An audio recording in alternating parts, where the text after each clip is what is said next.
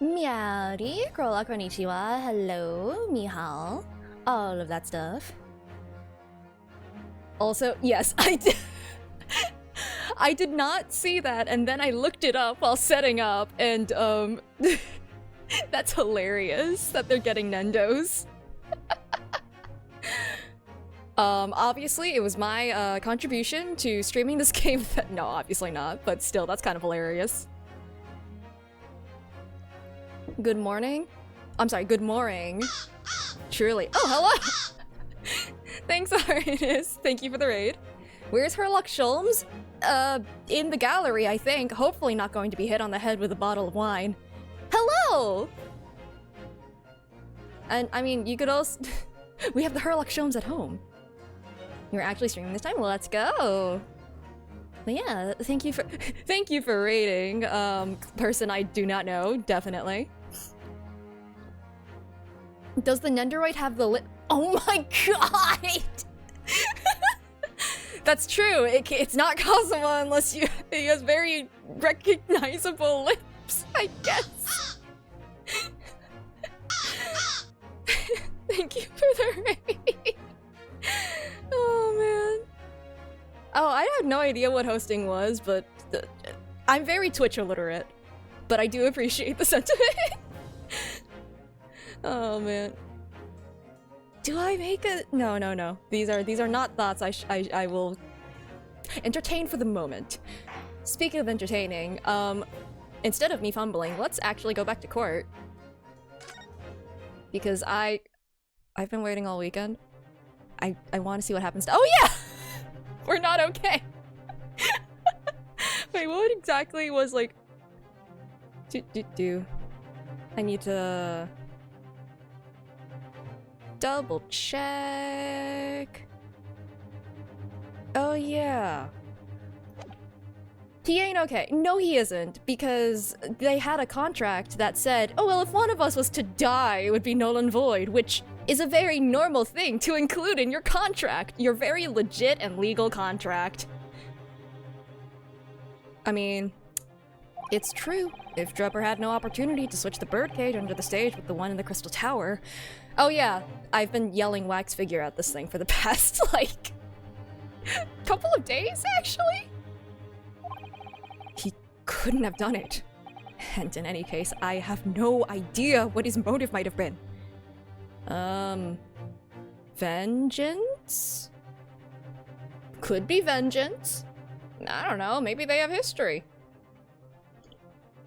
We are very much missing something. It's okay, everyone has history with each other. Sholmes has history with like 3 people that we don't know. There is one aspect of your argument that still holds true, however. There were 2 bird cages. The prosecution is unable to deny that. Ah. So I'm sure you're on the right lines, Mr. Naruhodo. And I'm no doubt there are other aspects of your assertion that are undeniable truths, too. Well, it would seem that the defense has no rejoinder to offer. Ooh, rejoinder? That's a new one. Why do you laugh like this?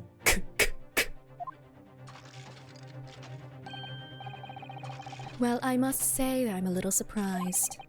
I came here to testify about the machine I built, and instead my reputation is defiled. No, you did that to yourself.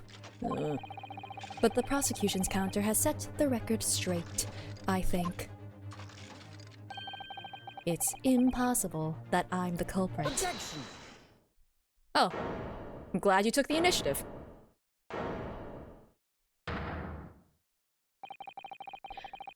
At the beginning of this trial, we believed that there was only 1 birdcage.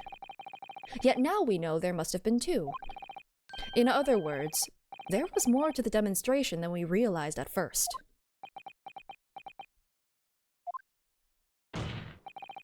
I think it's abundantly clear that the same applies to the culprit. Get to the point. The stage demonstration was constructed and set up in its entirety by you, Mr. Drebber. Therefore, it's inconceivable that you had no hand in the events that transpired. Oh, he looks so angry. Look at his eyebrows. It looks like they're taped on. Where's his cloak assistant? Behind his shoulder. His very large shoulder. So, if circumstances mean it's impossible that you could have carried out the crime yourself, well, it points to the fact that someone else was involved. Someone else? Counsel, are you suggesting? Yes, my lord. Mr. Drebber had an accomplice.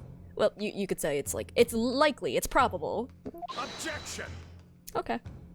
I don't know how we're gonna prove it, but... An accomplice now. Well then, I presume you're prepared for what's to come.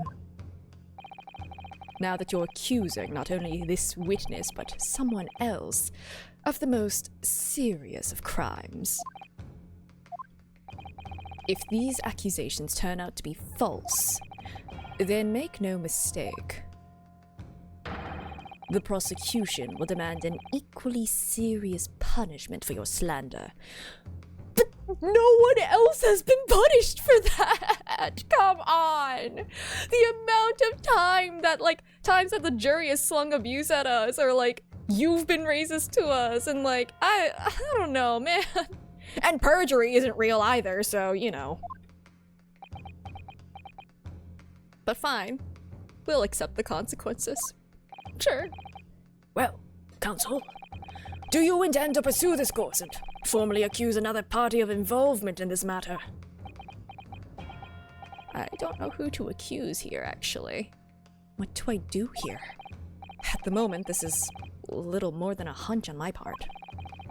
I don't know for sure if Drebber had an accomplice, or even if he really is the culprit here. One way or another, though, I have to make my position clear. As a lawyer. So, what's my stance going to be? Did Drebber have an accomplice, or not? I don't know who it would be! I actually have no idea who it would be! 'Cause, I have two options? Well, no. Tusples wouldn't... Oh, no. I feel like it would be... Oh, that would be a very, very bad accusation to make at this stage. I don't know if I can accuse the forensic investigator. I know she's suspicious, but, I don't know if I'd be... We wouldn't be taking her down in, this case, right? No way! Right? Oh, boy. It's only been 10 minutes, and I'm already having a moment. Okay. 'Cause it can't be Tusples, right? Because Tusples was had to deal with the whole ransom thing. Someone stole it. It was Drebber, and it couldn't have been Tusples. Oh my god, who could it have been?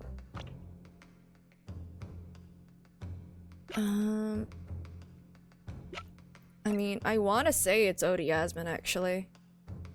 But, do I have proof? Oh boy, oh boy. I'm gonna say Odie Yasmin first.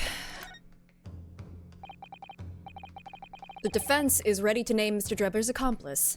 It was the kid- No, it's not always children! Dang it, chat! Somehow, the two bird cages must have been switched. Everything points to that. Yet, according to the coroner's report, that's not a possibility. Oh, maybe I do name the coroner. But that inconsistency itself is a clue. Okay, maybe I do name- Oh no, I'm accusing the coroner! Counsel? My lord. Everyone knows it's the- Dang it! You have received a stark warning already. If you are nevertheless determined, then I must now ask you to identify this alleged accomplice by name. Oh boy.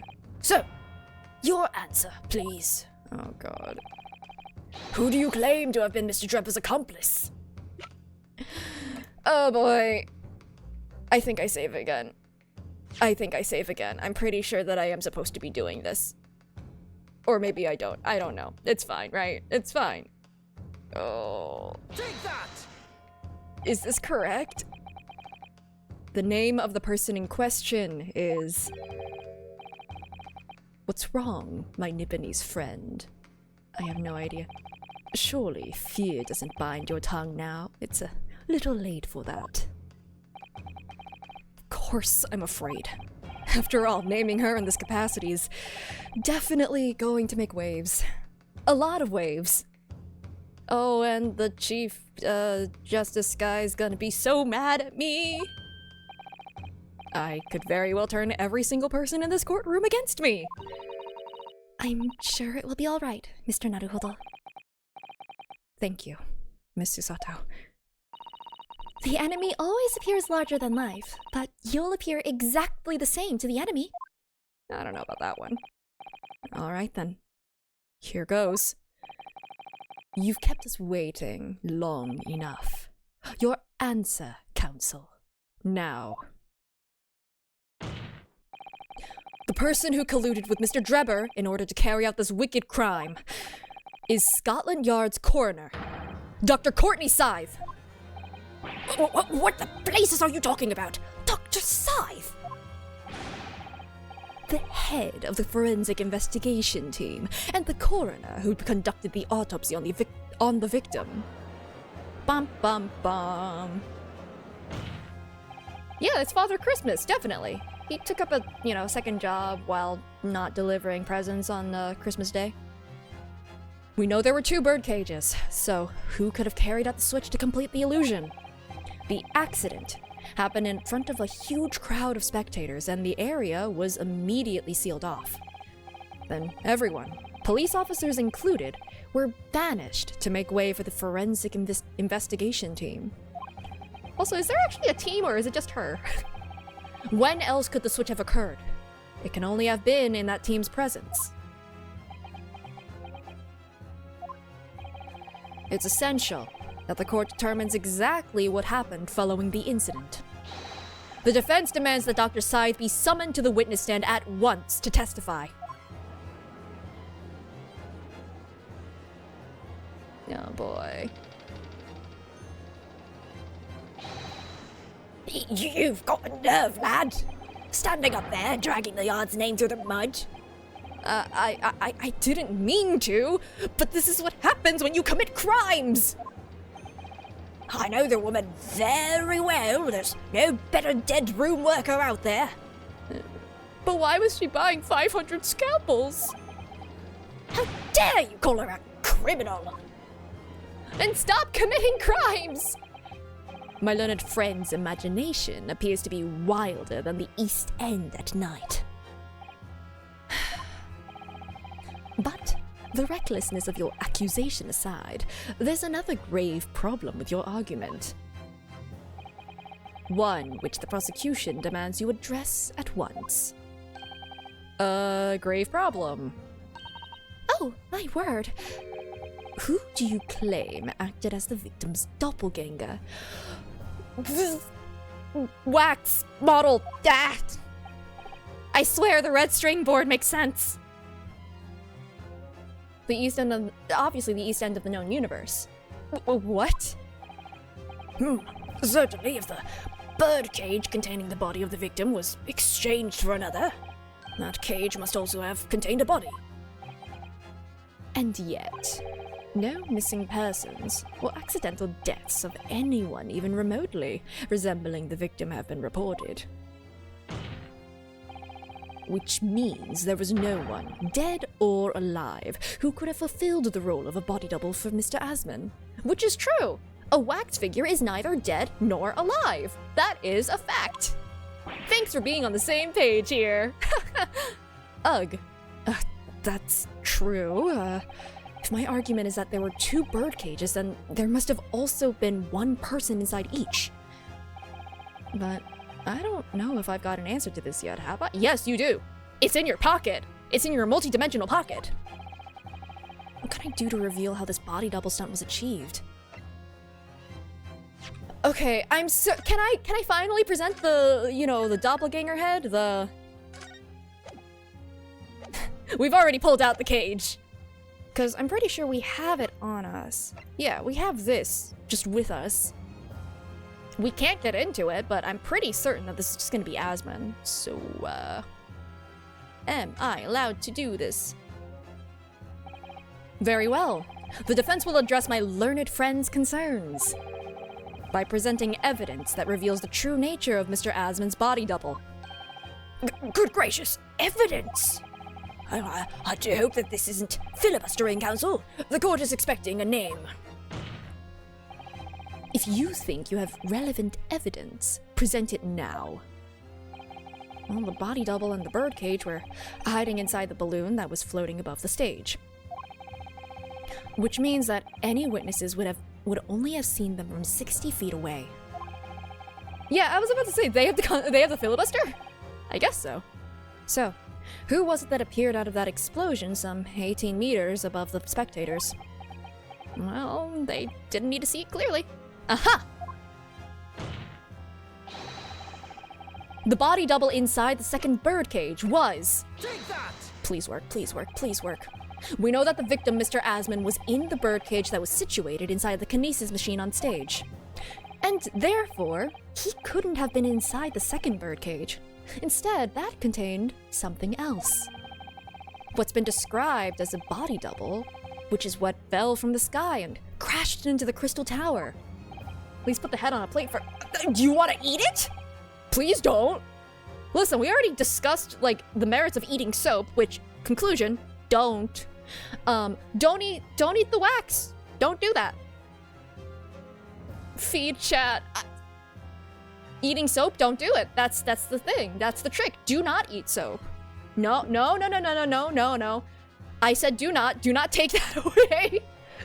Oh no, selective hearing. Chat has AirPods in, they can't hear me. Don't do it.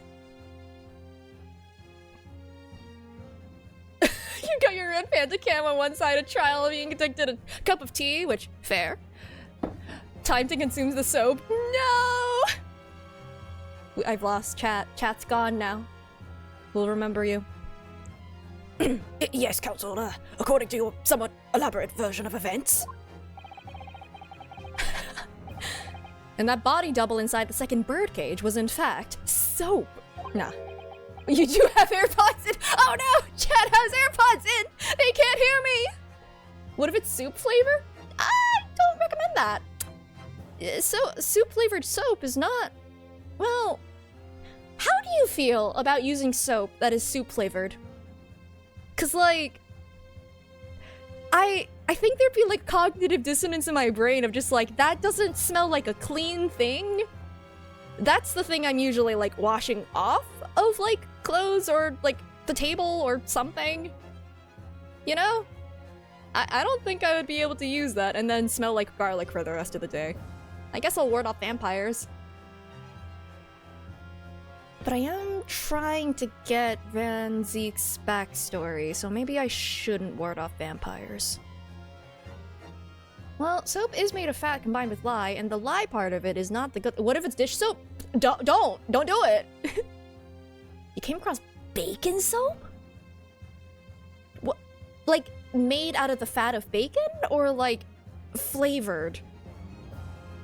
Cause, like, that one... the latter's a little weird. What a liar. Don't say flavored. Well, I mean, if it's bacon, then it has to be flavored, right? Scented? I don't know. If it smells like bacon, I think it was intended to be eaten. Do not eat it, but, I just think it's a poor choice is all. What if it's Tide Pods? Even less so. Even if it's bacon flavored, don't do it. If not edible, why candy shaped? I mean, this is giving me the same energy as those erasers that look like, you know, little candies or something. And they're scented too, growing up, and it's just like... the forbidden snack. Instead of frothing at the mouth, it'd be brothing at the mouth. Oh, that's super duper not okay. Scented markers. Yeah, no, the erasers, or heck, what were those? Were they like scented? Was it colored pencils? I can't remember. There was like some type of like writing utensil that had like a scent or something. That wasn't just markers. Yeah, it was the pencils. That was weird.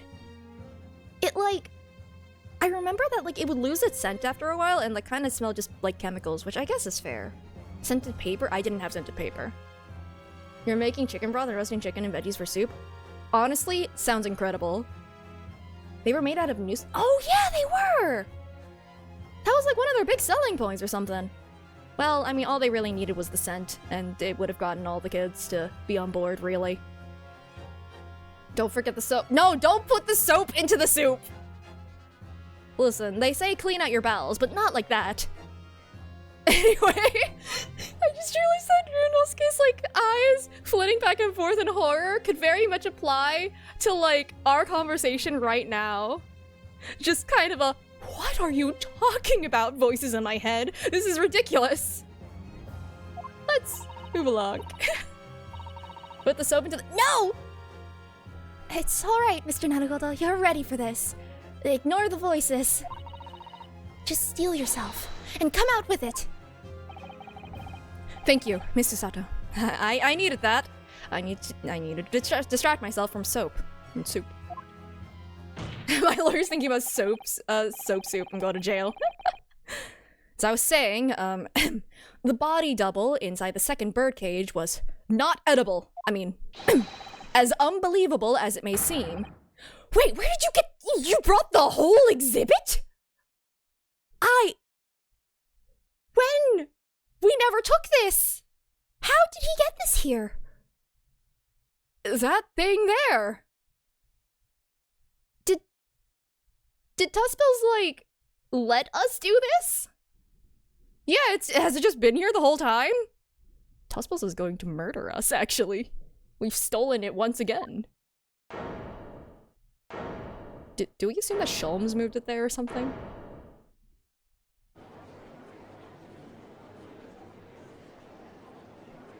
Objection! ...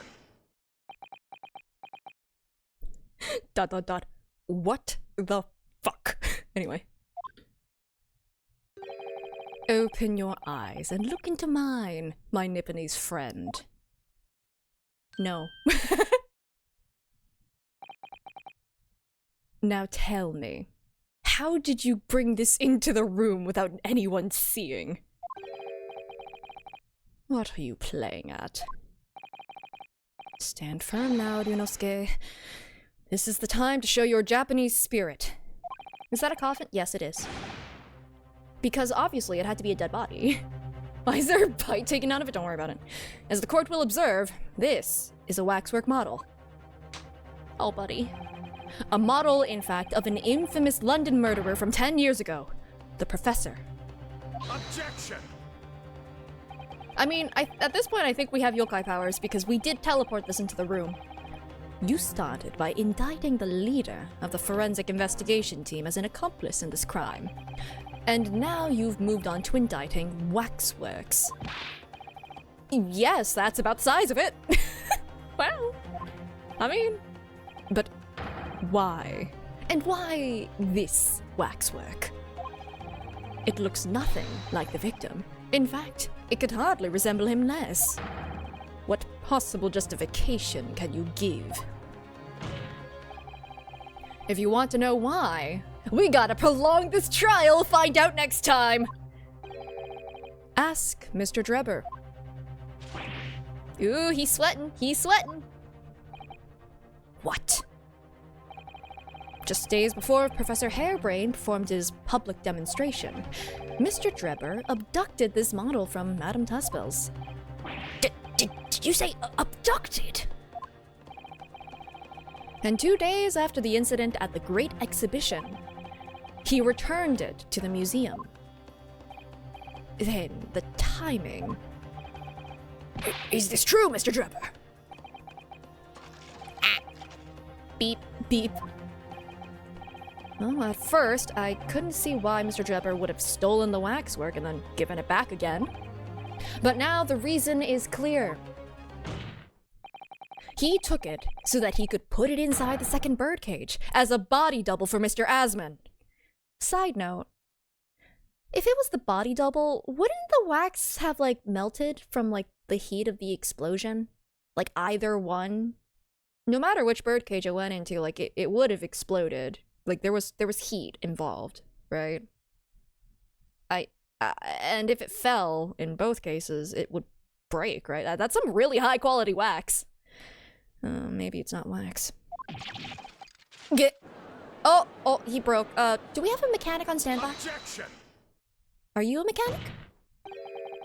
Are you hearing this, ladies and gentlemen of the jury? Are you hearing the defense's astonishing proposal?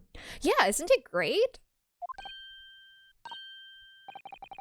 That the witness fabricated this vast machine with the intention of deceiving some wretched scientist.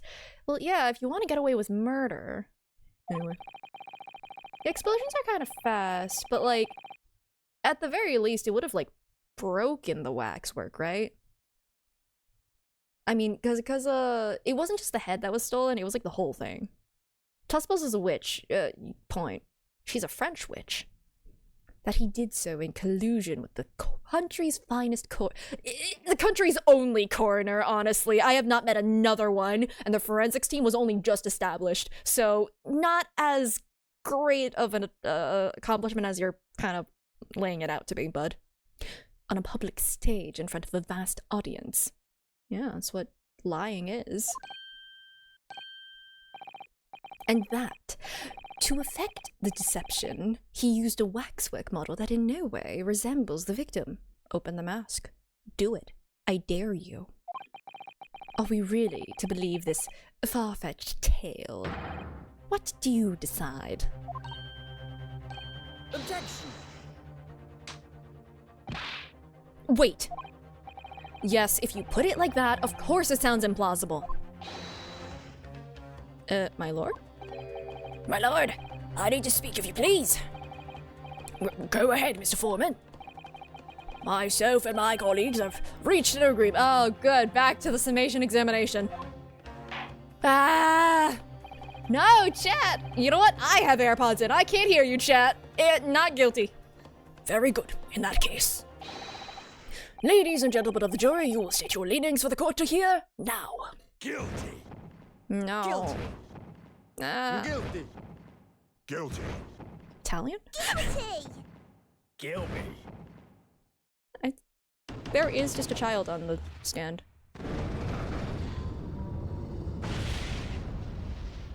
Oh man, what's your favorite tea? Guilty. So, as indicated by the foreman, the jury has reached a consensus. I knew that was going to happen. We shall get through this, Mr. Naruhodo, as we always do. We lost? No. We're about to flail like a fish. And uncover some new truths along the way, I'm quite sure. Yes, I agree. I'm going to have to appeal to the jurors, as usual, and see if I can persuade them to change their minds. The defense will now embark on a summation examination. Like, he knows. He knows we're not just going to let this happen. Are you and your fellows ready to proceed, Mr. Foreman? I'm so glad he's not even asking anymore. He's just like, yeah, they're just...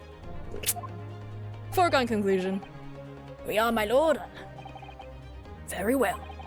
In that case, I ask you now to state clearly, for all present to hear, the grounds on which each of you has decided that the defendant is guilty of the crime of which he is charged. Yeah, exactly. We have ordered the summation examination so many times, we're just a regular now. Oh, we're not starting with number 1. I've known that woman for years. She'd never be an accomplice to anything. So you're biased. It's utter nonsense to think that those two would ever be conniving with one another. Oh dear, this is most troubling, but surely the waxwork the Matin stole has nothing to do with the coroner, is it? I have had my own problems with members of the police. I do not trust them much. Are you also a swindler? Is every magician a swindler? I've seen no rigorous proof that this waxwork was ever inside the birdcage. It's conjecture. Accusing someone without right evidences is not a proper job, is he? I won't have it. That is weirdly logical in comparison to the others, honestly. Somewhat unsurprisingly, it seems the introduction of this waxwork model to the proceedings has polarized opinion. Can we just open it? Given that its face is obscured and its build in no way resembles that of the victim, I can only applaud my learned friend's temerity at suggesting it as Mr. Asman's body double. Well, yes, the applause is deafening, and yes, I know it seems extraordinary. But that's the point. That's why I have a strong feeling it's actually a greater clue than anyone yet realizes. What are you thinking, Mr. Naruhodo? Can you have his wine? I'm pretty sure it's blood.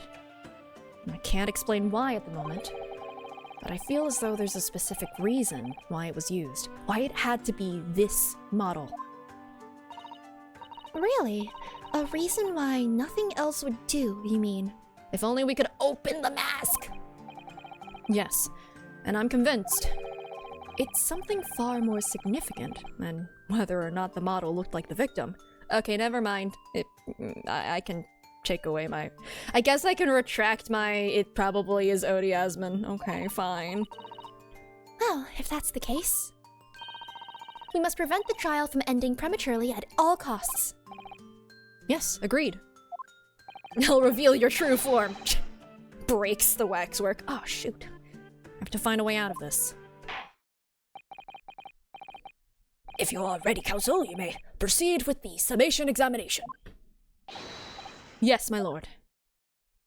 Who do I question? Maybe the guy who's like, I don't trust the police.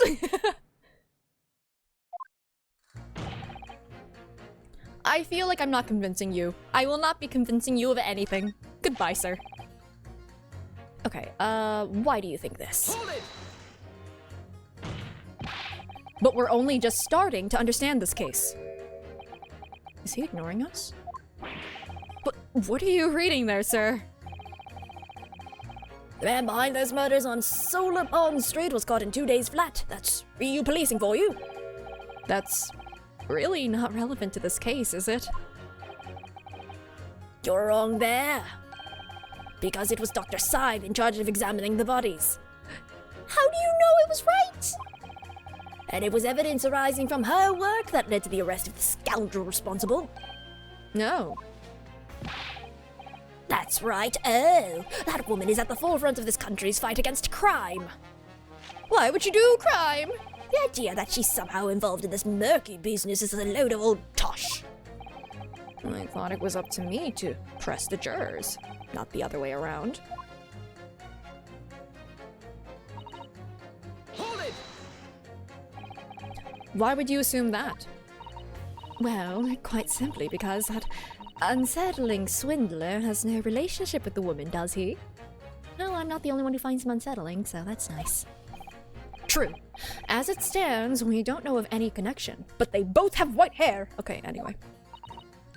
Gosh, but it would be delightfully romantic if they were to somehow to have a mutual interest in the waxwork. What? Romantic? A woman of society such as myself views everything in terms of relationships, you know. Okay.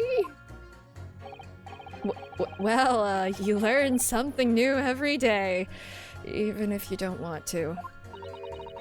One might wonder about a possible relationship between the defendant and this coroner woman. Don't ship them?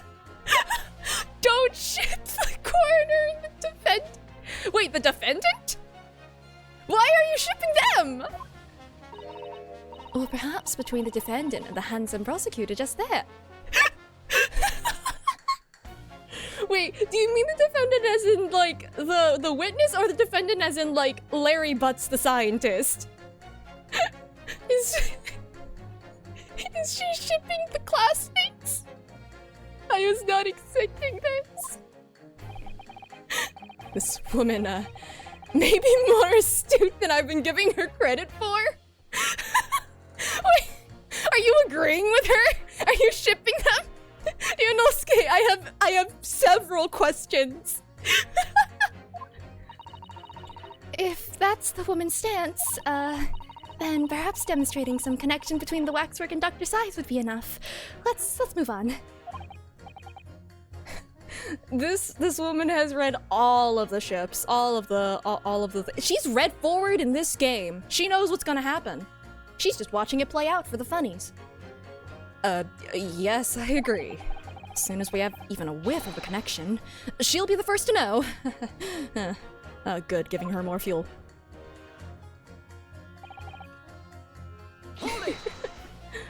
I mean, you know what? I guess that's just hashtag relatable. Anyway, so what sort of problems with the police? Let's just say we have run into each other on numerous occasions when I've been performing on the street. Right, I see. Obviously, artists such as myself cannot appear on stage as we work in close proximity to our audiences. So we perform our great magic in parks, on street corners, and the like. Oh my god, this is what... I'm gonna go on. Hold a second. You're right. That lady is just one of the... She's a webtoon protagonist. That's what she is. She's a high society lady who got isekai'd and is just living her best life. Oh my gosh. Well, the police use any excuse to make our lives difficult. Oh. Oh no, he's about to shoot him. Hey, friend. Excuse me. So, do you have something to say in response to that, Mr. Ottermole? Who are you calling a mass murderer? Sorry, my mistake. I got confused because I heard you look like him. I don't look like anything like the man. You want to be locked up, sonny. Thanks, Mr. Sholmes. Perhaps we could move on. I was really wondering if you had something you wanted to add in response to what juror number 3 just said. And clearly you do. That is going to fire. That is absolutely going to go off randomly as you're spinning it there. Oh dear. Here, this is gun danger. British roulette? Oh no. Back in my day, back in the good old days, we walked up the hill both ways. It wasn't like this. What was it like, sir? We worked our fingers to the bone to earn the public's trust, we did. And by Jove, we earned it. People respected us back then. Respected you? Oh boy. No one would have called a coroner into question in them days. The coroner's report was the hallmark of an investigation done right. Especially when Dr. Courtney Stevens put her name to it. But her name isn't... Ooh, are we about to get the tea? Ooh, tell me more. She was the best of the best, the apple of the eye. Hold on a minute. What are you talking about? Who's Courtney Stevens? No, I'm sorry, I got a bit carried away there. Yeah, okay, boomer. Stevens is Dr. Scythe's maiden name. Courtney Stevens was involved in this case. I feel like the professor is still alive. Her maiden name, so that was before she was married. Of course, yes, silly me, it's Scythe now, isn't it? Stevens. I'm sure I've seen that name somewhere recently. In that I literally just opened it up in the court record. Anyway, the point is, those were the great days of policing. Not like now. Sorry to interrupt, sir. But do you think you could change your statement to include that name? Well, yes, I don't see why not. Oh, hey! Because this has to do with the professor, which is the waxwork. Okay. That's not what I meant to press. I meant to press the other button. Well, you know what? Let's get more tea. She was legendary, was she? What did you say? Ah! That woman is still the best coroner in the land, head of the forensic investigation team. Legendary was your description, sir, not mine. Rubbish, that word never— Oh god, he's a boomer. That word never passed my lips. I'd never describe anybody that way, never. Not if they were still in the game. I think the point you're trying to make is that Dr. Scythe is an extremely talented coroner. Would that be fair? It would. If it weren't for the fact that you're trying to drag the legendary woman's— Oh my god. reputation through the mud. I'm going to pretend I didn't hear that. Legendary. Okay, back here. So it is this button. Boop. It should be this one. Objection. Those two statements clearly contradict each other. Good gracious. To whose statements do you refer, counsel? It's the legendary boomer. Oh god, 0.001% pull chance. I'm gonna skip that banner. So, juror number 2. Oh gosh, me? What can I do for you? Would you like to read my fanfiction? Okay, anyway. I presume that you heard what juror number 6 said in his statement. It's brought to light the maiden name of the coroner, Dr. Scythe, which in turn has revealed a connection that wasn't apparent before. Well, naturally, as a woman of society, I find such connections and relationships irresistible. But oh golly, I'm afraid I failed to see what you mean. Dr. Scythe's maiden name is Stevens. And through that name, the coroner is very definitely linked to the waxwork of the killer.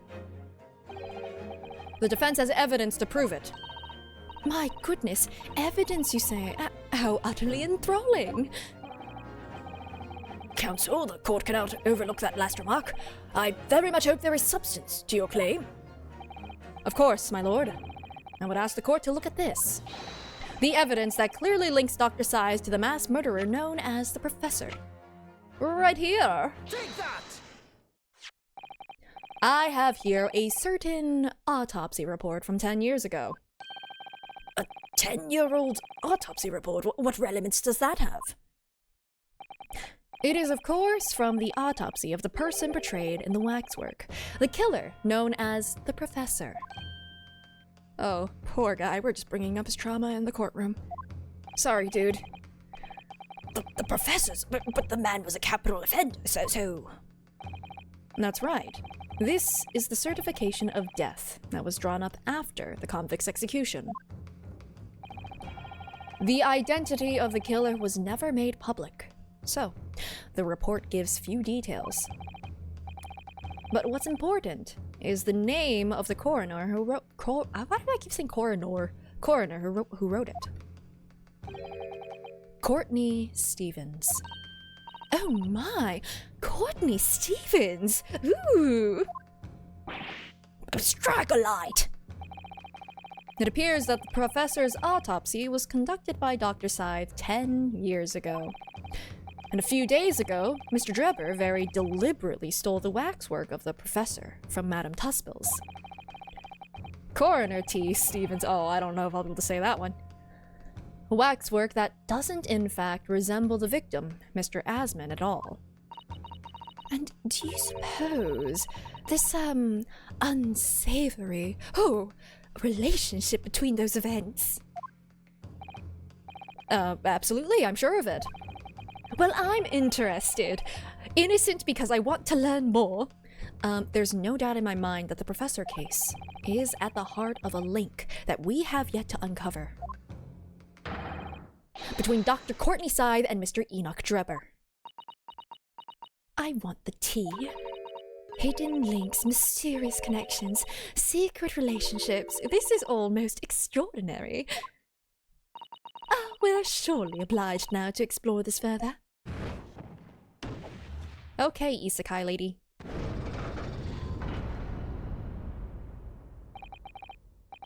Quite right, we can't let this trial come to an end now. Wow, really? I convinced you? Of all of them, I was not expecting to convince you. Not while there's this cloud of suspicion hanging over the yard's best corner. It wasn't like this in my day, but we're still here to uphold justice in the end. Fire! Coroner T. Stevens? Oh, it's the professor. That's what links that frightful swindler and the coroner. What does he have to say now? If the yard corner's under suspicion, then we're not done here yet, are we? Clearly. Okay. I mean, if you don't trust them, you want to side with us? Okay, anyway. I'll finish this one up first, because the interruption past that.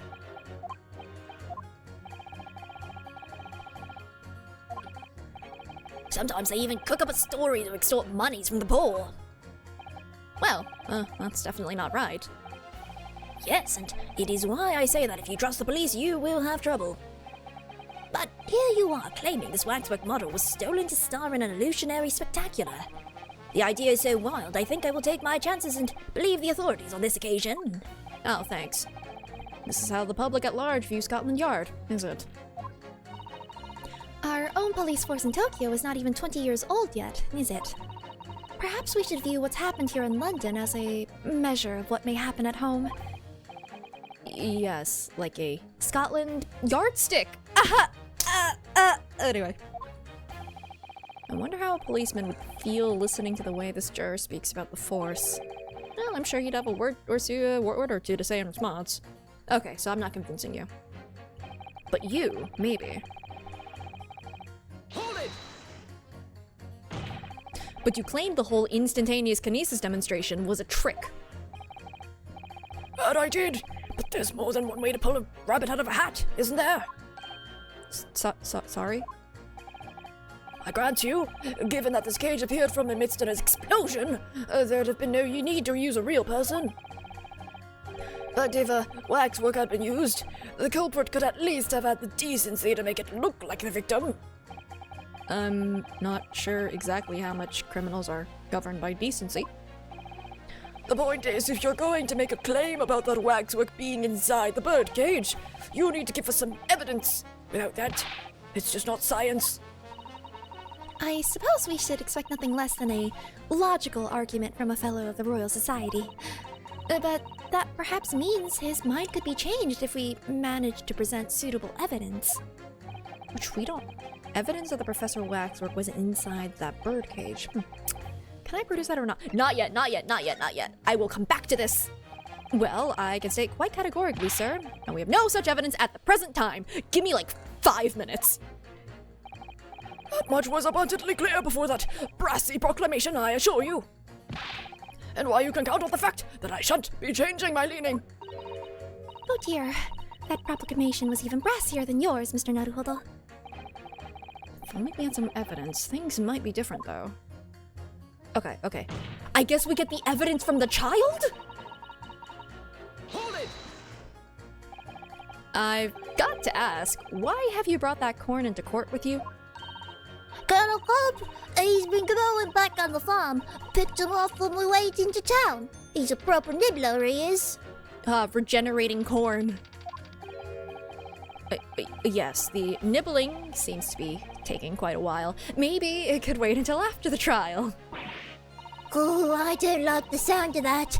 You need colonels at times like these. Whenever I summit big to decide, the colonels always point me in the right direction, see? See, that guy did it. The police officer did it. You're talking about your cob of corn? Guilty, not guilty out. Nibble, nibble, guilty, bubble, nibble, not guilty out. Okay.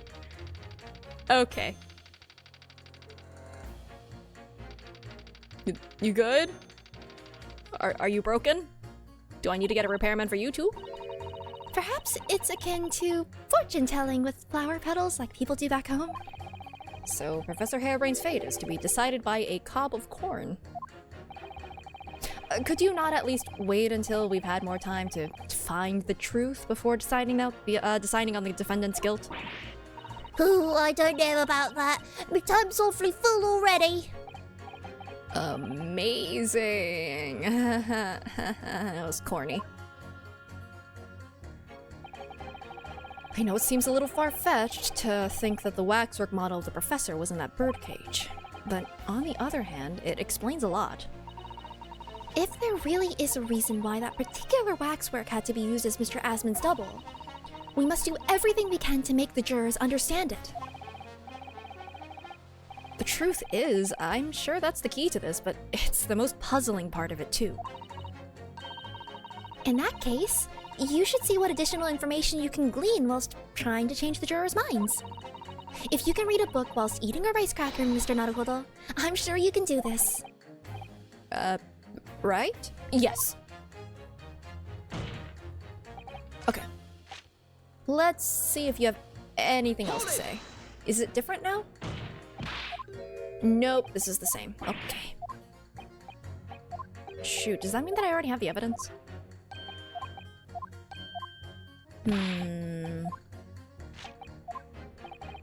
Okay, it's not you.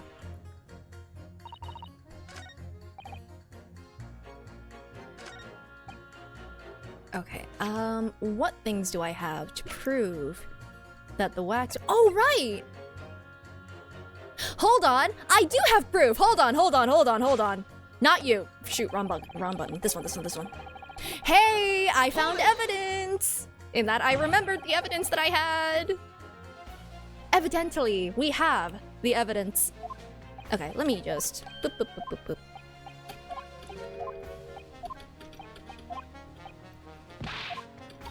Come on, we gotta do some science.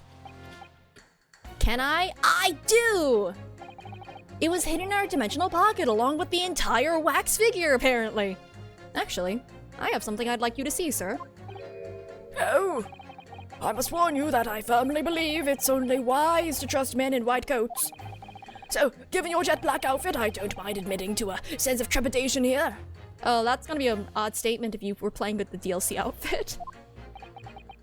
So, you don't trust anyone in black.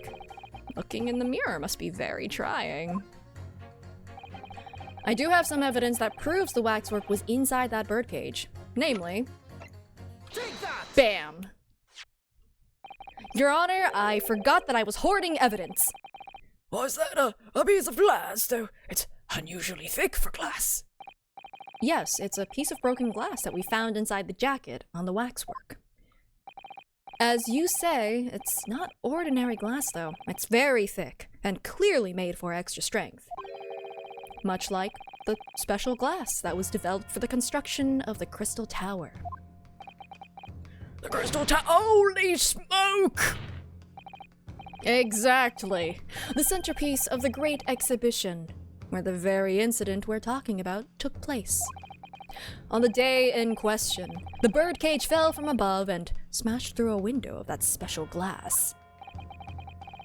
From whence this small piece originated? Is that it? Precisely. So, what do you say? Now that clear evidence in support of the assertion has been placed before you. Well, as I said, I only trust men in white coats as a rule. However, when the reasoning is sound, it's fair to say color shouldn't come into it. In light of what you've shown me here, yes, I feel obliged to change my position on the matter. Well, in that case, juror number 4, you will amend your statement now, please. Yeah! Wait, you still haven't changed your... Huh. You haven't changed your verdict, though. Why? Hold it! Thank you for reconsidering your position, sir. Can you say innocent now? Your words are misplaced, boy. My opinion is governed by logic and science and nothing else. Yes, science is where you should direct your words of gratitude.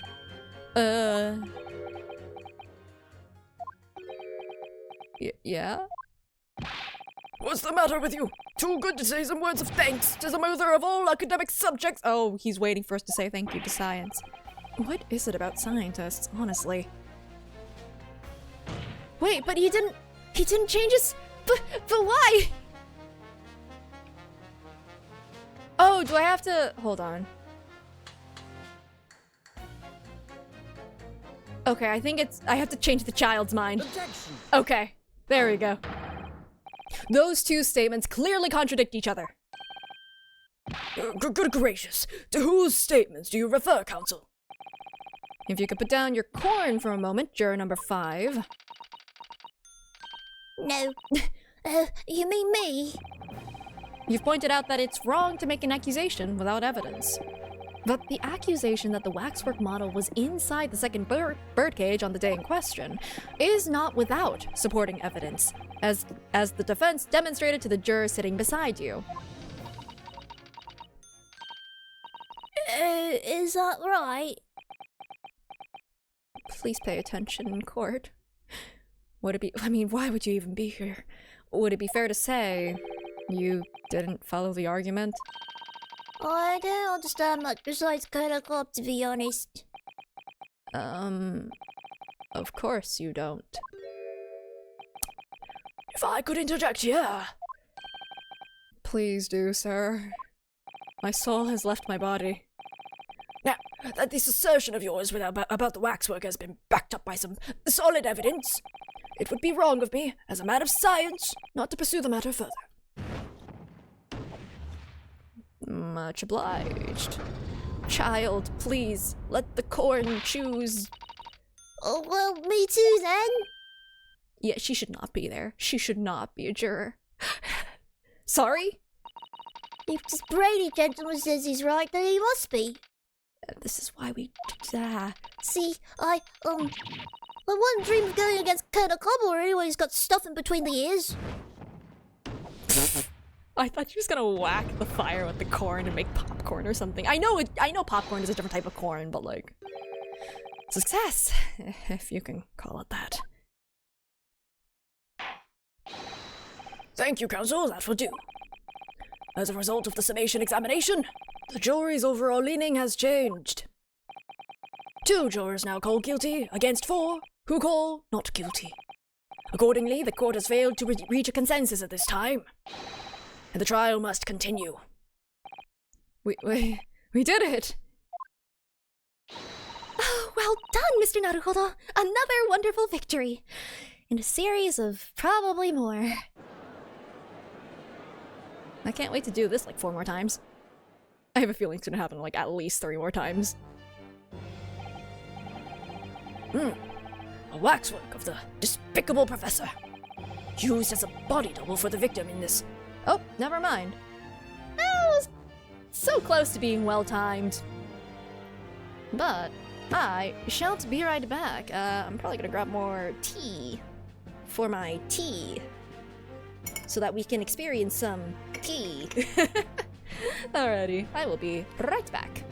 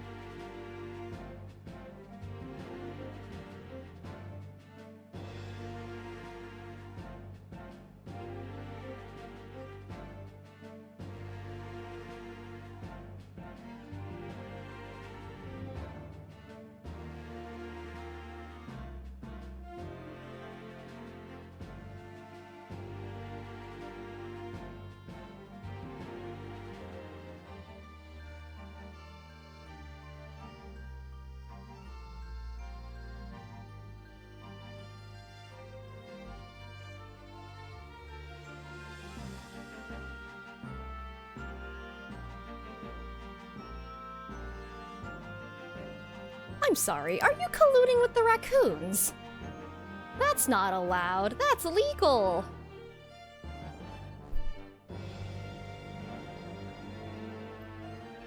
Alright. Hello!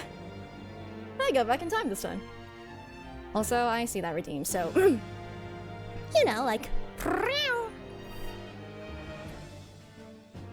Alrighty. Something something wax figure something something. Something something. Very strange something something. I must say, it's extremely hard to believe the assertion could possibly be true. However, it would appear that it does at least warrant further investigation. At least it's not a parrot, am I right? It's the waxwork of the professor that links Mr. Drebber and Dr. Scythe. And I'm convinced that there's a special significance to that link. I don't know what you're hoping to prove, lad, and I really don't. The truth, sir. By using evidence and testimony. If the court is to delve deeper into the alleged involvement of the waxwork in this case, then have the waxwork testify. Then the prosecution calls for the owner of the model to be summoned as a witness. Oh god, French. The owner?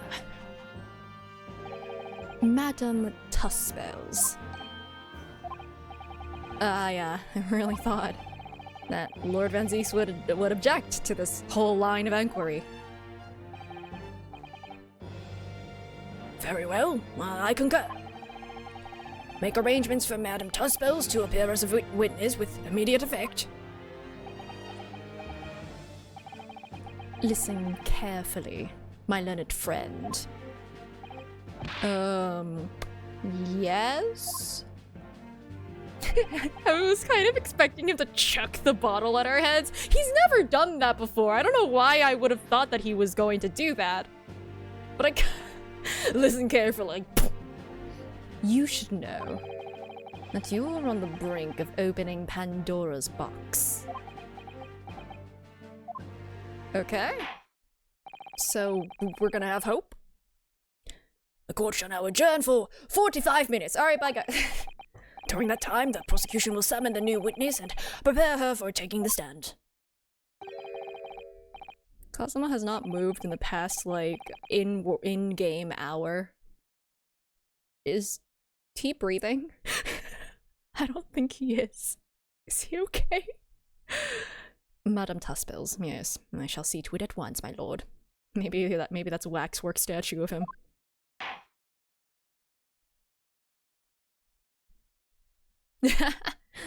Cosmo was the wax figure we made along the way.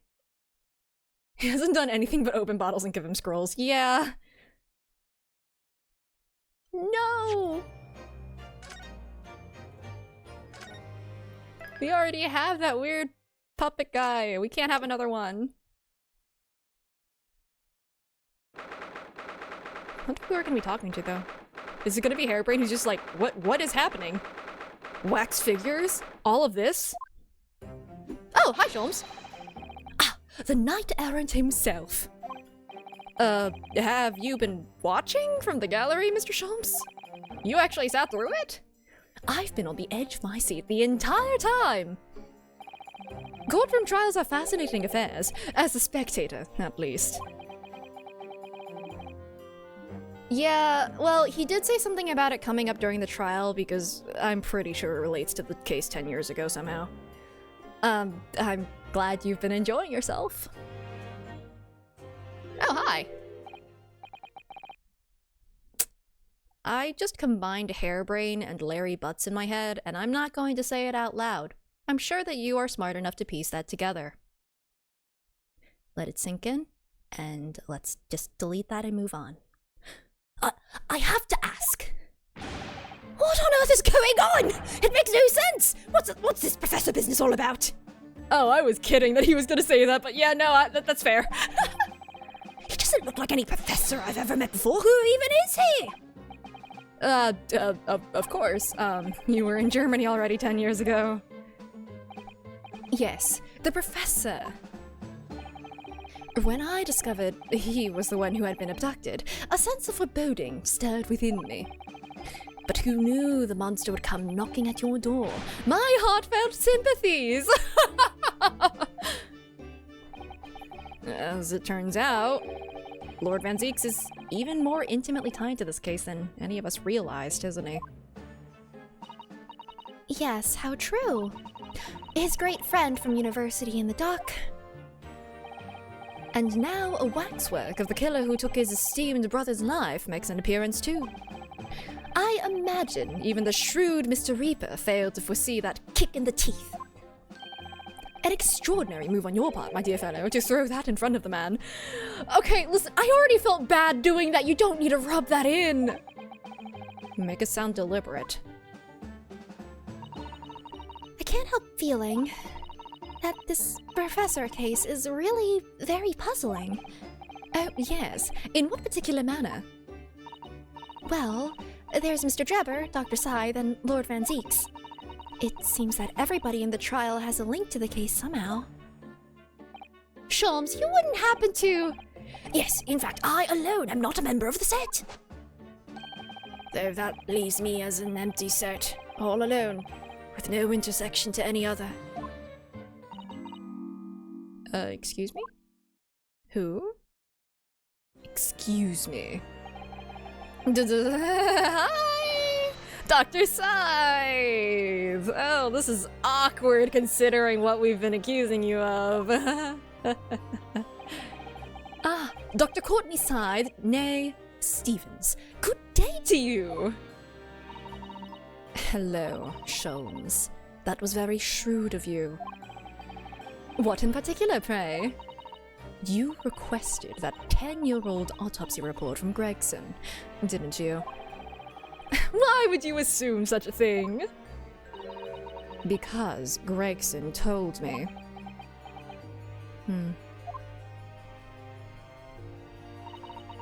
To think it's been 10 years. 10 years in the laboratory wielding my scalpel.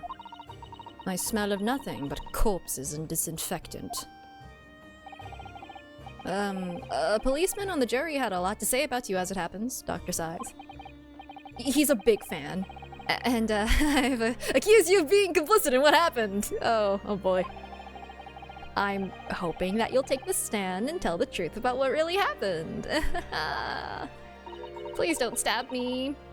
That certainly won't be possible. Huh?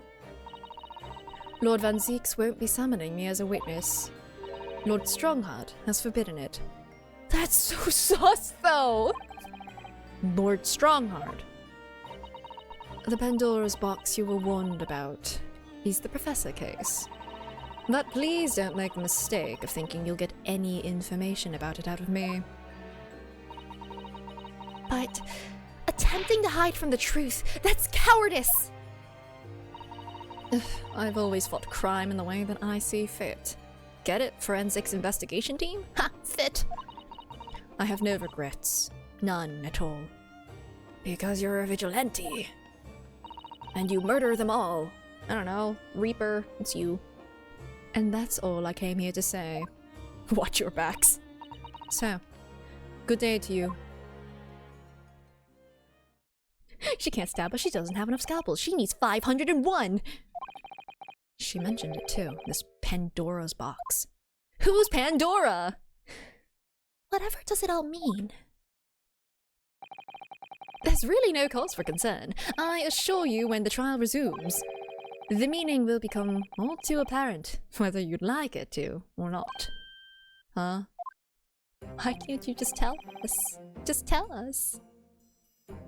Now then, I believe it's almost time. I must make my way back to the public gallery. The edge of my seat awaits. I think maybe you're enjoying yourself a little too much. And also avoiding telling us pertinent information.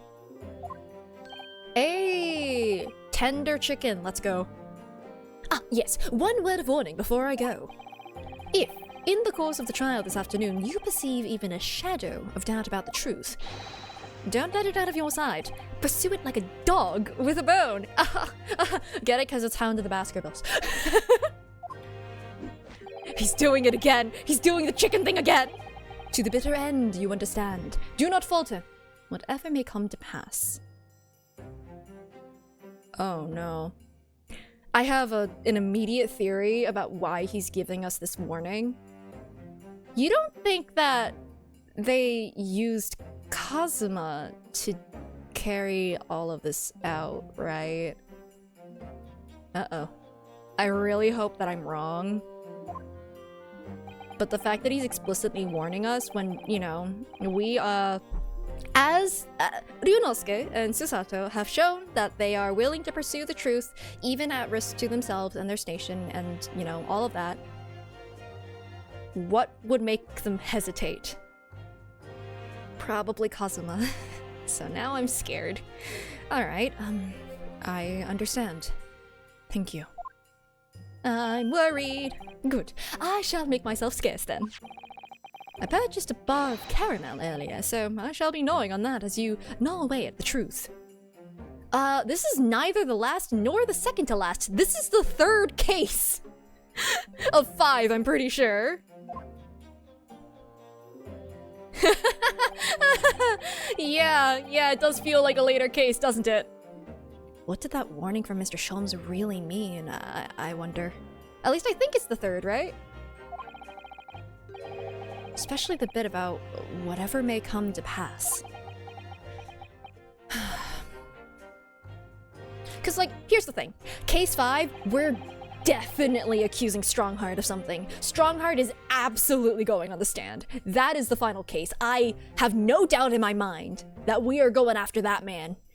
But for case 4, I'm thinking it's either going to be Van Zieks or now Kazuma, possibly. Cause like, it does sort of mirror a little bit the events of the first Ace Attorney game. Somewhat. Not entirely, but like enough that it's just like, well, a major event in that case! Yeah, I think one of them is gonna be... I don't know. Especially since we finally got backstory. It's time for the final- haha, yeah, final chapter, I totally believe you. It's time for the final chapter then, haha. I'm determined to find the truth. No matter what. It's case 8 of 10, the duology is more connected. Yeah, that makes more sense. Oh wait, wait, this is case 8? Oh, yeah, no, that's how numbers work. Okay. Oh, sheesh, I forgot about the waxwork. Inspector Hosonaga was behind all of it, clearly. In the name of Her Majesty the Queen, I hereby reconvene the proceedings of this court. Counsels for the defense and prosecution. Are you ready and able to continue? The prosecution is ready, my lord. Yes, my lord. The defense is also ready. As the court is aware, the case under our scrutiny began with a damaging incident at the Great Exhibition. Yet we now find ourselves embroiled in the details of a convicted felon who was sent to the gallows a decade ago. This trial has certainly defied all expectation. As seems to be the fate of all trials in which this Nipponese is involved, my lord. He's not wrong. It does seem to happen a lot when we get put on cases. So then, let us begin our exploration of the defense's assertion that the waxwork was cardinally involved in this matter. Lord Van Zieks? My lord. Are we still awaiting the arrival of Madame Tuspels? Not at all. She is in the antechamber as we speak and ready to be summoned. Like a witch. Very well, bring in the witness. At once, my lord. Bailiff, show Madame Tuspels to the stand. Things are about to become a lot more intense. Witchness. If Drebber is responsible, as I'm sure he is, it means he must have had an accomplice in Dr. Scythe.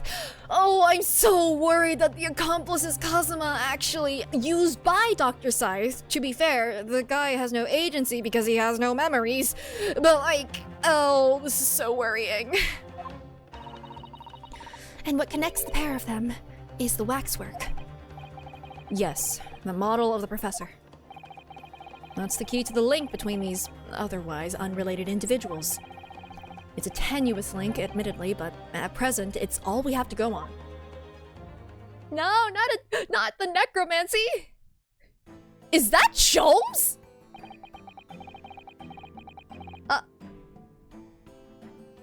On the stand? State your name and occupation for the court, please. I mean, that's really good. I also feel like you're gonna drop it? It's like top heavy, right? Oh boy. That's a very precarious angle. My name is Madame Esmeralda Tuspils. I am a waxwork artisan, and I'm so sorry again. And the proprietress of the Madame Tuspils Museum of Waxwork. You will have to pardon me for working as I testify. My new exhibit must open very soon. Is that Sholmes? Oh, so he finally gets a statue, does he? Now there are 2 of them in the world. Oh my! What expression is she carving onto that face?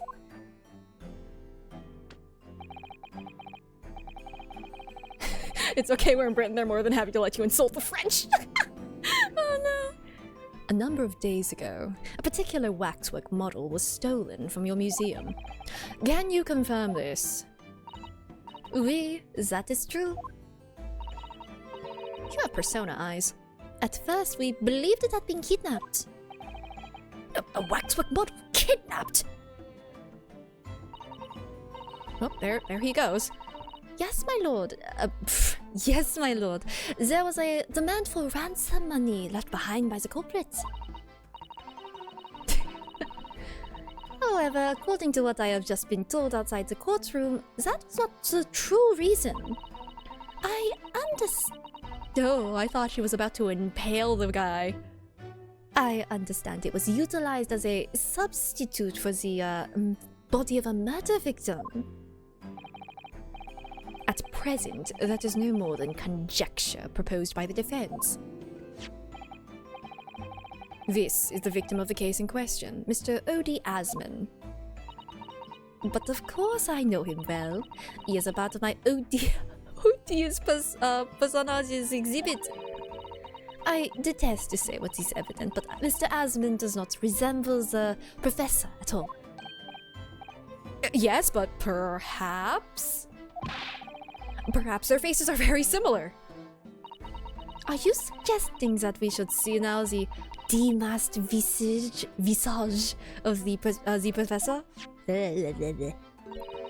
I have yours a key, but it is strictly forbidden to open the lock. This is absurd. Pardon? I don't know what face you've carved onto your fancy Oh, I thought he was going to be talking about the Sholmes figure that she was carving.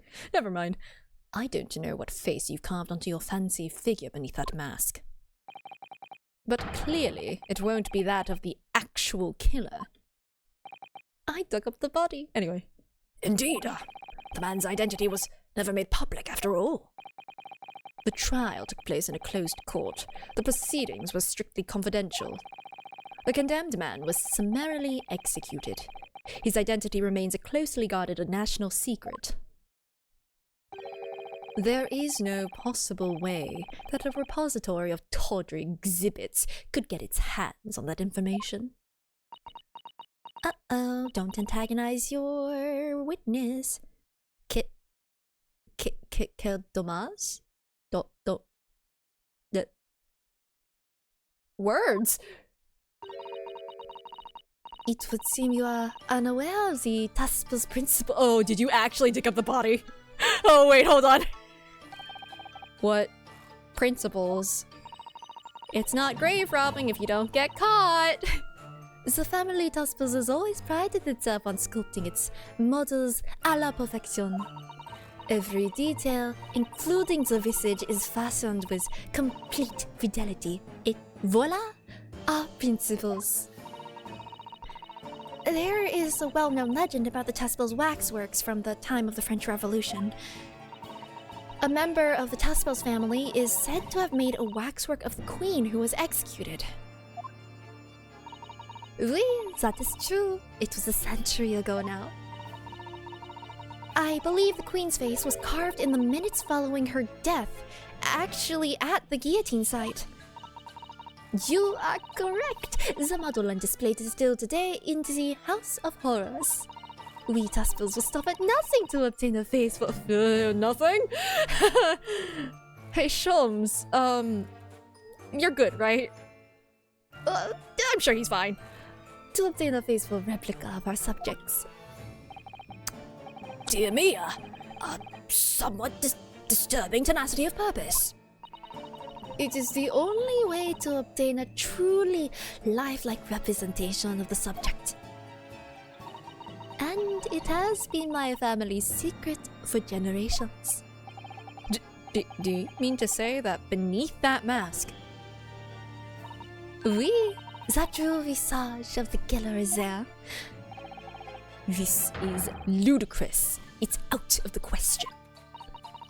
The professor spread terror throughout Great Britain. As a result, the Madame Tuspel special exhibit remains extremely popular even today. The killer emerging from his own grave. It is a sight to behold. You should come. I think, madam, it would be beneficial to hear your formal testimony on this matter. And also, can we just make her open the thing?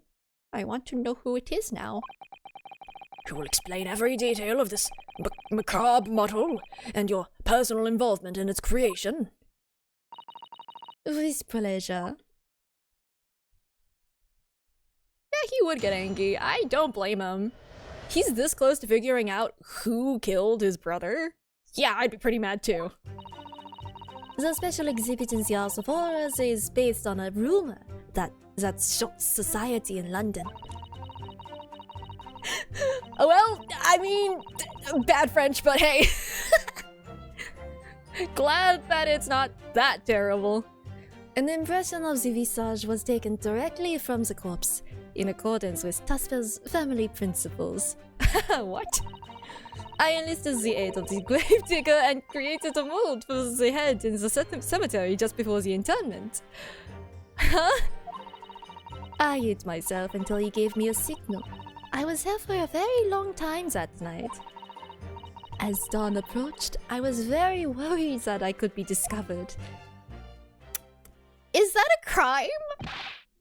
The gravedigger, the man sanctioned this. I pay him. I will do all that is necessary to achieve the true resemblance my family is celebrated for. Nobody else knew, only the gravedigger. What harm did it do, huh? So you truly saw it. The face of that monster. Well, naturally, I was aware at the time that his identity was a secret. But Tuspels would not be Tuspels if we did not insist on absolute fidelity to our sculptures. I don't believe this. I myself have seen the special exhibit at your museum, madame. A truly blood-curdling scene in which the murderer is emerging from his own grave. The scene it depicts was the subject of many rumors in London 10 years ago. I have here a newspaper from the time. Just carry that around with you? Oh, ooh. The special exhibit was based upon the picture in this article. It was the most detailed account of what happened as reported by the eyewitness who saw it. Okay. Well, I'm gonna immediately take a look at that, actually. Man rises from the grave. It's too absurd for words. Hold on, let me read the absurdity myself. Oh, wait, I'm not allowed! Okay, fine. Wait, the Great Stink? Parliament is to finally address the foul issue. After a great many years, Parliament has, at long last, resolved to relieve the citizens of London of the horrifying stench that carries in the slightest breeze and lingers in the nostrils of every man, woman, and child. A great sewer system— oh god, no! A great sewer system is to be built underfoot that will divert fecal matter and the like away from the river. Oh god, that must be awful. Ugh. Charles Darwin to receive Copley Medal. Cool. That's neat. Good for you, Darwin. Was the bald mask to blame for the Great Blaze? Huh. Mad sheep rampage? Locals reported a most remarkable circumstance in which folded sheep were seized with a sudden fright and leapt something from field and pens. Not even the blah blah blah of the Empire, and I kind of want to know more about what's happening here. Anyway. Something. Cool. I mean, that's nothing we didn't know, admittedly. Wait. Hold on. Huh? This picture was by Odie Asman. Everyone is connected. We'll see how that connects. Okay. Picture was taken by Odie Asman. Alright. The public could enjoy absurdity, monsieur. That is why I have reproduced the scene as carefully as possible in my museum. And it's a waxwork from that exhibit that was stolen some days before the incident at the Great Exhibition, wasn't it? That is correct. The professor you see before you here. Most puzzling. Counsel for the defense, proceed with the cross-examination. This waxwork links Drebber to Dr. Scythe. And there has to be some reason for that, which hasn't yet come to life. But I'll find it. I'll get to the bottom of what really happened. I'll prove that Dr. Scythe and Drebber were in on this crime together.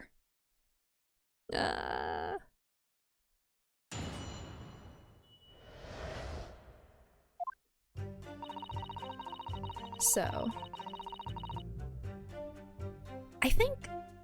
I don't think I need to press that one. I think this one I need to press. Even if it doesn't give me information that I need for, like, solving the case, I need answers. Is that true of every waxwork in your museum, then? It is, assuming the subject is dead, of course. Live subjects have to cooperate in a similar way. I have letters from imprisoned criminals all the time, you know. What sort of letters? When my time comes, please make a waxwork of me.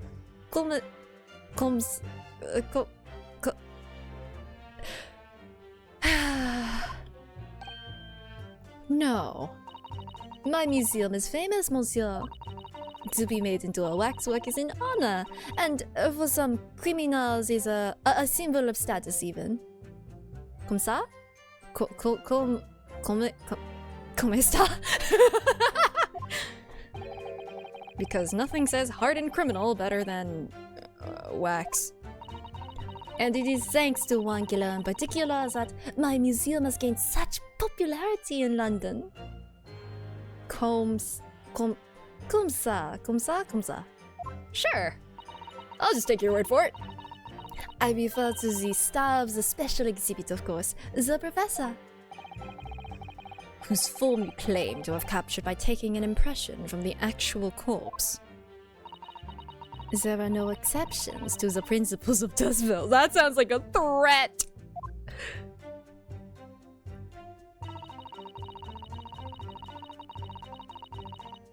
So is this legal? Surely, surely that's illegal, isn't it? Yeah? It would seem the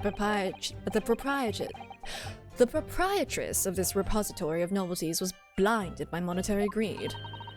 It had nothing to do with money. The man is part of London's criminal history. That is why I had to sculpt him, to record his history. It is the raison d'être? Raison d'être? Raison d'être of the Dustville's museum.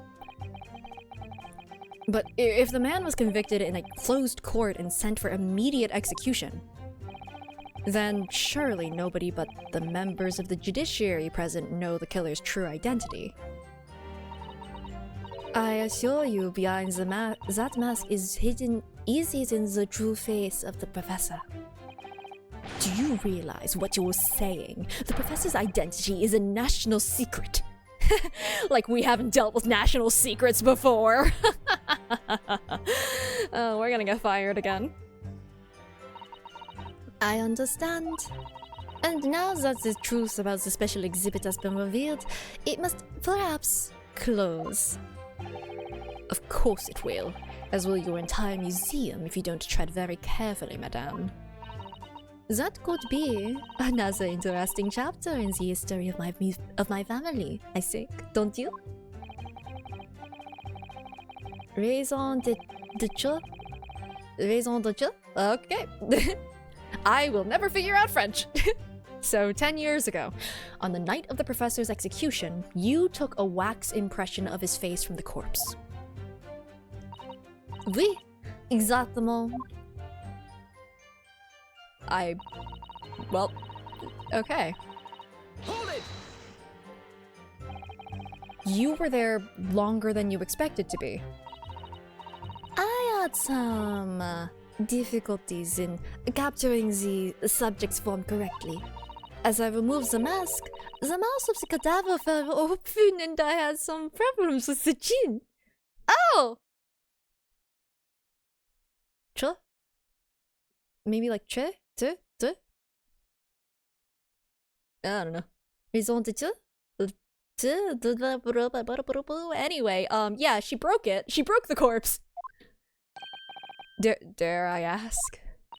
The man had been dead for a short while already, you see. His muscles were relaxing, and consequently, his chin would not align itself correctly. Oh dear! What a horrible thought. Reason for being...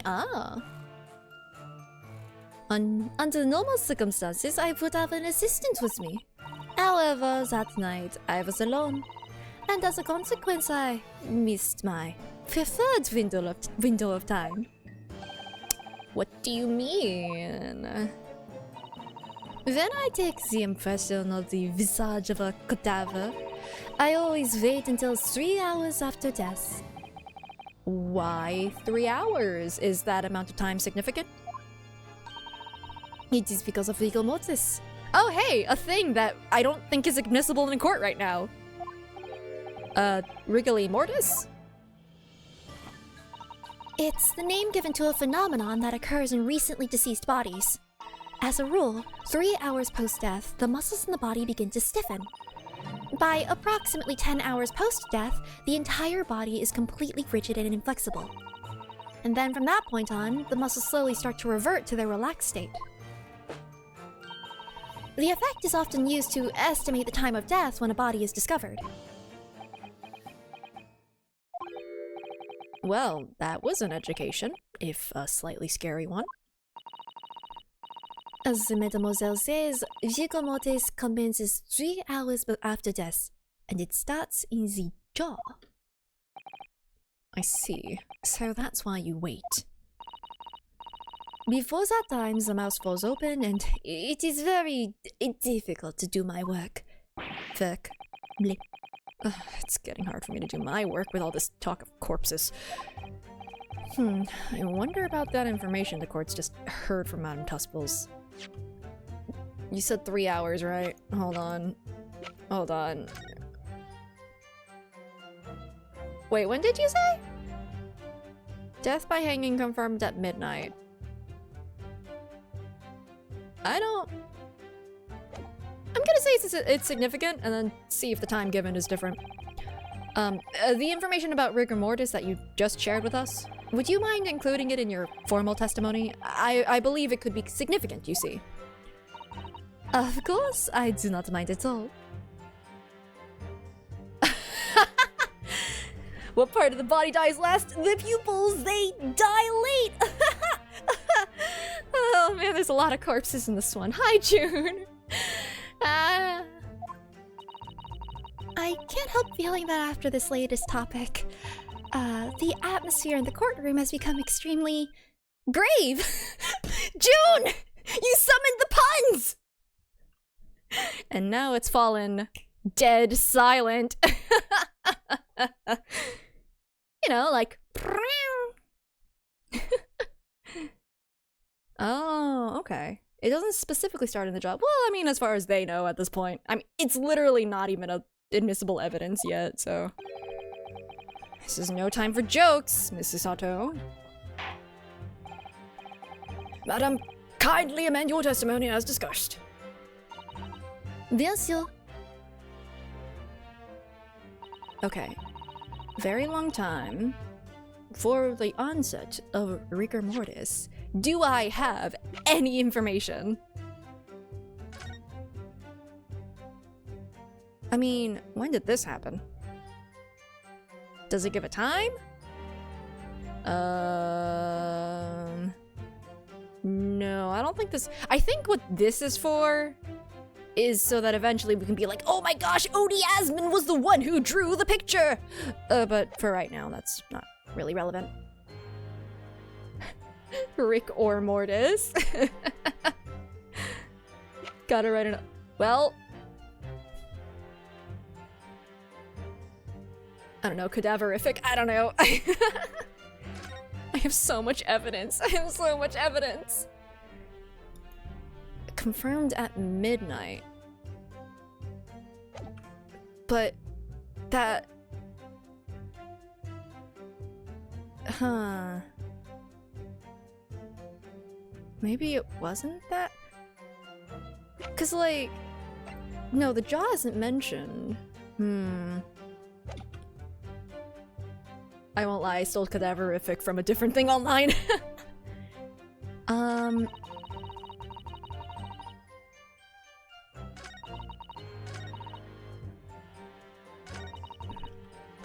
Just before the interment. The judge. I see, I see. Well, it's okay. We just gotta chin up. You know? Took me... I mean, we asked her to amend this, but... That's not relevant because this is all modern stuff. And this isn't gonna show me anything because it's locked! It would literally have to be this. Death confirmed at midnight. And then this article does not actually show a time. It just says the dead of night.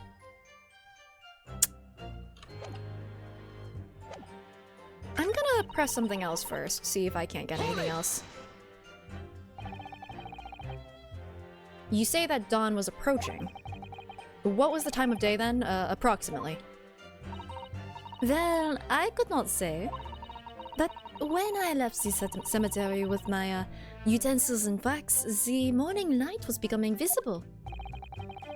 The execution took place on the 17th of June, which had the earliest sunrise of that year. Indeed, indeed. First light would have been at around 4:40 in the morning. That really is early, and also, I think we found the time for the whole rigor mortis thing.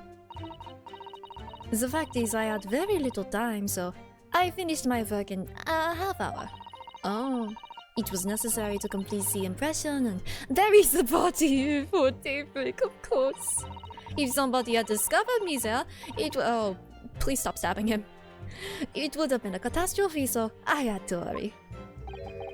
Is it me, or does Mr. Sholmes seem to be taking shape more quickly now, too? You certainly appear to go to extraordinary lengths for your work, madam. Wonder, is what she just said particularly significant? Ooh, are they giving us red herrings now? That is significant. Madam, those details about how long it took you to complete the sculpture and the early sunrise, could you include them in your testimony? I believe they may be significant. Of course, if you would like me to. You're quite right, Mr. Naruhodo. It is intriguing. A sunrise at 4 in the morning would be absolutely unimaginable at home, wouldn't it? That's not quite what I meant by significant. Kindly amend your formal testimony then, madam. With pleasure, my lord. Okay. In the half hour before sunrise. Okay. It's either this statement or the previous one. Because died at midnight, which means that rigor mortis would have already happened. But rigor mortis was the previous statement, and therefore I don't know which one of these two I'm supposed to present this on. I hope it's either. Objection! It's the other one! Dang it! That last statement would seem to be at odds somehow with the evidence. Okay, other one, gotcha.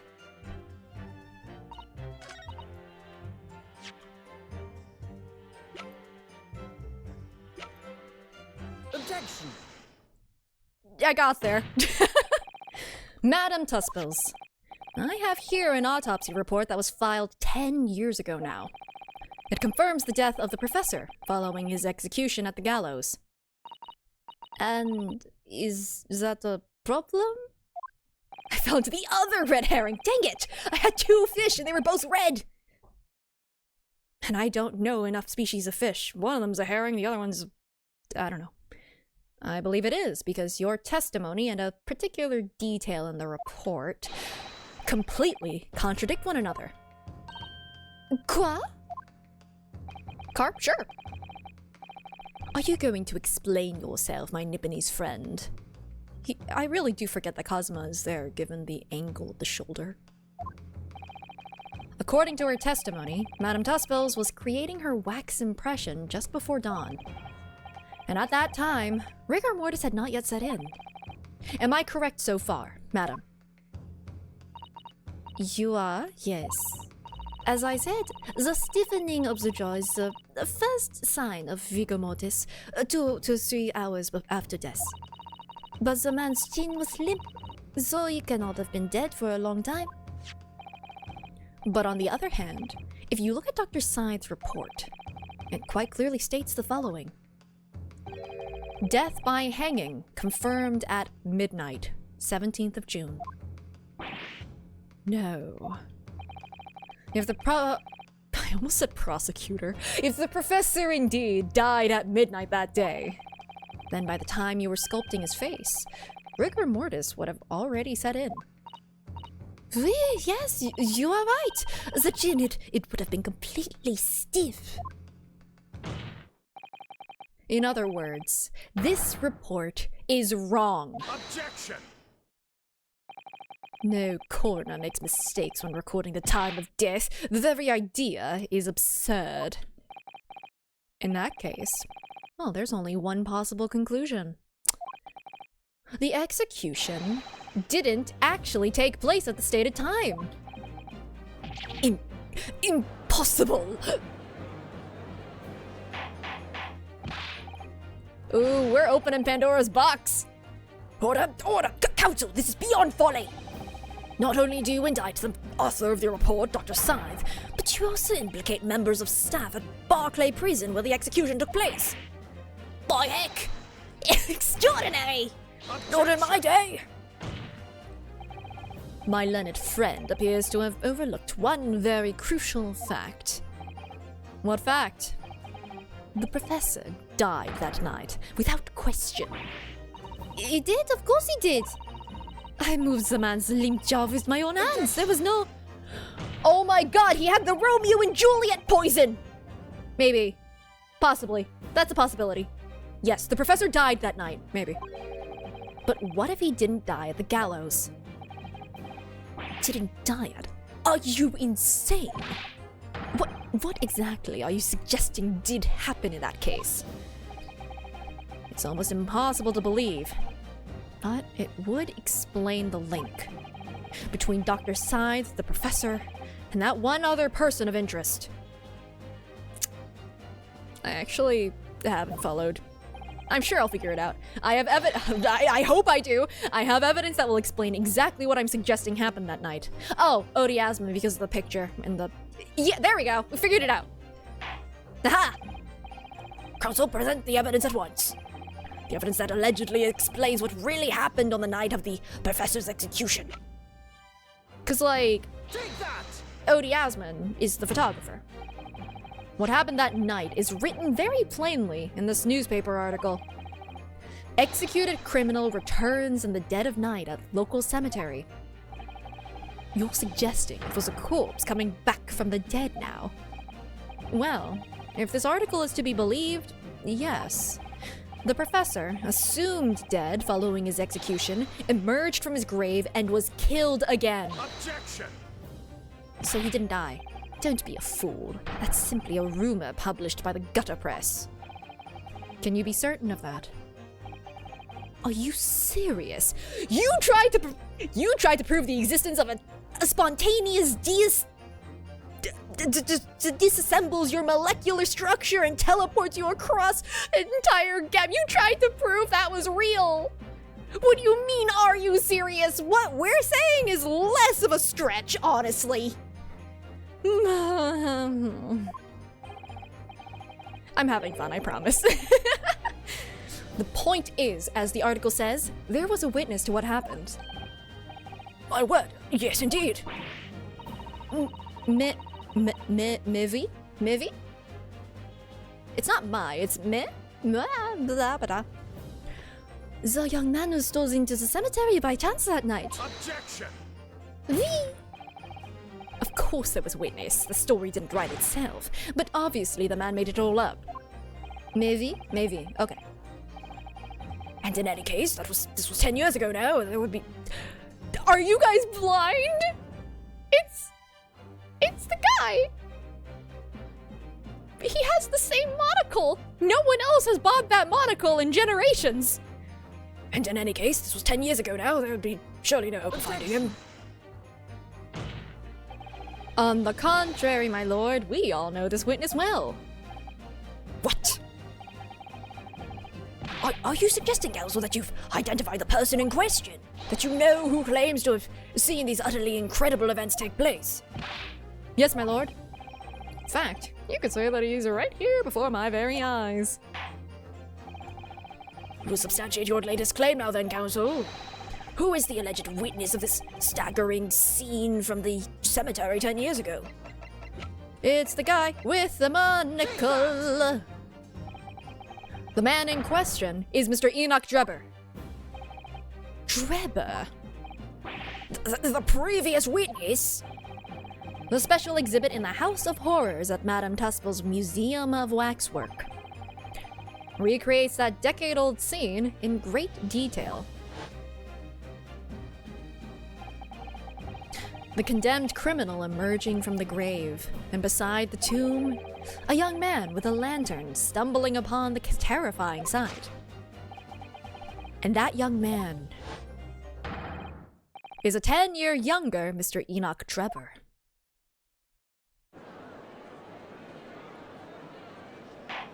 Man, Isekai Lady is absolutely having a fun time, probably. Order! Surely not, Counsel. Drebber was there, in Lowgate Cemetery. What is all this talk about Mr. Drebber? Is the name significant? Oh yeah, she hasn't been here, that's a fair point. Of course, Madame Tuspels doesn't know, does she? Yes, it's extremely significant, madam. To your situation as well, in fact. What situation? The theft of the Professor Waxwork from your museum some days ago. We are setting this poor guy, well, not really poor guy, he did try to blow us up. We are setting up this guy to get murdered, though. I don't doubt that she's gonna douse the guy in wax. Was perpetrated by the very same man. No. But that would mean... Madame Tuspels. It would appear you know the name. Enoch Drebber. Oui, yes, I know it. But from long ago in the past. Oh, everyone has history. Everybody has history with each other. They all went to the same school together. I don't know. Oh my! Good gracious. Explain yourself. Tell us everything you know. They were apparently all classmates. Every single one of them. Yes, of course.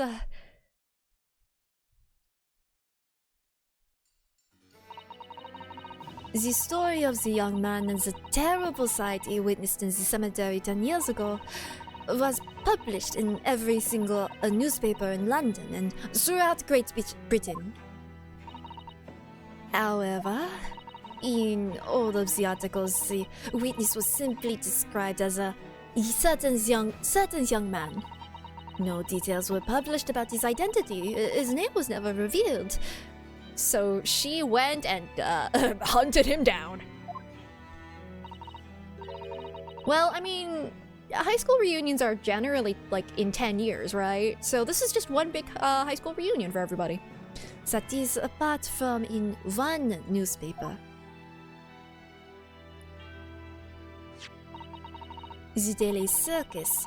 It is the paper from which comes the article I've already shown the court. You're saying that his full name was only published in that article? Goodness me, yes, here it is. The university student who experienced this shocking event is Mr. Enoch Drebber, a disciple of science at the University of London and a resident of its student dorms. Unbelievable. When I read the article, I went to meet the man. His discovery of the condemned criminal coming back to life in the cemetery in the dead of night would make a perfect exhibit for my House of Horrors, whether it was the truth or not. I see, so you went to meet Mr. Drebber in order to scope the waxwork of the man, did you? Exactement. He was studying science at the University of London in those days. He was just a poor student. Exactement? Exactement, I think. Possibly. Exactly. I paid him £5 to model for the waxwork. And since that time, it has been in my museum to recreate the scene of terror from the cemetery. Interesting. So, you want to show us what's inside the mask? Show some national secrets? Be pretty cool. So, 10 years ago, a young man appealed to the public about an extraordinary event he'd witnessed. A criminal who had been put to death, re-emerging from his grave in the middle of the night. Learn French? Oh god! But the public treated his claim as nothing more than an amusing anecdote that was soon forgotten. 10 years later, the same man steals a waxwork model of the executed criminal. He, you know how some people have, daddy issues? This guy has, I don't know. Criminals who came back from the dead issues? That's a weird one. The government doesn't get to have an opinion about us, leaking more of their secrets because their secrets are so easy to leak. Ostensibly to use as a body double for the victim in the case we're discovering here today. Even though the waxwork's build is a poor match for the victim, and its face is obscured by a mask. So, the question is, why would the man do such a thing? He did say something about how he couldn't get the mask off. It does sound like he really wanted to know who was the killer.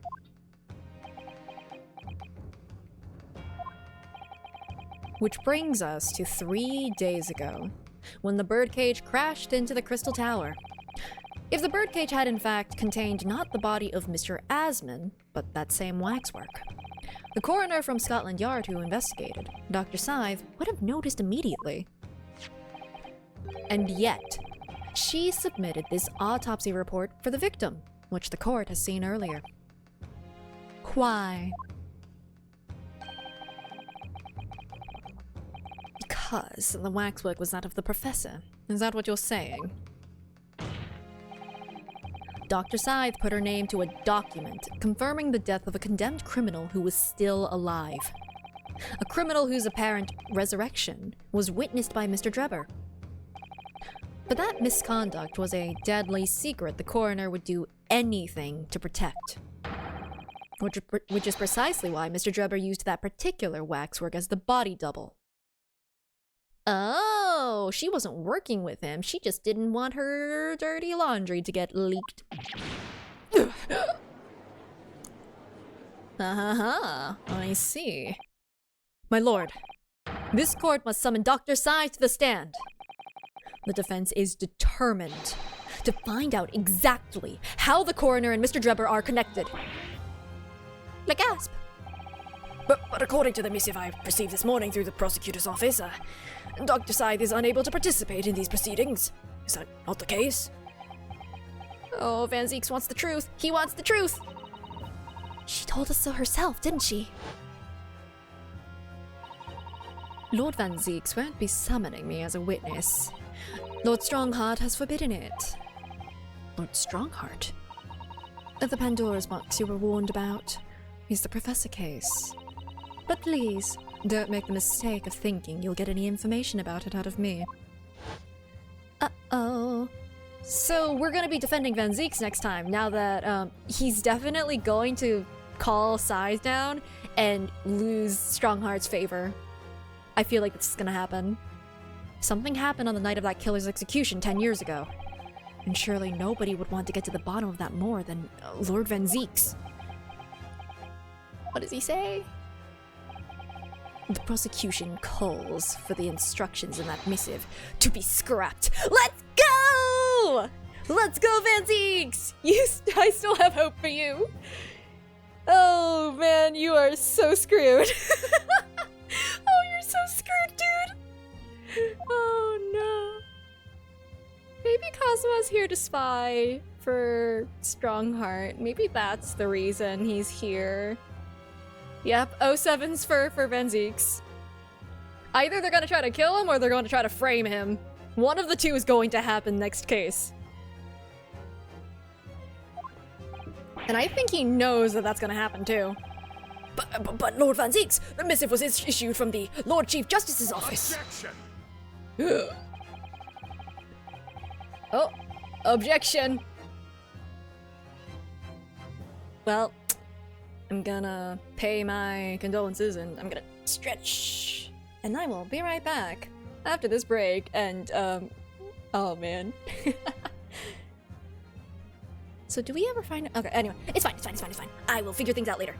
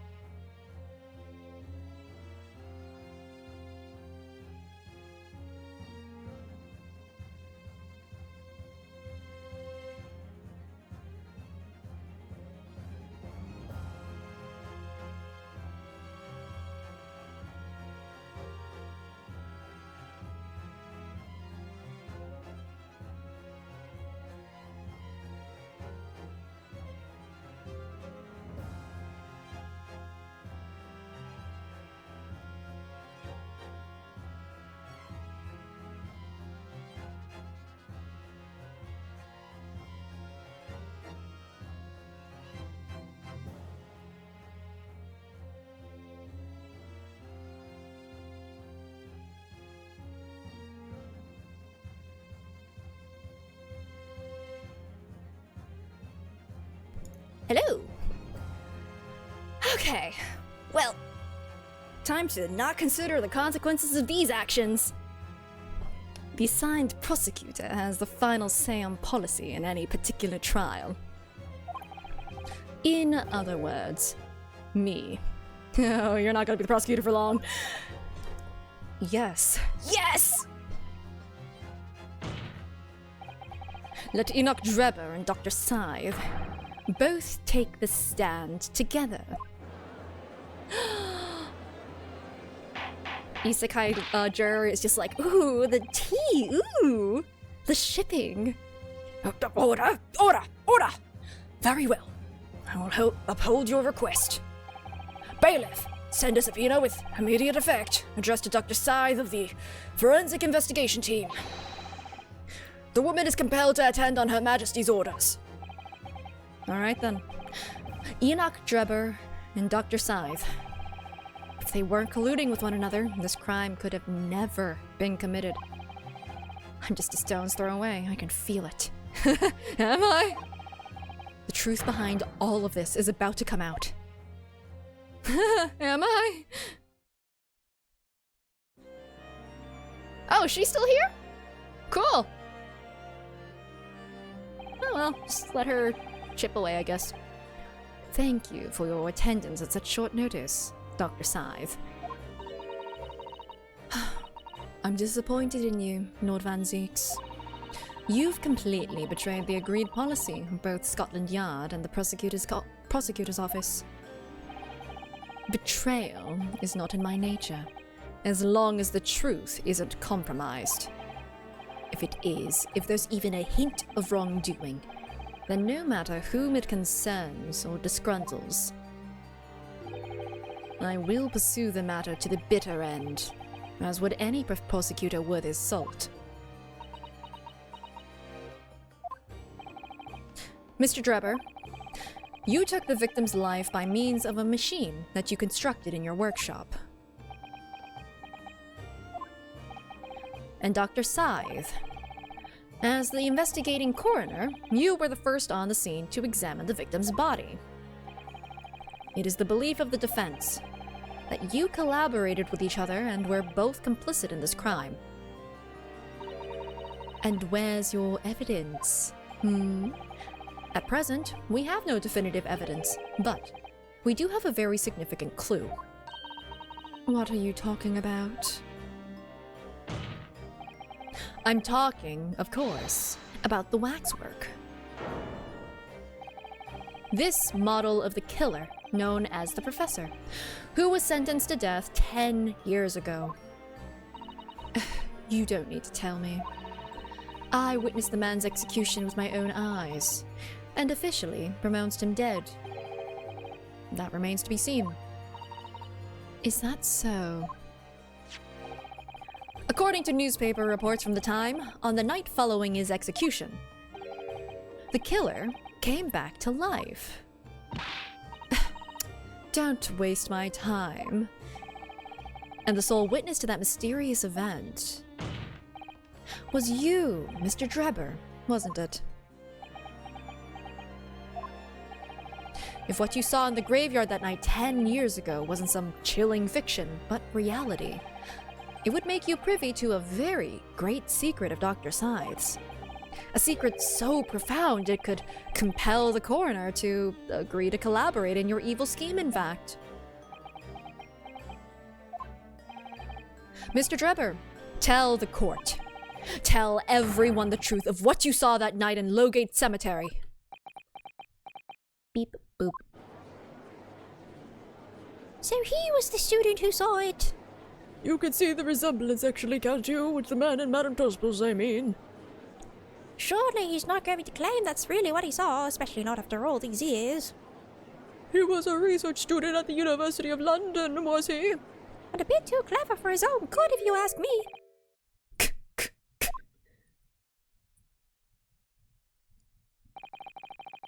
What an interesting twist. When at the time not one person would take me seriously. Yet now here we are, 10 years later, and suddenly my story matters. And in a court of law, too.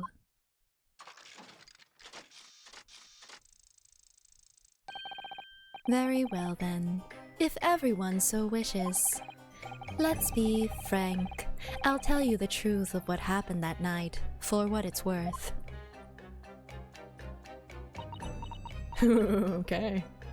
I hope she doesn't have 499 scalpels on her.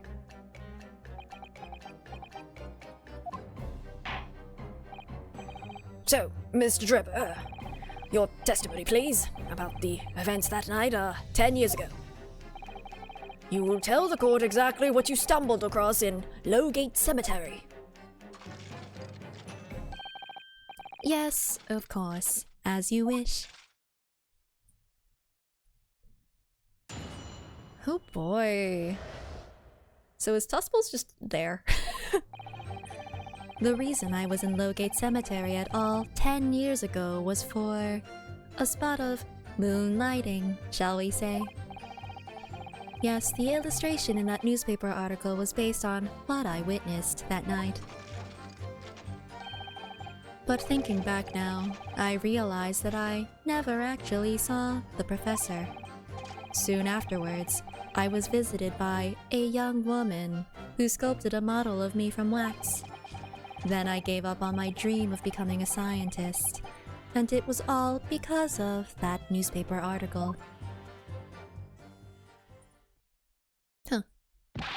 Wait a minute. You're claiming you didn't actually see the professor now?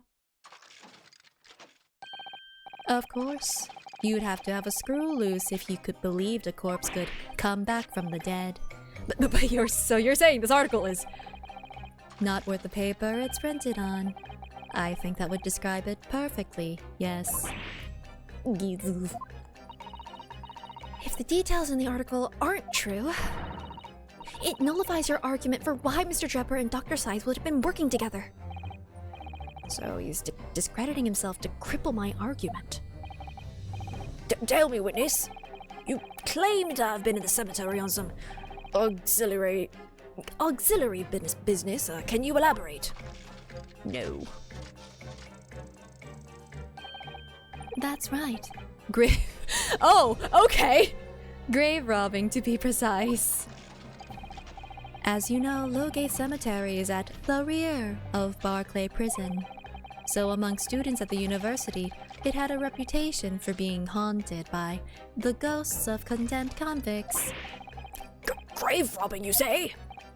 Yes, exhuming fresh corpses to sell is reasonably lucrative. I thought you'd be stealing the things from the corpses, not the bodies? Of course, I never laid a finger on any valuables buried with the dead. That's not better! That doesn't... That's not good! Not... This is a lose-lose, I guess. So, you were one of the so-called resurrectionists. A particularly unpleasant scourge on society. This was a thing? People just dug up graves. What were they doing with the bodies? Oh, I don't want to know the answer to that actually, but like, I think I'm about to find out. Actually, my fellows and I went by another name. The what are you repurposing? What are they repurposing? That is quite beyond the pale. You would invite divine retribution, sir. Gotta practice surgery somehow. Yes, well, I think I suffered retribution enough. No! No, you didn't! The Daily Circus eventually unearthed my name and put it in print. It cost me a great many headaches. In the end, I had to leave the university. That was the only paper with the bad grace to identify me unambiguously, I might add. I'm surprised you're not more disturbed by this knowledge. I see. Out of interest, who drew the illustration for this article? Odie Asmund, of course! Oh boy, maybe they just dug up his corpse too! Oh, This might... Okay, that makes more sense. Inspiring Frankenstein, that makes a lot more sense. Oh boy. Cadaverific. Yes, that was the reporter who exposed me. He sketched that right in front of me as I described the scene. Oh, so... You have a vendetta against Odie Asmund then? That's so weird. That's so funny. You have a motive. You can tell us? Obviously, as time ticked on, I bitterly regretted what I'd done, claiming to have seen something I never truly saw. Foolish, very foolish. So, Well, counsel for the defense, you may proceed to the cross-examination now. At once, my lord. How is this guy not locked up?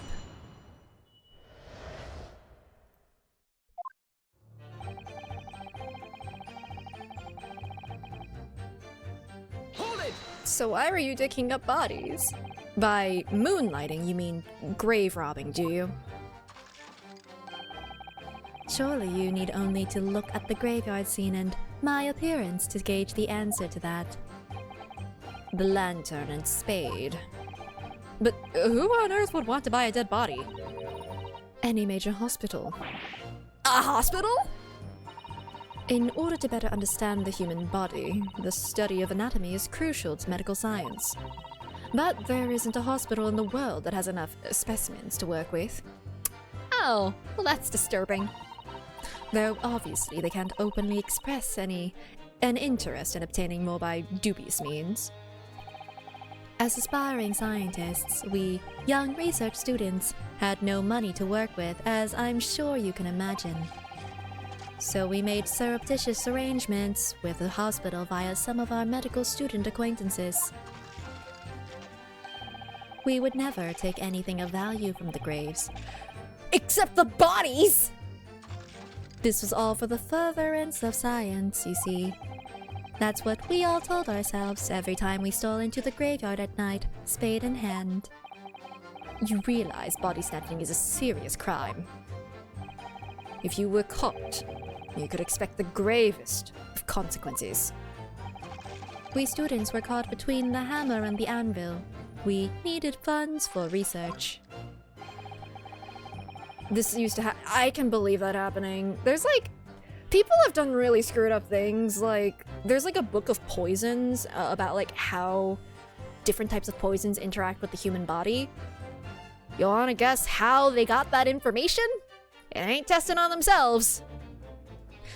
Professor Harebrain said exactly the same. I'm quite speechless at the apparent levity with which you've revealed this abhorrent behavior. Well, if you wanted to know why I was there at Lowgate Cemetery, that's the reason. But I never expected it to end the way it did.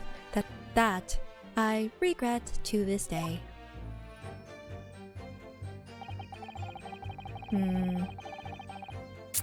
Let's see what else you have to say. This one is real... What are you talking about? I think I explained already, didn't I? Lowgate Cemetery is at the rear of Barclay Prison, so it was renowned among us students at the university for being haunted by the ghosts of condemned convicts. Did Van Zeek steal a pun? He does a couple of them, actually. No one addresses it, though, because if anyone laughed, I think he would murder them. With a glare, but, you know. For some absurd reason, I was scared of the graveyard at night. And as a result, only too willing. Oh. Okay, I just got in and that is a scary good GLaDOS voice. Thank you for the 4 months, Armstrong, and I'm glad. That's what I was going for. And as a result, only too willing to believe that nonsense about the dead coming back to life. But you said you actually saw it. See, I said it in orange. I said what I'd seen in my mind's eye. After all, resurrection is impossible, isn't it? You'd have to be unhinged to think otherwise. Unless, of course, you have some evidence that proves I encountered the professor that night.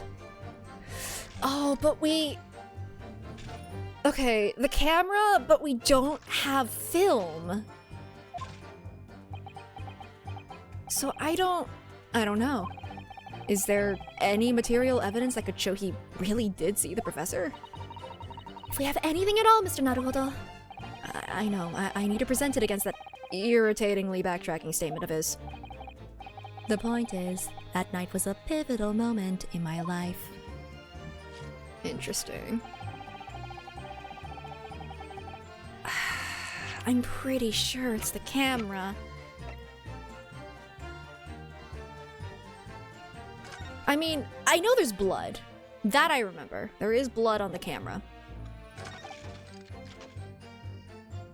But like, would that prove anything? It proves that there's blood. Doesn't mean it's the professor's blood, but you know.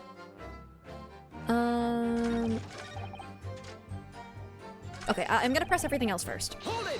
I skipped this because I thought that, strange happening at Lowgate Cemetery, which you now deny. Not entirely. I ran to fetch the police at the time, you know. I was shaking like a leaf. But they didn't believe a word of it. In fact, I was very nearly arrested myself. So you went to the papers instead. I started big with the London News. But unsurprisingly, they didn't want to know either. In the end, though, it was reporters from the gossip rags, the gutter press, that came to get my story. And it spread like the plague through the capital, as gossip-hungry Londoners lapped up the tale. The story was in every single paper at the time, with the exception of some broadsheets. And yet, only 2 or 3 of them actually interviewed me personally. Most of the accounts turned out to be very interpretive ghost stories. Okay, what about the article in the Daily Circus? It was the entire circus. That particular journalist found me at my dormitory. Guy who murdered Shin would love to work in London papers. Oh god, you're right. You would have so much news. I don't know how, but he discovered my name. So I recounted to him exactly what had happened that night. Wow, it's still going. And from your description, he drew this illustration? Wow, I wonder who drew it! Precisely. That's how I learned that the condemned man was the infamous professor. Because the reporter told me so. I had no idea myself, you see. Newspaper reporters are wont to snoop around in matters that don't concern them. Susato nodding her head in agreement. Could fall asleep to this Gladys voice. I will take that as a compliment. You know, as GLaDOS ASMR as she's, whispers about murder and corpse digging. So, the scene portrayed in the illustration is accurate then? Well...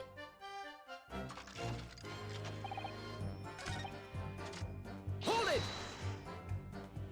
Snooping around is a Menimoism, that's true! And you know what? We gotta subscribe to the Menimoism. That young woman being Madame Tuspels, of course. Precisely. I must say I didn't expect to run into her again like this 10 years later. As I have explained, I went by the name published in the article and comme ça... Do I remember what it... Comme ça? Comme ça, I found the man. Do I remember from chat, like, 20 minutes ago? Okay, I did it!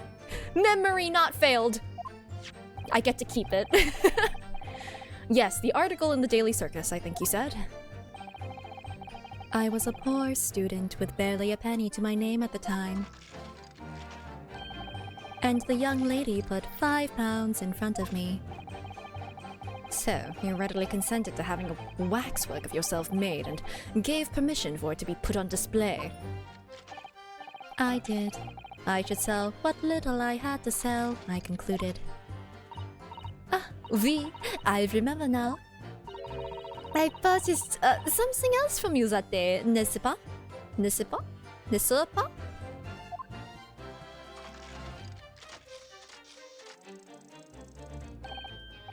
Did you? I can't say I remember. What was it, madam? Is camera? That's why it's a real camera! Oh, because like I was like, why is it not made of wax? Okay, that's actually the camera that was used. Oh, yes. I made a point of taking it with me whenever I made an excursion into any cemetery. Why? You took a camera with you, sir. To what end? Dare I ask? To record the details of the bodies I disinterred. But I had no intention of ever visiting a graveyard again after that night, so I sold it. I see. Why would you take pictures? But I still have it, monsieur. It is part of the special exhibit in my House of Horrors. Don't worry, I took it! I am very meticulous about such details. It is the tas besoin. It would seem then that this is the very camera Mr. Dropper took with him to Logate Cemetery on the night in question. That's a Hosanagaism! Yes, interesting. So the special exhibit was put on display today? No, it's been there! It has been there for a while. No one has looked at this camera, apparently. But I guess they considered it, like, you know, not real, so why would they... Yeah. It's been 10 years. Then I gave up on your dreams. Well, okay. I don't know if the camera proves that he saw the professor or not, though. Let me press this last statement first, see if I can't get anything else. Hold it! Oh, no, we just took the exhibit with us. You know, as one does. Just put it into our dimensional pocket. This article, you mean, published in the Daily Circus? Yes, somebody informed the dean that it was my name that appeared in the article, and carelessly let slip that night after night I was digging up graves. Hardly a model student, you might say. The university's reputation was execrably defiled, and I was expelled as a result. Mon Dieu, I had no idea. And having been run out of university, you found employment in a somewhat specialist trade. A swindler. Perhaps a criminal, you might say. Someone who blows people up! Anyway. You combined your knowledge of science with knowledge of stage magic to create various experimental machines intended to demonstrate never-before-seen technology. And you used those deceptive machines to trick the government and private investors into giving you money. Well, when you put it like that, it sounds like a crime. Professor Albert Harebrain was just your latest victim, wasn't he? La la la, I can't hear you. Whatever are you talking about? I have no recollection of doing anything of the sort. Girl. What's Drubber up to? Why would he suddenly change his tune and recant his claim? I wonder if perhaps it's because his circumstances have changed now. What circumstances? Oh yeah, I do not recall. Yeah, that's just what you have to say because that's technically not a lie. It's the only way you can avoid... It's a way you can avoid perjury, I guess. Wow, someone's trying to actually avoid perjury instead of just outright lying on the witness stand? Crazy. Well, if he admits to having seen the professor emerging alive from his grave 10 years ago, it will expose a secret in Dr. Sai's past that she would desperately want to hide. Yes, of course. If Drubber and Dr. Sai are working together now, then if Drubber were to betray her, there would be no reason for her to continue to cooperate. In that case, there's only one way around it. I'll have to prove he really did see it. Prove he really did see the professor's corpse coming back from the dead as he originally claimed. Yes, Mr. Naruhodo, exactly!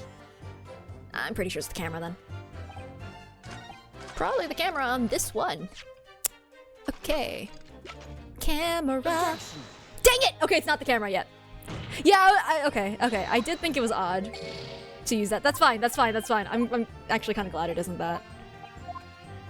Okay, but it is this statement. They did say something about wanting to do something with this statement. Hold on.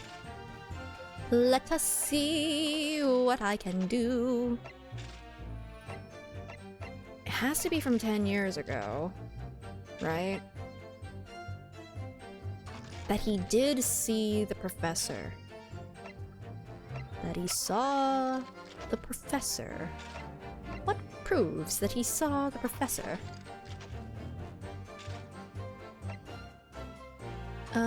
Huh. Wait, am I? Because, like, I'm pretty sure... yeah, these are checked. Nothing I can do about that. Fine. Fine. This has been used.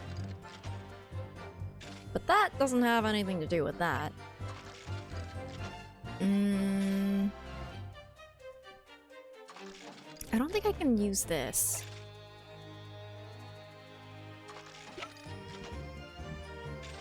What proves that you saw the professor? I mean, I want to say it's like Ode Asmund, but that doesn't really... That's for later, I think. Oh boy. Like, it's the same signature. Amazing.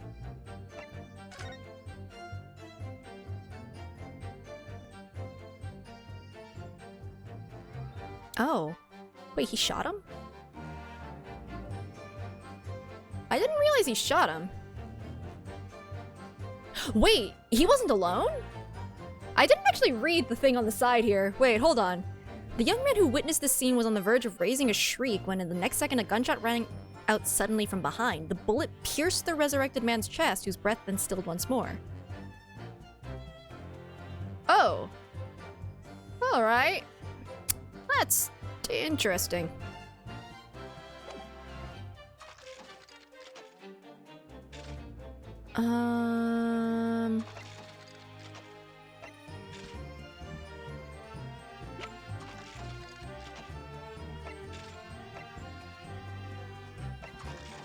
I don't know. Okay, maybe there's something else? Illustration was based on what you witnessed. Grave robbing, yep. Yeah. And you couldn't be a scientist anymore. What about this award? Hold on.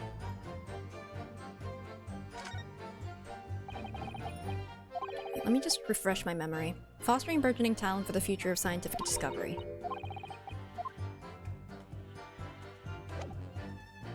Was it this? Because this sounds like something like... I don't know. It sounds like something that happens after your... I don't know. I'm running on fumes. Is it this? No, no it isn't. Why do I have this trophy on me? Oh man, I actually really don't know where I'm supposed to be going here because the things I'm thinking of are a couple steps ahead. Shoot. It has to be this statement. It's the one that they literally pointed out. What proves that you saw him?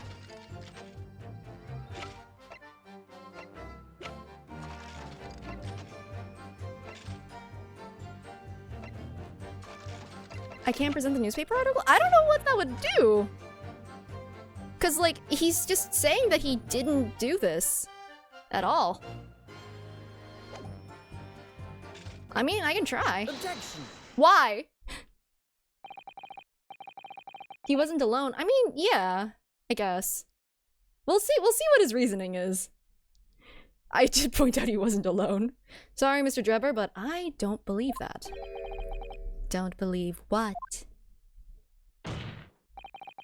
Your latest claim. You did see the professor on that night 10 years ago. Yeah, gunshot is a weird thing that no one has brought up.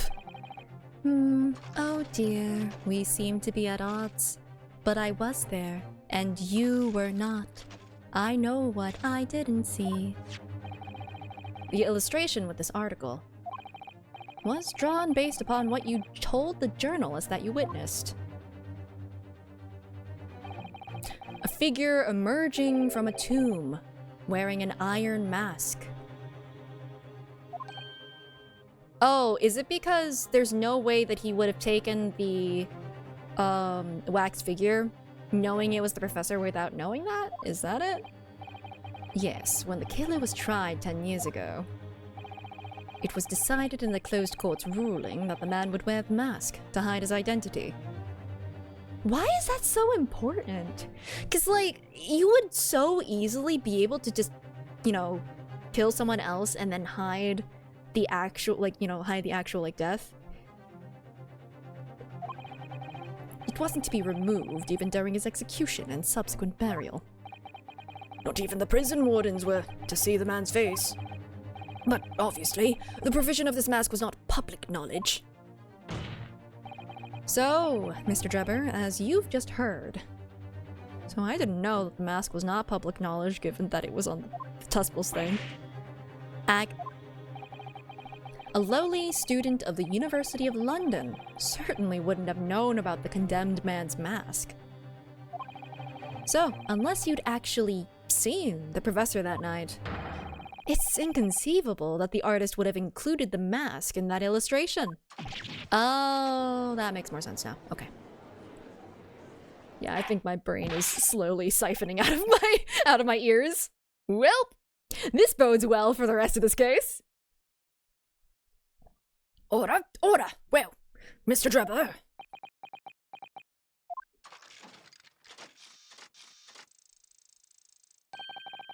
It's a vile scene, isn't it, if you look closely? And as I've already been at pains to point out, I was utterly petrified, which is why I had it in my head that I'd seen such a blood-curdling sight. But afterwards I came to my senses, and realized that I'd been mistaken. You're still saying that you didn't see it? If you're stubbornly sticking to that story, witness, then amend your testimony to explain exactly how you think your eyes deceived you. Then Zeke's helping us out again? Oh, you're gonna get in so much trouble with Strongheart. Of course. Only too happy to oblige. I can't believe he's still not going to concede the point. Now I can use the camera, right? What I in fact witnessed was a fellow grave robber at work. Hold it! A fellow grave robber? What are you talking about? Well, I wasn't the only one busy in the cemetery that night, you know. Other body snatchers were at work. Of course, when I saw one emerging from the hole he'd dug, my heart very nearly stopped. So that's the terrifying sight I actually saw, you see. You're claiming it was just another student on equally insalubrious business as yourself.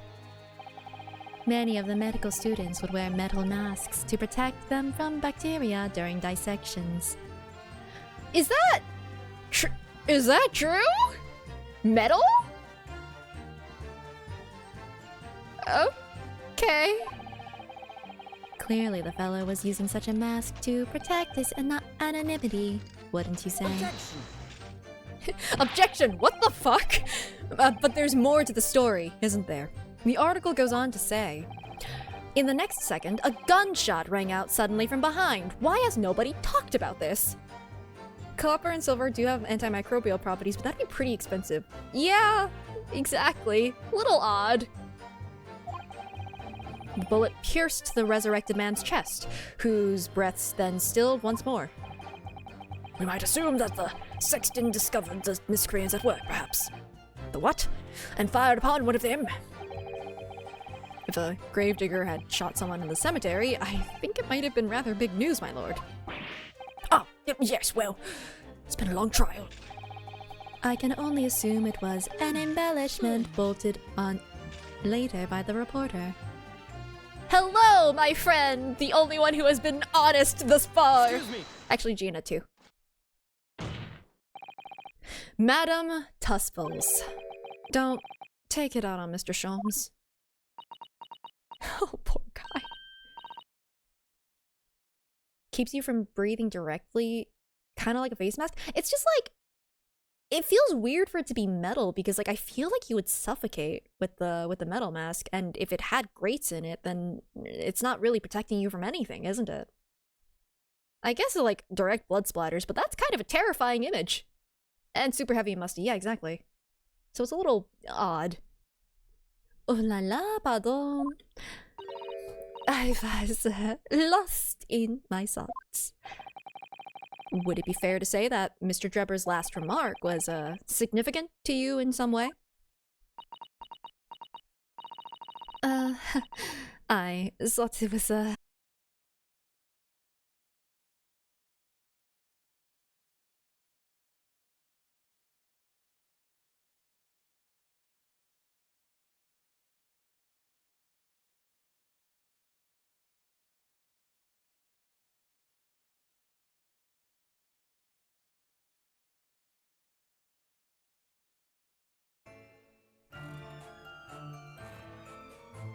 well, I'm back.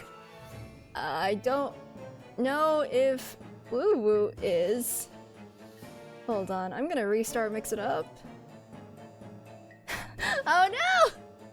Wait, doesn't that mean that they just ate themselves? Or they ate. Oh god, they ate Woo Woo. Oh no! That's not good! This is me prying. Prying Woo Woo out of the raccoons' mouths. I'm sorry, Madam Tusples. I want to hear what you have to say. Okay. Don't give them more power. They have too much already, apparently. Okay. Can I do that now? Okay! Cool! We succeeded. Oh my god! Well, that was well timed. Womp womp. Well, we're back. Cool. Alright, it's so weird, so it was strange that, Monsieur Drebber could claim this now. That's so weird. If you don't mind me saying, madam, what are you talking about? Well, when I met you 10 years ago at your university dormitory, You recounted to me about your adventures in the cemetery, no? Including the gunshot. no, the message is about the Nendos. It's okay, we know about them in our hearts. Stop. You might want to watch your tongue, you know. Objection! Sod off! Have a care, Drebber. That's no way to speak to a lady. Please, Madam Tusples, carry on. Of course.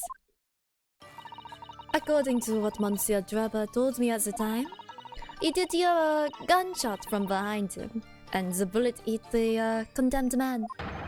Van Zieks is then pissed. I said nothing of the sort. No, you were very explicit about the details. About the mask that the figure was wearing. And the blood that splattered over you when he was shot. Arana! Yeah, I didn't even look to see what your request was, and I just went for it. Same wavelength. She would say that, though, I feel like.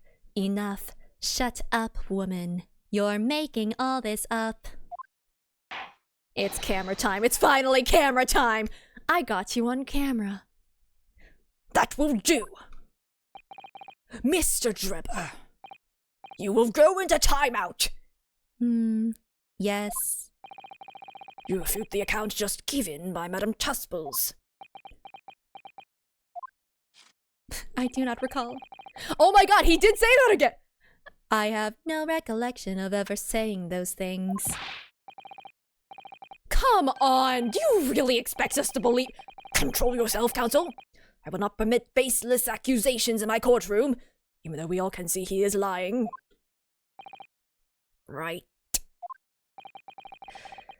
We have base! It's in our hands! We took the camera! Under the circumstances, I think it best that you supplement your testimony with a statement to clarify your position on this witness. I mean, I'm going to choose to assume that the judge is on our side on this one. Very well. Nice. Got him! There was no gunshot from behind me at all, nor any spattering blood. We got him! Where's the freaking camera? There! I took the camera! It's in my hands! Sorry, Tusples, we took the camera. Mr. Drebber, do you remember this camera? I mean, we also just took the whole wax figure, and I'm surprised she's not mad at us about that. But that is the camera from that fateful night. Why do you have it? Yes, we— Oh, yeah, we're admitting that we just took it! I don't— Is it legal to— Like, is this admissible evidence? Oh, she's been taking it out on Sholmes, you're right. Yes, we, borrowed it from the House of Horrors. It's the camera you took with you to the cemetery that night, Mr. Drebber. Oh, is it Tusples? Oh no. How do I pronounce her name? Oh no!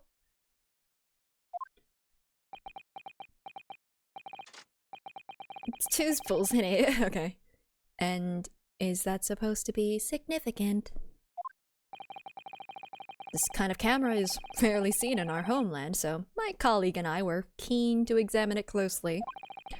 We noticed that the lens extends forwards to the end of some bellows. 2 spells. Oh my god. That is fun. Alright, I'll say Tussauds? Wait, Madame is it Tussauds? I don't know how to say French words. Or French names. Or French. Anyway, there's blood on this. Like this. Hold it! That's the first time I heard him say hold it. What's that? There. Just on the bellows. Pulls out glasses. It looks like a dark red stain. Yeah, it's jam. Or, you know, probably more likely, blood. I've always been hit with psychic damage. That's the real trick. That's right. It's a rather conspicuous mark here on the bellows, in fact. Good lord, are you suggesting? Yes, my lord. It would appear to be a spatter of blood. Something that could be confirmed with a simple chemical test. Isn't that right, Dr. Scythe? It would be difficult to determine if it was human blood and not the blood of some animal. But yes, to test whether or not it's blood at all is simple enough. I propose that Madame Tuspel's testimony was correct. And that on the night in question 10 years ago, you were spattered with blood from the gunshot wound. Well, and that furthermore, you really did witness the condemned professor emerging from his tomb.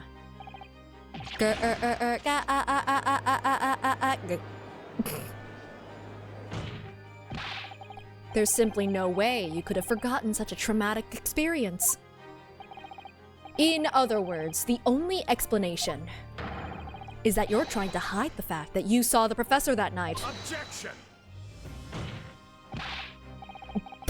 Why? Why would he want to do that? Well, not for his own gain, it would seem. For whose then? Who could benefit? Mr. Drebber is obviously lying in order to protect somebody. My goodness, he's shielding someone. Ooh, yes, look in the direction of the person, as Sholmes constantly uses in his deductions. It's a furtive glance. Yes, my lord, and clearly. It's someone who doesn't want the truth about the professor coming back to life to be exposed. Oh, so two soul and spells, so which? 2 spells. Okay. 2 spells? Okay. Well, Counsel, who is it then? Who is this witness trying to protect by lying about what he saw that night? Well, Take that! I mean, the obvious answer is Dr. Scythe. Scythe. Whatever do you mean? Imagine if the convict who'd been sentenced to death was not in fact killed. Imagine if that was to come to light. What are you insinuating? And imagine if the convict in question was the country's most hated mass murderer.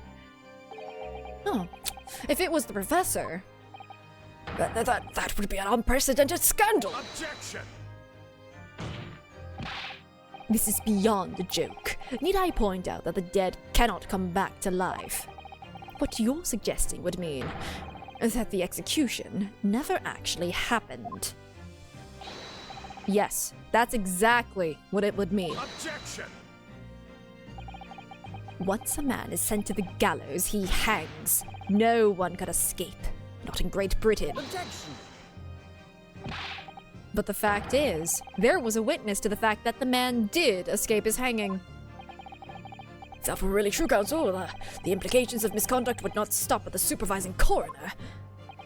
It would taint the honor of the entire judiciary from the ground up. Haha, slinging mud on everyone's faces now! And it's exactly because of those monumental repercussions that Dr. Scythe would consent to any demand made of her by someone who threatened to expose the secret. Even if that meant being complicit in a crime. You mean? I mean that Dr. Scythe wasn't collaborating in Mr. Drebber's wicked scheme. She was coerced into collaborating in order to protect her decade-old secret. She switched the dead body of Mr. Asman with the waxwork model and fabricated the autopsy report. Ooh, reaction. Why did I think he was about to chuck the glass at my head? Lord Van Zeeks, haven't seen you do that in a while. Pray, forgive my freshly filled hallowed chalice and a whole raft of other discourtesies now. I made him put up his leg. Oh, goodness me! It's just the sort of tall tale Londoners would enjoy, I grant you. An executed killer rising from the dead, a Scotland Yard cover-up, a conspiracy of the highest levels. So, let me ask you one thing. Van Neeks. What's that? If the condemned man really did emerge from his tomb that night, only to be shot in the chest, who pulled the trigger and disposed of him forever? Well, I have no idea at the moment. We have too little information to work that out at present, I think. Also, it was 10 years ago. I couldn't agree more. The Old Bailey is no place for wild fantasies. And have you considered this, my learned Nipponese friend? Considered what? Do you realize just what a dangerous endeavor it would be to coerce this woman into such a criminal activity? It's tantamount to declaring war on the entire British police force and judiciary. Quite hard to imagine any sum of money being offered for research could warrant it. To rely on some stage deception when with so much at stake would be madness. Well, I suppose. And this was no petty crime either. The victim was murdered. A man who'd already invested money in the venture and would be instrumental in future profits too. Yes, I had no reason to kill Mr. Asman at all. Oh, I got you! Because Asman is the one who screwed up your dreams. You wanted to be a scientist. But Asman put your name in the paper. So, yeah, no, vengeance or something. Also, like, the guy was so willing to admit that, like, he was going to blow us up. And everyone has forgotten that fact, by the way. But he was going to blow us up. And he was very much admitted to that fact. And therefore, I don't think he really cares if he's caught. Or are you forgetting that his death results in me receiving not a single penny? The court is already aware of the contract between myself and the victim, no? But there is the contract. It's very true. But what if you didn't care about the contract? The motive for this case runs deep, though. I can feel it. It's vengeance. It's revenge. Using threats to force the head of the forensic investigation team to cooperate is extreme. Especially for a government grant he had no guarantee of receiving in the first place. If the research grant was the aim, taking Mr. Asman's life would have made no sense anyway. Which means the goal was to kill him! Mr. Drebber's motive wasn't money at all. He was just trying to kill Mr. Asman. But why? What was his motive then? Your time is up, my learned friend. I'd say you have one last chance before the jury lose their patience with this charade. It's okay. I know what it is. Let's see if you can back up your heady proposal, shall we? I'm sorry! Cosmo leaning back? To dodge out of the way is really funny to me, actually. How do you explain why this engineer would throw all caution to the wind and threaten his own country? Cosmos is just sitting there like, what the? Why did you? That was a good cup of wine, but come on. I may not have any memories, but I don't have a lack of manners. At this point, I'm not prepared to listen to more of this outlandish conjecture without proof. So, counsel, present your evidence. All right. Who exactly was Mr. Asman to Drebber? There's a connection there that no one's seen yet. I saw it ages ago! And I'm going to have to present 2 pieces of evidence to show what it is. 2? Well, I mean, 1 is definitely going to be the article. Yes, my lord. The evidence that establishes a motive and explains why the witness wanted the victim dead is right here. Just in case, it's also been a while, so I'm just gonna say very quickly. But I'm pretty sure it's gonna be this because, like, you know, vengeance. Take that! 1. It's this newspaper article, my lord. That was written 10 years ago, and every detail has been examined already. What can it possibly tell us? That you, sir, have low perception. That drivel should never have been written. It's typical gutter press nonsense that means nothing. Yes, on its own, it isn't particularly significant. However, when considered alongside another piece of evidence, it will completely explain your motive for wanting Mr. Asman dead. What other evidence? Counsel, you will present your supplementary evidence without delay. The evidence which, when cross-referenced with the newspaper article, establishes a motive for the deed. Would it be the contract because it's the same signature? That's kind of what it feels like to me. Take that! It's this contract, my lord. Mr. Drebber, this is the contract you signed with Mr. Asman. Yes, that's right. The very document, in fact. That proves I had no reason to kill the man. No, I'm afraid not. But He looks so angry. There's something very significant that this newspaper article and the contract have in common. Really?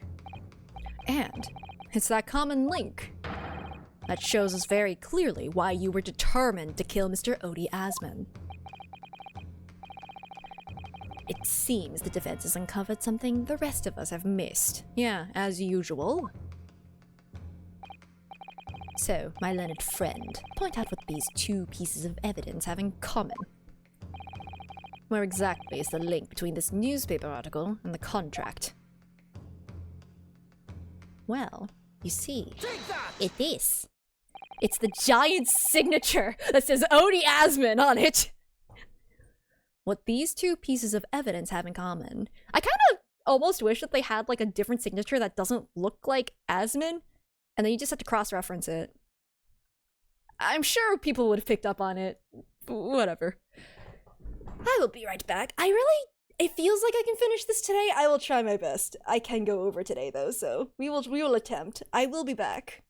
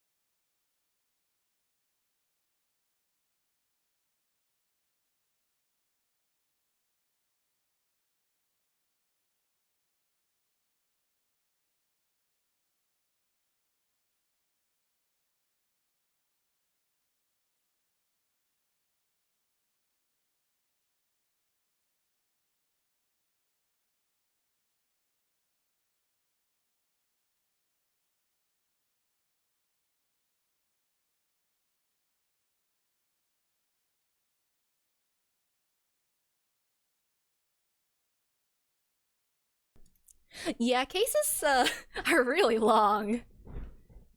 Oof. Let's just chill for a little bit. You know, have some tea. Have a little bit of vibing. A little intermission in this very, very, very long court case. Yeah. Out of curiosity, without like spoilers, like, are we nearly at the end? It feels like it.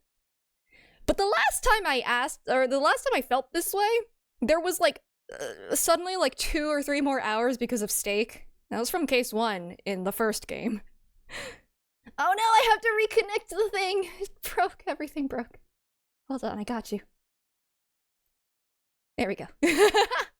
All right. Let's go back to this. More game. That's true. What these two pieces of evidence have in common is a signature. A very obvious signature that has his last name on it. I'm surprised no one picked up on it. Oh, maybe another hour? Perfect. A signature. The signature on the illustration that accompanies the 10-year-old article, and the signature on the contract. On the other hand, I don't know. I feel like having a signature that you use for like private contracts and the like made public is not exactly the best form of practice. Anyway, beside the point. Belong to the same person. What?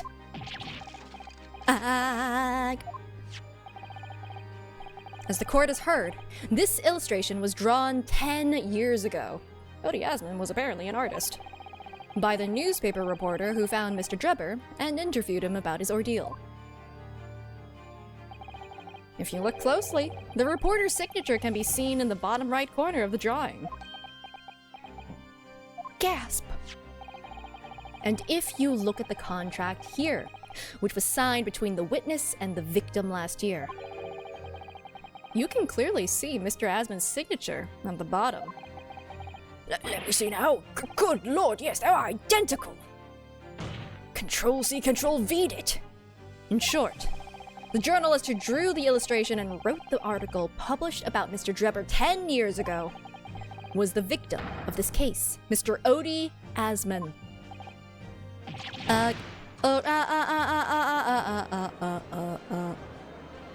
Objection!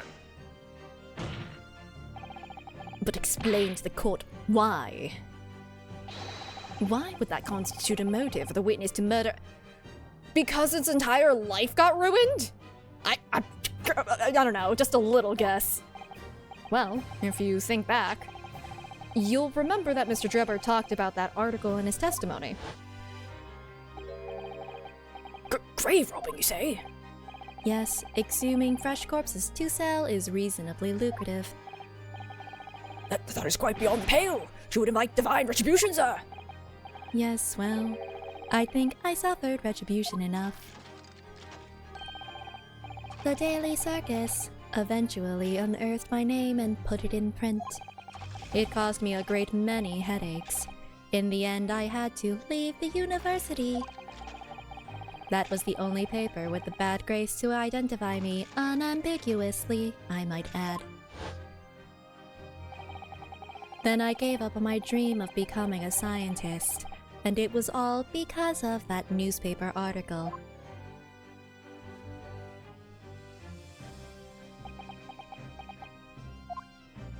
Oh, you got back up. At the time, you were a student of the University of London who dreamed of becoming a scientist. However, this single newspaper article changed your entire life. So, Mr. Asman used to be a newspaper journalist, did he? He did, my lord. In fact, it's a widely held belief that Asman managed to position himself at the heart of his criminal network, thanks to the many dubious connections he made during his time as reporter. So, you had to give up on your dream and leave university. You lost everything.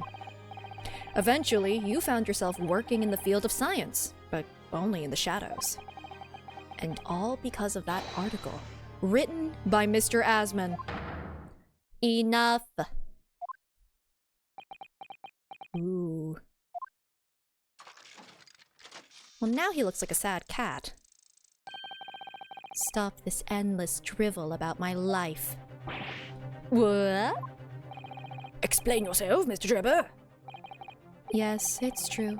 I had to leave the university as a result of that article. But it was just the straw that broke the camel's back. What do you mean? What's a camel?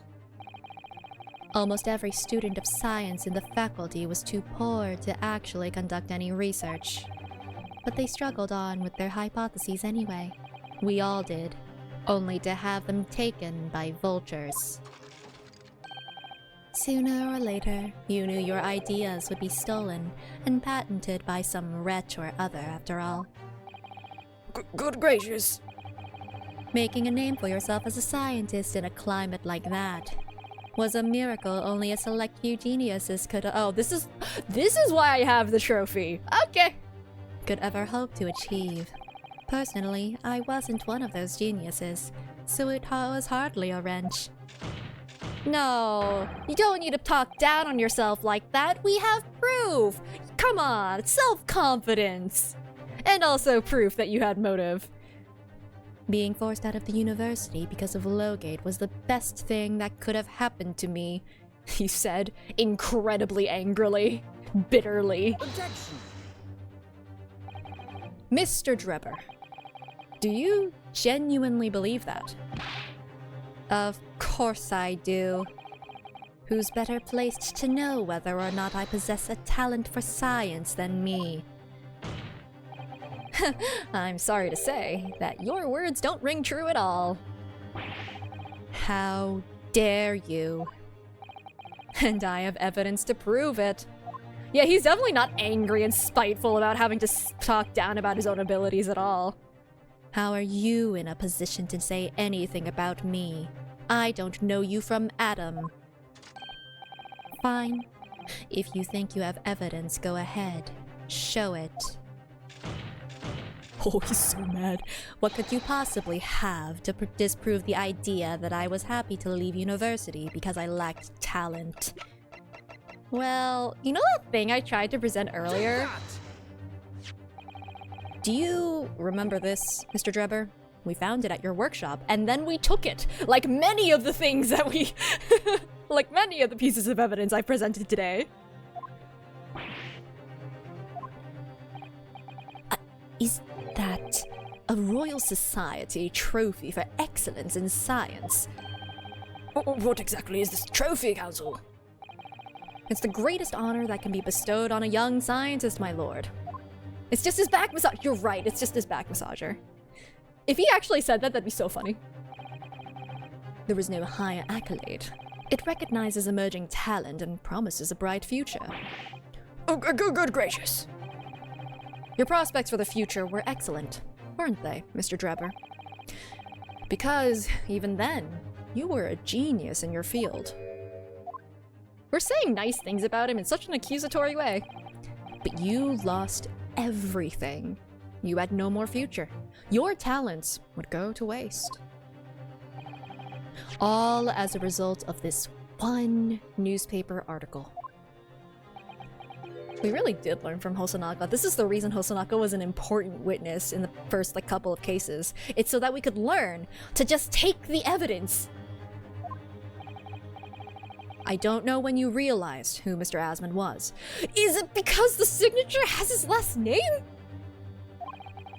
But when it dawned on you that he was the same journalist who, 10 years ago, ruined your life, well, it's abundantly clear that you had no intention of forgiving the man.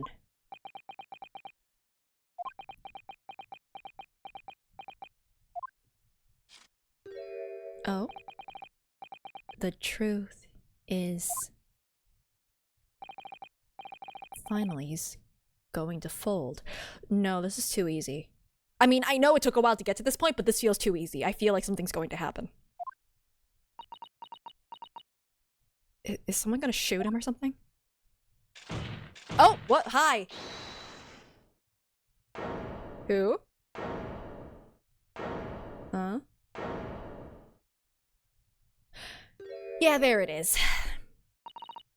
To be fair, I wasn't sure if she was gonna, verbally stop him or, stab him with a scalpel. Probably verbally, that makes more sense. Fine. Clearly, this has run its course now. What? I admit it. All of it. That means that what we said is not the truth? No! No, Drebber, you gotta speak up, my guy, please! What? What are you doing? It's exactly as the Japanese man said. I was coerced into going along with this man's plot to murder the victim. That means that it wasn't. She didn't.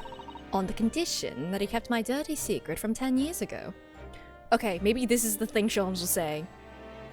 Because now she's agreeing to everything we're saying, but now we have the opportunity to be like, no, you are BSing us. No. Good lord! Drebber, say the truth! Do it! Dr. Scythe, do you realize what you're saying, woman? It's all true. That day, when I arrived at the Crystal Tower and saw the birdcage, my heart nearly stopped beating.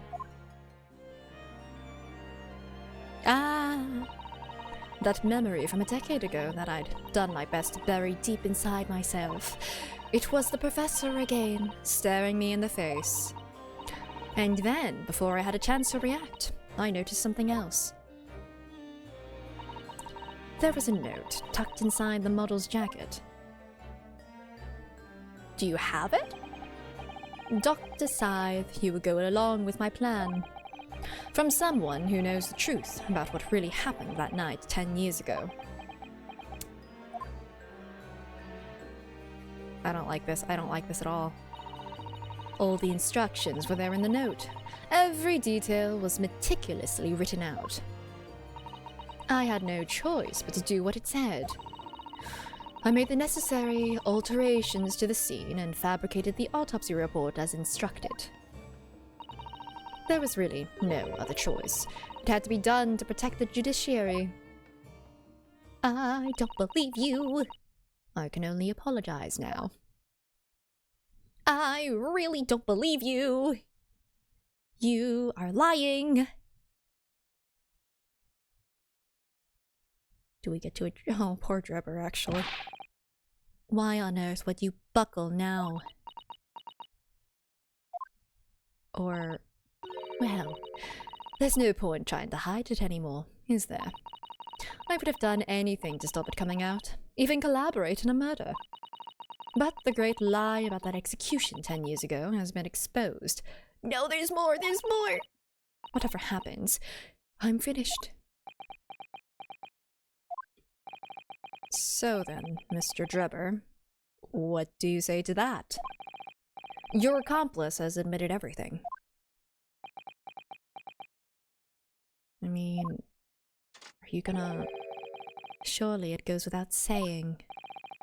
You admit your part in it too, then? Oh! I admit nothing at all. What? Have you forgotten that the kinesis machine was ripped to shreds by an explosion? We know you did it! Dude! Short of me admitting to a crime, there's really no possible way for you to prove I did anything wrong. Inspector Gregson was there! We heard you say it! He said he had an explosive and then immediately it blew up! How is that not... Order! Order! Whatever this man says, I admit everything. He threatened to expose my secret, so I went along with his plan. And Lord Van Zeeks. Yes. I hope you will accept my apologies. What happens next is in your hands, of course. Oh boy, the consequences of his actions. There can't be evidence if he destroys it. That's true! We learned that with Giselle Brett in case 1! Just drop the evidence! No one will figure it out. Looks like Hairbrain's going to jail forever. Shoot, you're right. I've heard more than enough now. I hereby present the final findings of this court. This trial is not the proper forum in which to pursue the alleged wrongdoings of Dr. Drebber. Mr. Drebber. The defendant is Professor Albert Hairbrain. He's evidently innocent in this. Very true. It had slipped my mind. You forgot your own bestie! Isn't he one of your closest friends? As the court has heard, Dr. Scythe has admitted to the allegations brought by the defense, thereby absolving the defendant of any possible guilt. You mean... At the present time, it is the conclusion of this court that the defendant was not involved in any wrongdoing. Does the prosecution have any objection?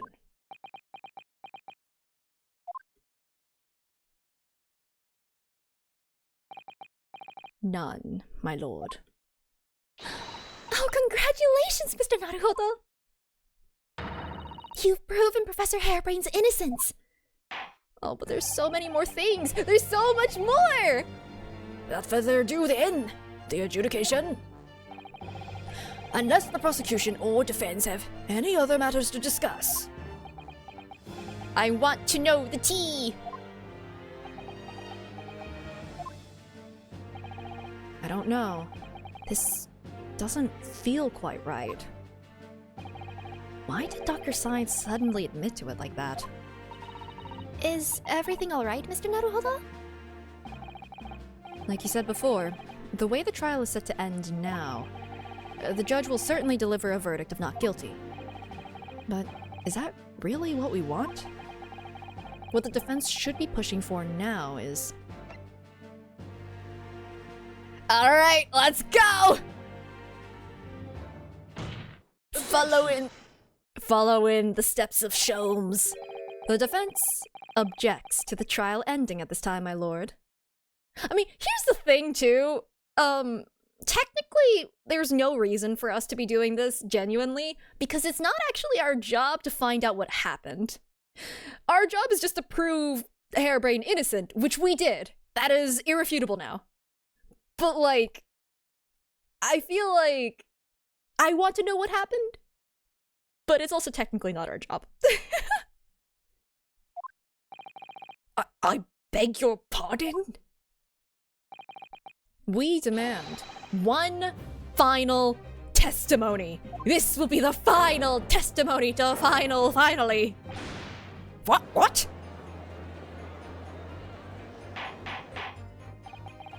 You do realize I'm about to adjudicate in favor of your client, I presume. What are you playing at now, my Nipponese friend? Why would you want to obstruct the conclusion of the trial at this point? No defense lawyer in his right mind would do that. And I am insane! Mr. Naruhodo, what exactly are you thinking? The truth. The whole truth. And a way to bring it all out into the open. Oh, right! Yes, in hindsight. There we go. Ah, yes, one word of warning before I go. If, in the course of the trial this afternoon, you perceive even a shadow of doubt about the truth, don't let it out of your sight. Pursue it like a dog with a bone. Say the Hound of the Baskervilles, that'll get them spooked. Defense lawyers get paid by the hour, time to get paid. To the bitter end, you understand. Do not falter, whatever may come to pass. I'm sure Mr. Sholmes knew. Yeah, he knows everything. He must have deduced that this would happen. Yes, I'm here in court to advocate for my client, and to secure an acquittal. Obviously. But that's not all. I believe that I have a duty to the court, to pursue the whole truth of the case until every last detail is laid bare. And that is why the defense calls for further testimony from Dr. Scythe. Testimony from me? About what? About the nature of your collaboration with Mr. Enoch Drebber. Huh. In case it's escaped your attention, I've already admitted to everything I did. The whole truth has already been revealed. So stop wasting everyone's time. As his lordship made very plain, your client will get the acquittal you wanted for him. There's simply no point protracting this business further with another tedious cross-examination. Objection! Let's go! Oh, someone's getting brain damage, but it's fine, it's worth it! Pray forgive my careless handling of that hallowed bottle. I slipped. Hello? That's what you call it? What is your objection, Lord Van Zeeks? The prosecution also calls for supplementary testimony from the witness. I think this is Van Zeeks being like, I'm already going to be absolutely demolished by Strongheart after this. I'm gonna have so many consequences. Does not matter what I do now. Let's go. Let's go for the truth. Don't be stupid. If there is more to this case than has yet to come to light, then I will join my learned friend in pursuing the facts until the bitter end. You what? Lord Van Zeeks.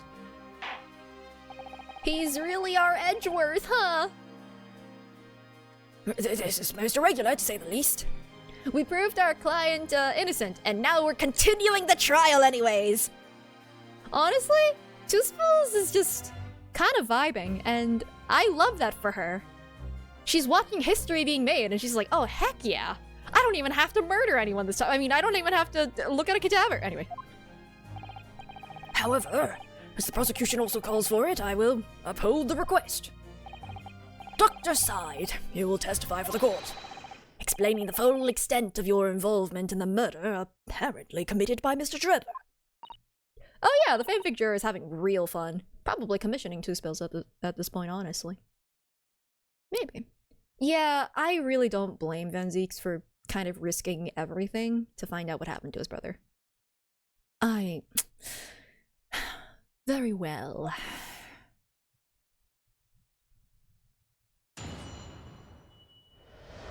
Honestly, that's kind of a similar point between, like, Van Zieks and, Dunosuke. Like, they really are willing to throw everything away, like, risk everything for justice, whether it's, like, you know, justice for themselves or for, like, others. It all began at the scene when I saw the waxwork and the note tucked inside its jacket. The actual body of the victim, as indicated in the note's instructions, was beneath the experimentation stage. The body had to be arranged in certain ways to implicate the defendant, which was my job. I enlisted the help of the entire forensic investigation team to dress the scene appropriately.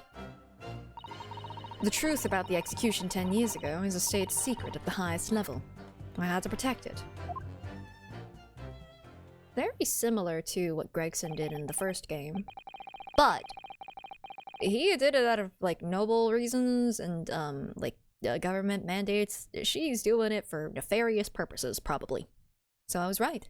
The stage and the machine were all specially designed for the deception. So it seems, and all meticulously prepared. You did well to see through it. You're a very shrewd boy. Compliments are gonna... flattery will get you nowhere. So, kind of you to say. And what about this autopsy report then? All I did was record the location of the body as being in the Crystal Tower, instead of under the stage. That's all. That's terrible corruption. Only my team were aware of the deceit, and then only under my explicit instructions. Nobody else at Scotland Yard knew anything about it, I assure you.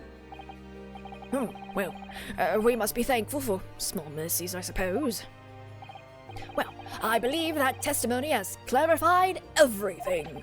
There's no particular need for a cross-examination, I would say. No, I disagree. I can't shake the feeling that something's wrong. Just look at that expression on Dr. Side's face. It's the defense's right to cross-examine any witness following testimony.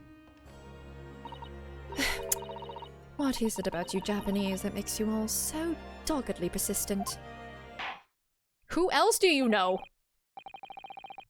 Very well, if you so desire, counsel, proceed with the cross-examination. Yes, my lord.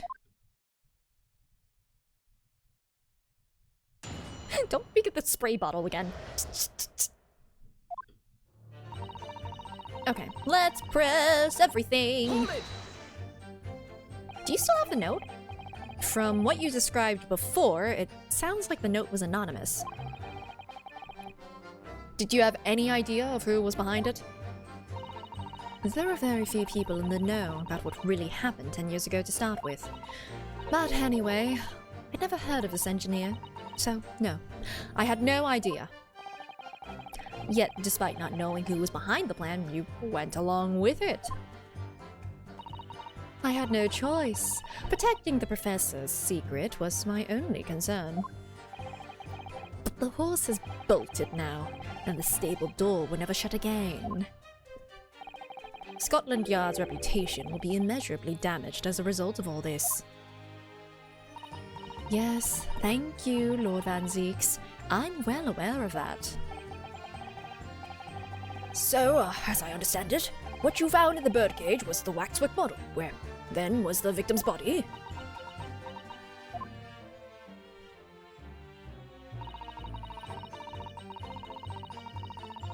Hold it! So, you knew about the special construction of the stage used to carry out the trick then? It was quite obvious what had happened with the victim and the waxwork. And you switched the two over, didn't you? In other words, you recorded the victim's body as having been discovered in the Crystal Tower. And the waxwork? I wrapped it and sent it by carriage to the specified address at the specified time. And why were you given such directions? Presumably so it could be recovered by Drebber and returned to Madame Tuspel's. Tuspel's. I see. And then you put the birdcage back on the experimentation stage. Oh, Tuspel's left, I guess. Oh yeah, Tuspel's just left. Okay. Or maybe she's just still there and we're just not bothering her. Yes, although someone obviously made a mistake about which cage to go where. I thought I'd made it perfectly clear to the team, but still... I suppose you were focused on the victim's body, that being a more important detail. Okay. Hold it! When you say arranged, I presume you mean with this. Yes, the instructions in the engineer's note said something along the lines of fabricate some evidence to make it clear that Hairbrain alone could have killed Asman. So, you mean that was your doing? I fetched Hairbrain's ridiculous screwdriver from the stage and took it with me, alone, to the abyss under the stage where the birdcage had fallen. Alone, Doctor? I didn't feel it would be appropriate to involve anybody else in that particular part of the deception. Why did it go silent? Oh! There was a void under the stage where I found the birdcage lying in the dirt.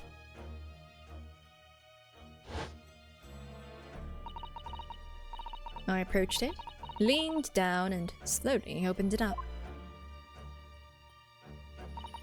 Then, I took the screwdriver in both hands and plunged it into the man's chest. And then I took a picture. And then you noted that in your fake autopsy report as a fictitious cause of death. Exactly. So, the actual cause of death was the trauma resulting from the 30-foot drop. My word. What is it, Mrs. Sato? Something about Dr. Sai's last statement is playing on my mind, that's all. Yes, mine too. It's a little odd. I don't know exactly why yet, but I'll double check my stuff. Dr. Scythe.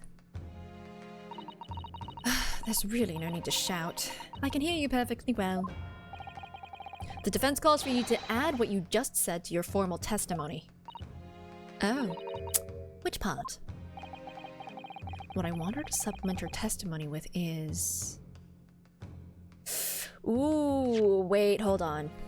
Holdeth on. Okay, hold on. Okay.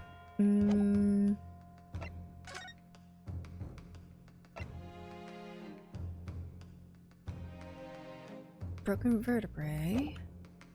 Yeah, I'll probably save as well, but like, I'm gonna...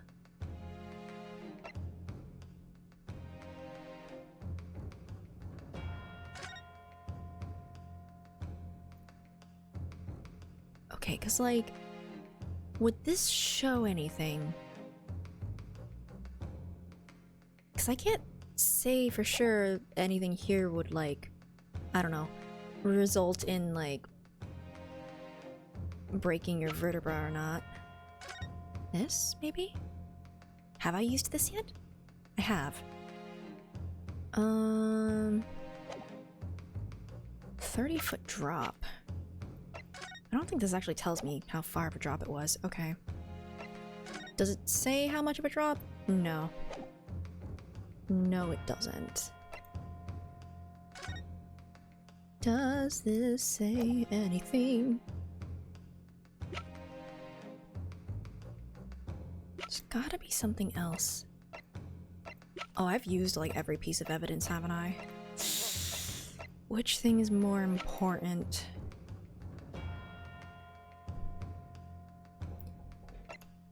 Okay. So if he was here and fell down here and that's what killed him. We used the photo of Dripper? Yes. Yes, we did. I'm pretty sure. Because, we used it with Sholmes anyway to be like, hey, this is the guy we're looking for. Unless there was someone in the background that's important. But I don't think that's necessarily the case. And that's from, like, however long ago. Different case. I mean, I see him over here. He's certainly aliving. Alive-vibing. Isn't there something else about this? I mean, there's blood on it.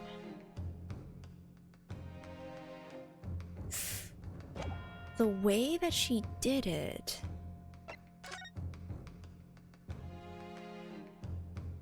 What in here would contradict the way that she did the stabbing?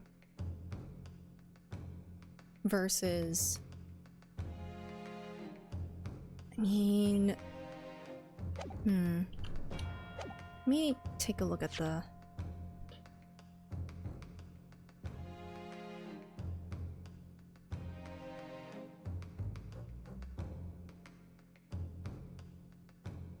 Took the screwdriver, plunged it into the man's chest. I think that the weird part and where she paused was the cause of death. I think that's the case. I don't know what evidence is like contradicts that. But what were the two options? Cause of death and what she did. I think it's more likely that it's the cause of death. I just don't know what necessarily.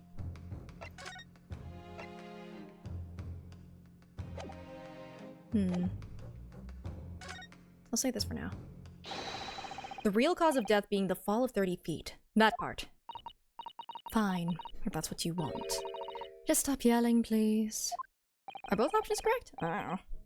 The prosecution concur. Oh, he'd probably disagree with me if I chose the other one. That's probably what would happen. He'd probably be like, what? Very well, you will supplement your testimony now, witness. If you wish, my lord. Okay.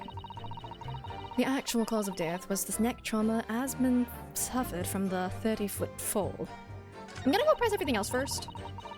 Just to see if there's any other, like, updates to my evidence that could result from this. Hold it! What are we trying to do? We're trying to figure out now what the real cause of death was, because something she said was a little fishy. The entire team in perverting the course of justice. My team consists of the very best investigators there are. I demand loyalty from all members. We operate on a code of chivalry of sorts. You aid and abet a murderer, commit perjury, and dare to talk of chivalry? It was a matter of priorities. What? Nothing was more important than protecting the secret of the professor. My team did what was necessary without losing sight of the primary goal. I consider their conduct exemplary. Ugh. Don't concede the point, Mr. Naruhodo. You mustn't let her win. I need a lawyer. I'll take that silence as tacit acceptance. Now, can we move on?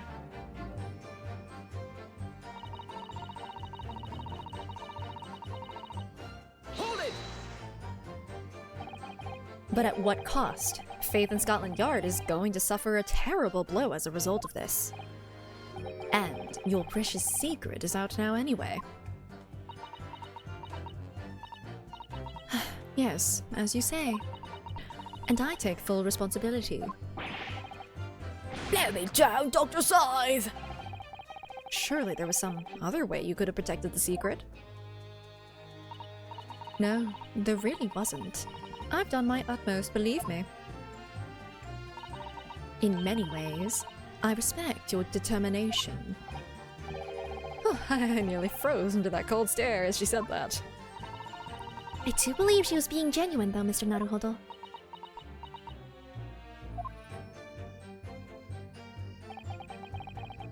So, that's her story. She's admitted to everything and revealed her full involvement in the crime. I do wonder if there could really be much more to it. Well, I don't know, but I just have a feeling. Do you, Mr. Naruhodo? The truth is, I find it strange too. How those two are reacting to this in completely opposite ways, I mean. yes, exactly.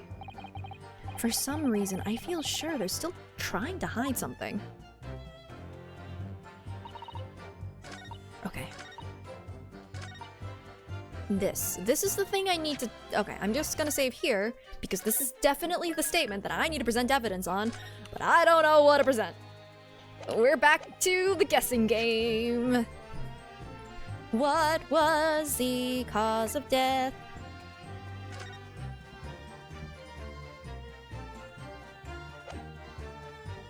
Can we press it for... Oh, you know what? Sure, I'll try that.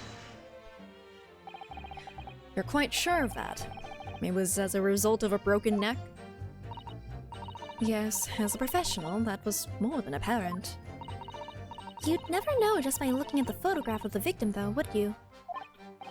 No, that's very true. Obviously not. Which is precisely why coroners are needed to determine the actual facts. Well, yes, assuming they can be trusted. Ooh. There's no point calling our assessment into question without evidence. Let's get back to the testimony. Very well. Okay. So. Why can't we trust this? Broken vertebra, most likely resulting from impact after a sudden fall from considerable height. Hemorrhage of... Okay. Uh-oh. I don't know if I like the statement, oh, right, this one. Uh-oh.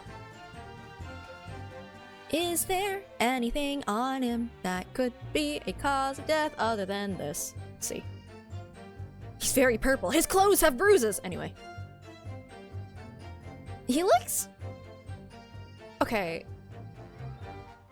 I mean, he looks really stiff, but also if they were arranged... Oh, wait. Hold on. I wonder if the manner in which she did it was also something? Cause like, why wouldn't you just leave the screwdriver in there? There's glass from the Crystal Tower when they quote-unquote moved the locations. They took the picture afterwards. After they had moved everything. I'm just surprised that they didn't leave the screwdriver in there. It's a little odd. Can I have her add the other statement too? I mean, I don't know if that actually really means anything, but like, it is a little weird.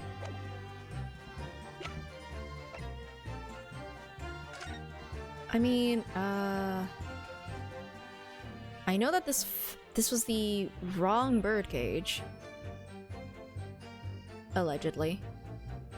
But this is the one that fell in the actual like experimentation stage. And this is the one that he was actually in. There's no blood on this. Right? Oh, is that blood? Nah, I can't tell.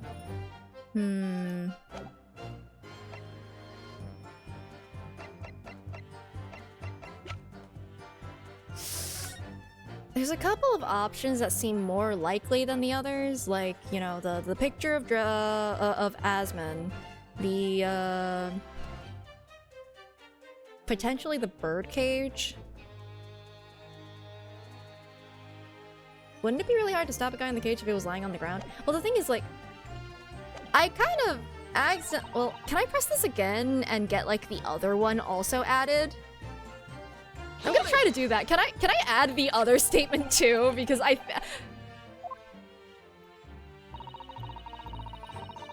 Oh, wait, is this different? No, this is the same. Yeah, this is the same. Okay, I'm gonna add the other one because that one seems more easy to, to contradict at the moment. It does mean that I have to go through all of this again. Cause like, if you're going to implicate the guy, then why wouldn't you leave the screwdriver in his chest? It's weird, right?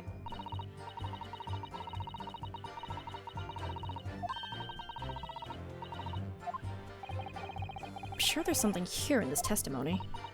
You know, if you think it would be appropriate, I'm sure you could ask Dr. Sai to change the supplementary testimony she gave before. Oh, okay! What should I ask her to do with the statement she added? Change it, please. Dr. Scythe, what you said before about what you did to the victim's body, I believe that may be significant, so could you change your supplementary statement to explain that instead? Very well. Does Benzie concur now? Dang it. I stood over the victim's corpse where it lay in the toppled cage and plunged the screwdriver into the chest. There's no blood on the cage. Okay, I'm gonna save now. Thank you for letting me know I can change the statement, though, because I thought I was trapped. Alright. So... let's see. Because there is no blood. Objection! That's not the answer! Blood is never necessary. I guess I could also press it to see what happens. It's okay, blood's not important, you know? That's fine. Okay, fine. Let me press 2, just to see what happens. So it was you who stabbed Asmund with this! I mean, the thing is, like, again, it's just a matter of, like... By the way, it's okay, I don't need hints, I swear. I have a couple of ideas, I'm just trying each one out. Yes, far easier than dissection, I assure you. No precision required. What a welcome change. The victim died instantly from a snapped neck. All I did was carry out the instructions I'd been given. Blood is only relevant when the prosecution brings it up. Of course, just like perjury. As unflinchingly as ever, no doubt. I imagine you didn't bat an eyelid when you drove the weapon into his body. There was no need to bat my eyelids. They've got beef! And what else did you do to twist the facts? Remind the court, why don't you? If you wish. Okay, back to this. Okay. So... I can't remember what was said about this. Let me just go over it again. This is blood. Yep, it's Mr. Asmund's. Wow, blood. The problem with looking... Okay. That's nothing terribly important.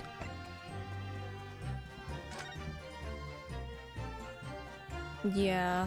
I still think that it's weird.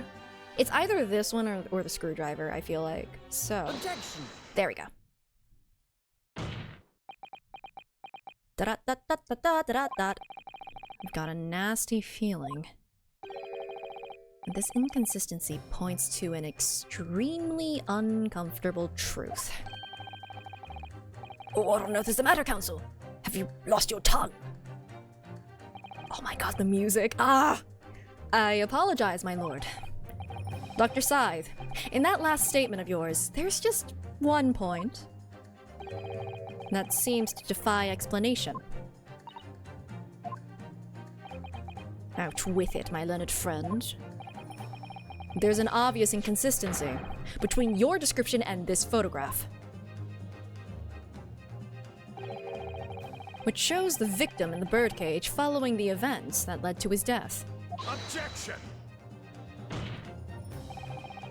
The court has already examined that photograph in depth. There's nothing new we can learn from it. Objection! Yes, we have already considered it, that's true. But we now know the facts to be different. What do you mean? I believe we should let the defense explain.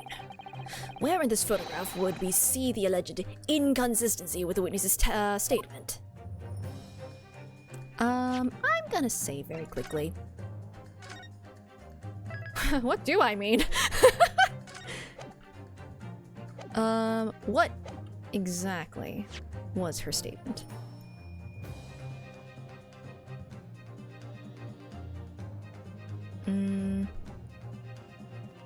I stood over the victim's corpse where it lay in the toppled cage and plunged the screwdriver into the chest.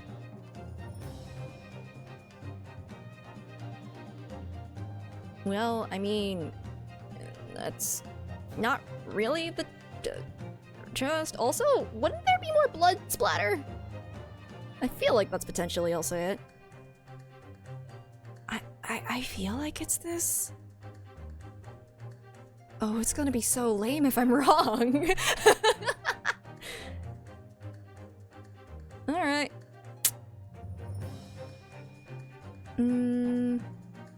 Okay, if I consider the sequence of events. Allegedly, broke his neck from the fall, and then stabbed after the fact.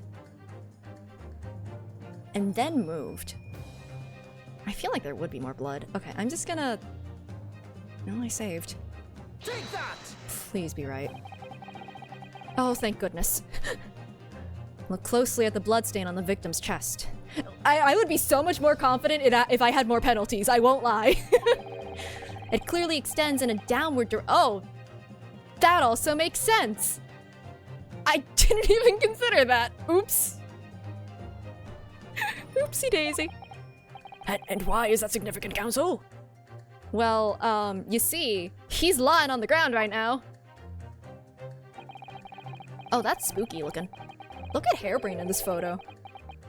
Oh, I'm covering it. Oh, I'm sorry. Don't worry. I'm just obstructing justice. Wait, no, hold on. If the victim was stabbed moments before the kinesis machine was set in motion, that's entirely expected. Ah! Of course, no, that's not what happened. Exactly, my lord. Dr. Scythe made it very clear in her testimony just now that the point at which she stole Professor Hairbrain's screwdriver and stabbed the victim. Yeah, I had the wrong conclusion, but the right method. That's always fun. Was after the grand deception was set in motion, when the birdcage had fallen below the stage out of sight. From the shape of it, it's clear that the birdcage would have fallen on its side after the 30-foot drop. And if the victim had really been stabbed whilst inside the birdcage in that position, well, the blood from the wound would have spread out equally in all directions. For it to have formed the longitudinal appearance we see in the picture is inconceivable. Haha! I can do the forensics! I can do the forensic analysis now! Given that the victim's blood seeped vertically downward from the wound, it must be the case that when you stabbed Mr. Asman, he was standing up. In short, Dr. Scythe, your latest testimony was a total fabrication!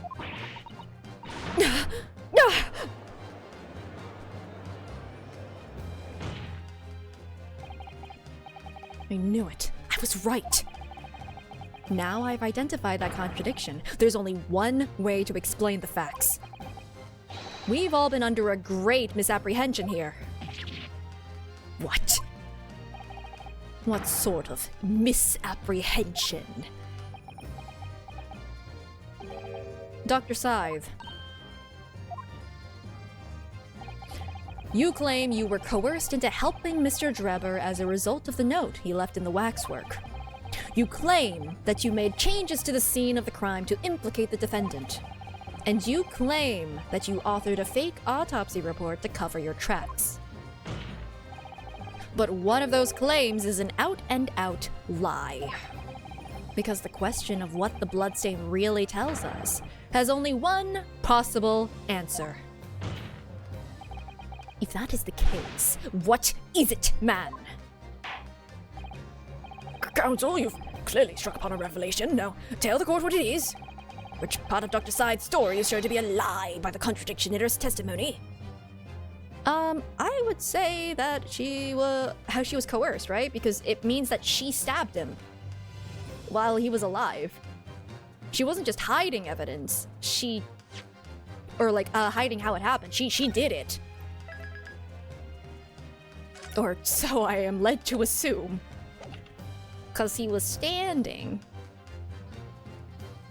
Which one would that mean? I think I have the right answer this time, and now I don't know the method. Great, I flipped my problem.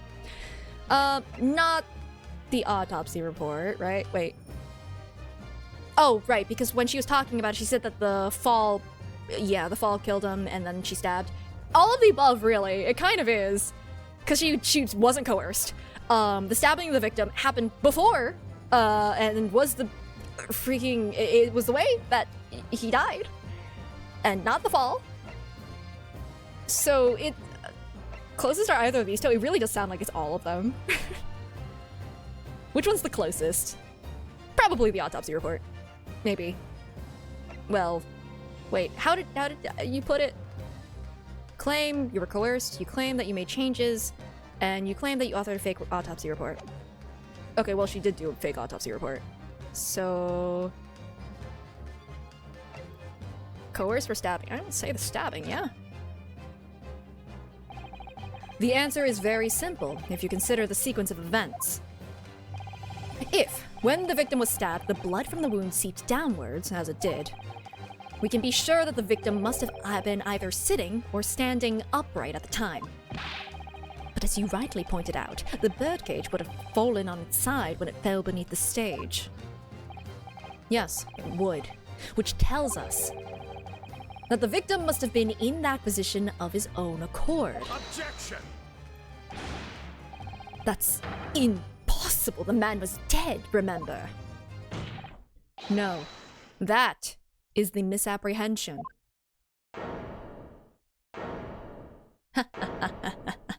You did a murder. When the birdcage fell from the stage into the void below, it must have hit the ground with considerable force.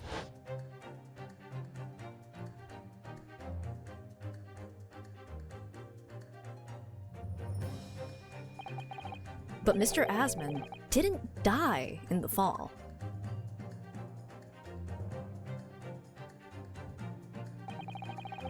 He probably lost consciousness for a while, but when he came round, he got to his feet to climb out of the cage. Just as Dr. Scythe appeared.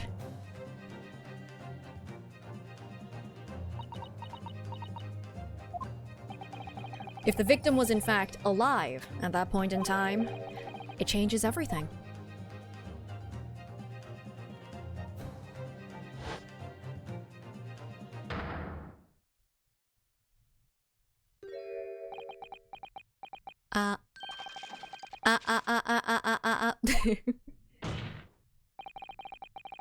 Mr. Odiasman's killer wasn't the defendant, Professor Albert Harebrain. Nor was it the mastermind behind the stage trickery, Mr. Enoch Trevor. It was you, Dr. Courtney Scythe.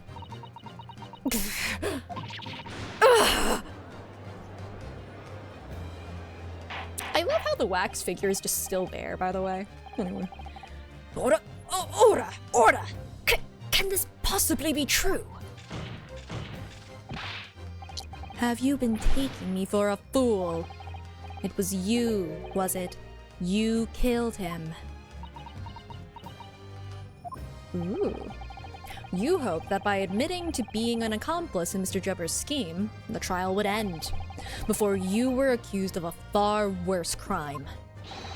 Cold-blooded murder. Oh, do shut up! You're so desperate now, you're making all this up, as if I would do something like that. Objection. Ooh, Sato. I assure you, the defense is not desperate, Doctor. Mr. Naruhodo has established the facts using evidence and logic alone. A lot of guessing. Logic. Don't make me laugh. Sadly, your logic has a gaping hole in it. What? What do you mean? I'd have thought it was obvious. A motive, boy. You're lacking a motive. Oh, it's because of... I'm like waving my hand. It's like, pick me. It's because you're the Reaper, and you're trying to get all the people around him, Van Zeke's killed. Anyway.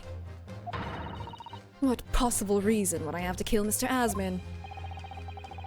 Asman was involved in any number of criminal activities, from coercion to theft to murder. But there was no known connection to Dr. Scythe there. I'm rather relieved to say it does seem somewhat far-fetched. True, there's no obvious motive, but there's still something in the back of my mind. Her name definitely sounds like a Reaper! I feel sure I've seen something somewhere that hints at why the coroner might have done this. Yes, I might have tampered with the crime scene and concocted a fake report. But murdering someone for no reason is a very different story.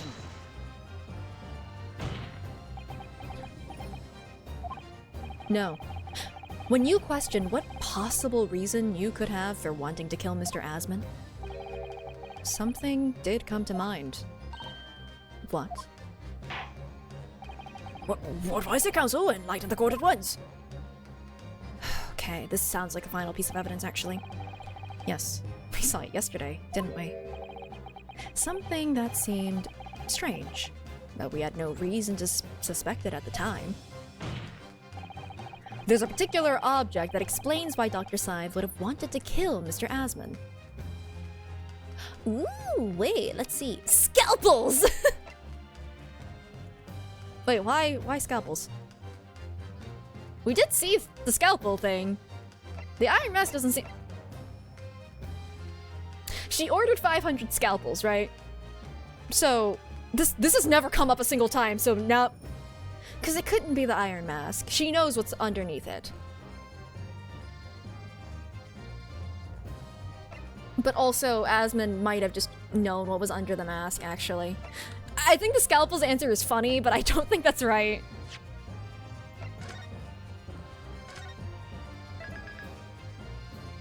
Cause like...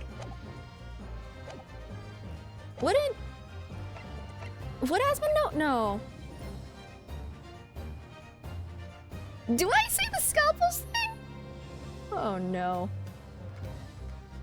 I'm just second guessing myself. Alright, I'll say scalpels. Maybe it's funny. I'll just say I'm doing it for the funny. It's a scalpel, or rather, scalpels. Did you say scalpels? Oh shoot, that was right. Would appear that word has struck a chord, Doctor. You, come on, out with it! It was yesterday when we visited your laboratory. Laboratory. Look at this big, thick book here. Ah, it appears to be an accounting ledger. It's a record of the forensic investigation team's spending, I think. Oh wait, didn't Odie Asman have like a chokehold on like the scalpel sale or something crazy like that? It's been like a weekend, so like I actually didn't remember. Oh? What is it? It's clear that the team purchases various equipment and supplies on a monthly basis, but, well, one entry seems rather strange. Really? In what way? They're buying 500 scalpels every month.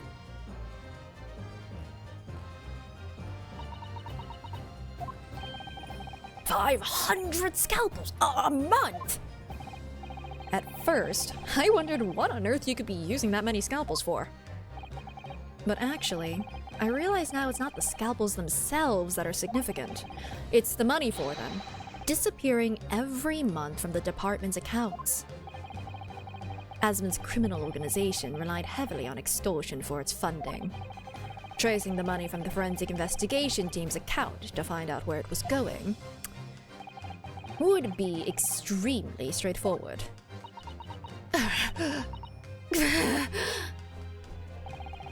10 years ago, when Mr. Asman was still a journalist and wrote this article about Mr. Drebber, he may well have stumbled upon information as he was researching the story. Information relating to Dr. Side's darkest secret that he would use to rack money from her for the next decade. A darkest secret? Oh, good lord, you mean? I don't know what happened on the night of that execution 10 years ago. But clearly the opportunity to rid yourself of that menace was too tempting to pass up. So, in the end, you weren't coerced at all, were you? You did it entirely of your own free will. You stabbed Mr. Asman in the heart with all your might. To silence the blackmailer who knew your dark secret forever.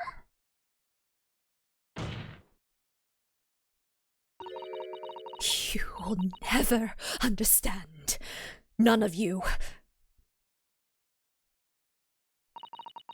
What we've had to keep covered up all these long years. Oh. Still composed, okay.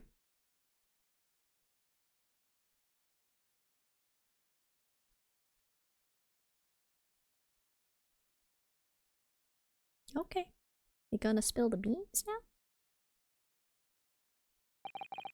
Well, there's very little of the machine remains after it was ripped apart by the bomb that you definitely placed. The truth of this case can never be properly established unless you speak out. And if you decide not to, it's very possible that Courtney Scythe will escape punishment for her crimes. Please, sir, own up to what you've done and tell the court the truth about what happened. I do like vengeance. 10 years ago, you told the truth, and you were robbed of a bright and successful future as a result. I can certainly understand your bitterness and your consternation now. However, this is surely the chance you've been waiting for, to sever the hold that fate's had over you all these years.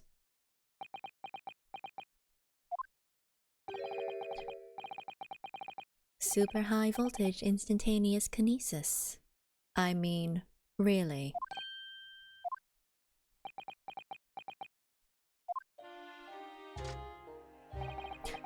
It's the addle-brained mock scientists that are the worst, you know. They don't recognize the fact that they don't have talent. They can't even get that right. And so they end up chasing impossible dreams, having unbridled faith in their abilities. They go on and on about their wonderful hypotheses, their stupid eyes shining like a little child's. They make me sick. I can't abide their foolishness. Careful, Mr. Trevor!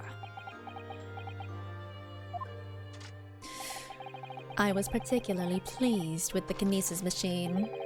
It made for quite a show, didn't it? Ooh, he's monologuing now. So you admit it. You admit that it was nothing more than a sham made for the purpose of killing the victim. Yes, I admit it. I did it all in the name of revenge. A sham spear. No, not again. Revenge for the future Mr. Asman's article had deprived you of 10 years earlier. But the revenge you sought didn't stop at Asman, did it? Which is where that very particular waxwork comes in. Yes, I see. Oh, you were trying to implicate her, too. The condemned convict that you saw rising from the grave in Lowgate Cemetery 10 years ago. If your account of those events was all true, then obviously, Scotland Yard couldn't afford to acknowledge what had happened. Even if it meant discrediting a bright young man and crushing any future career he might have had. So your plan required that you abduct that particular waxwork model. In order to exact your revenge on Scotland Yard as well. Or on Dr. Scythe, to be precise. hello? Yes, that it is absolutely meant to be GLaDOS. It's because he's a robot, kind of.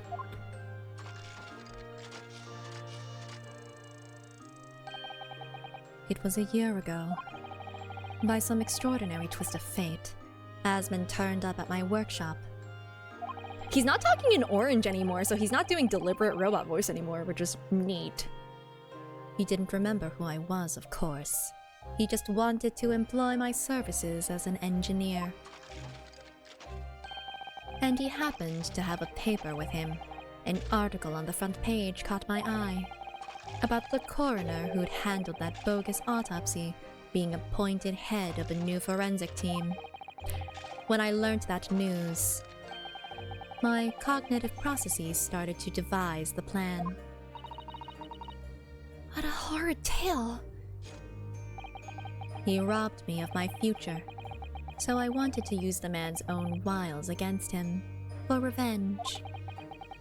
Low-key, this guy reminds me of a character from Ghost Trick, which, don't spoil, I'm not spoiling anything about it, but he does remind me of a character from there.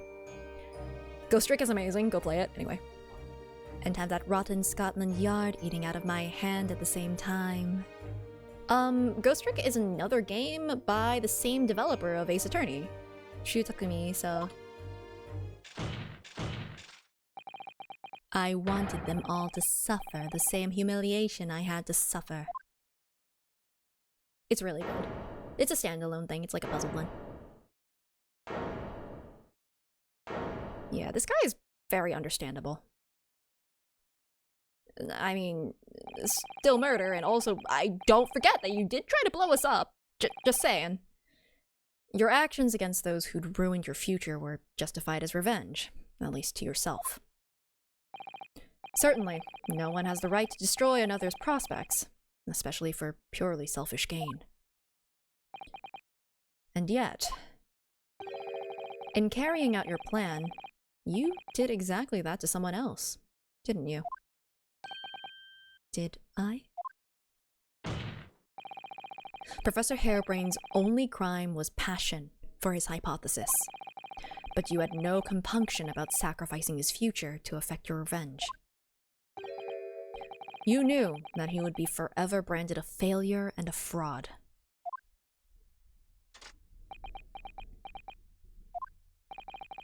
Perhaps life treated you unfairly 10 years ago, and others' misconduct left your life in tatters.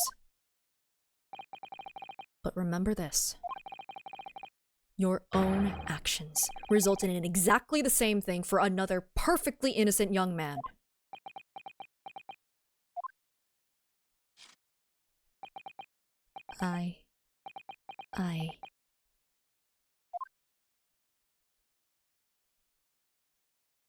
That's somber.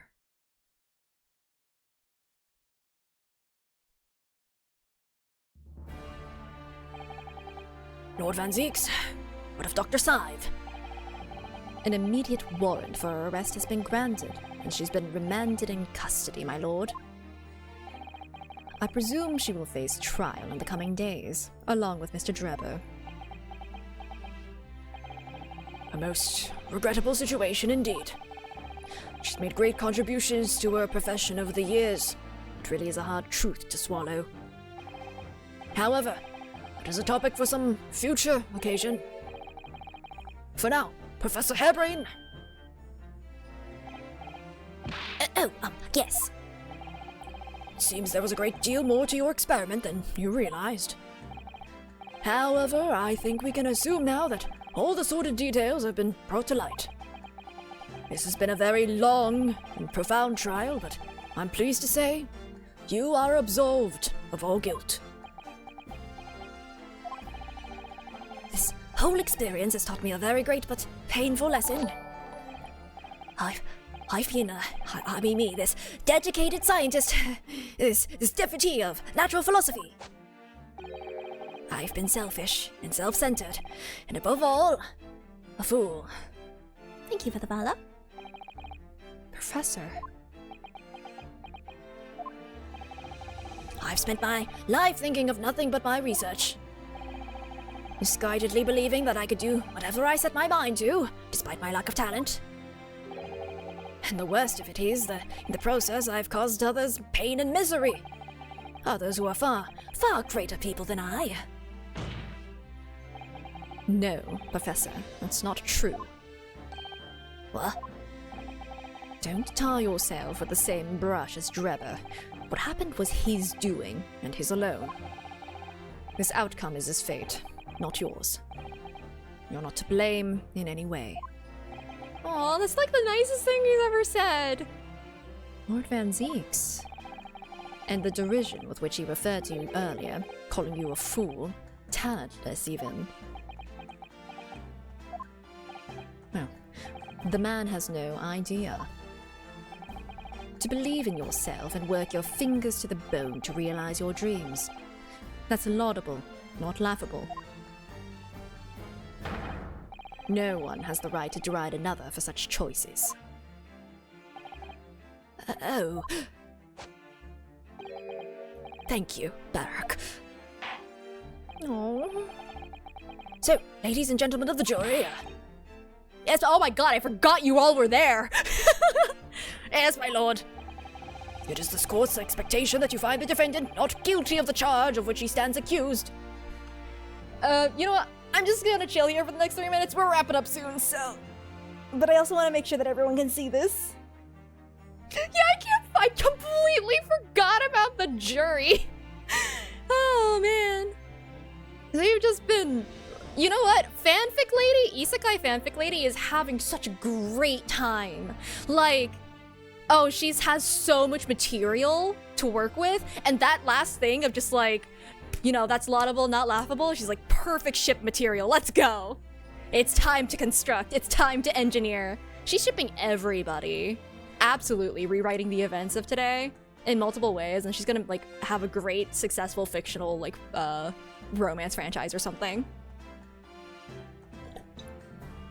Man, drinking tea, it really does cause the model to spaz out. That's very silly. It looks like I'm fighting it. Ugh. But yeah. There's also the, I don't know.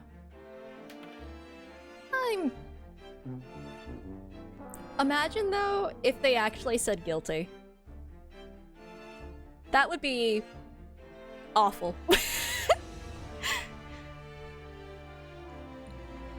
But it's fine. They wouldn't disappoint Father Christmas. The child's gonna be like, the corn told me. The court told me that he's still guilty. Definitely.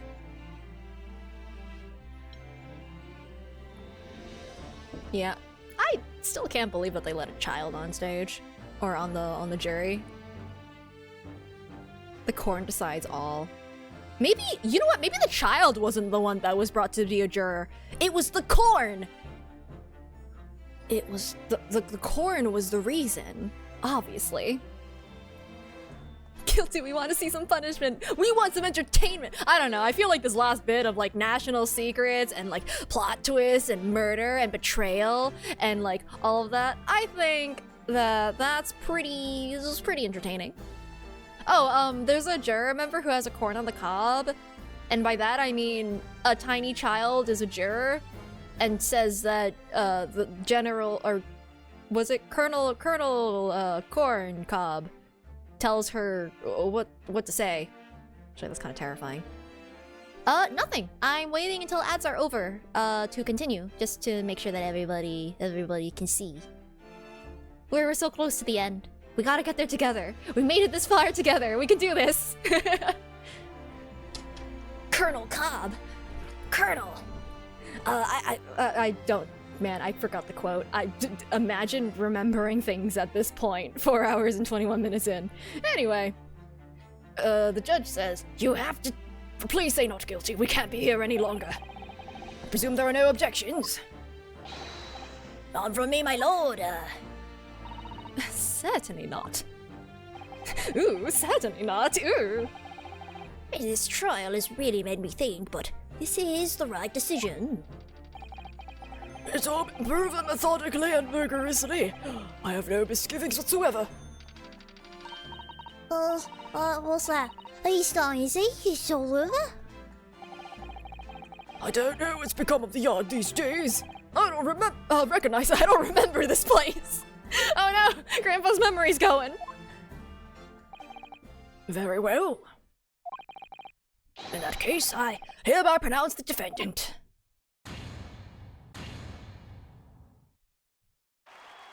Yeah, we're free! Oh no, the dementia's kicking in!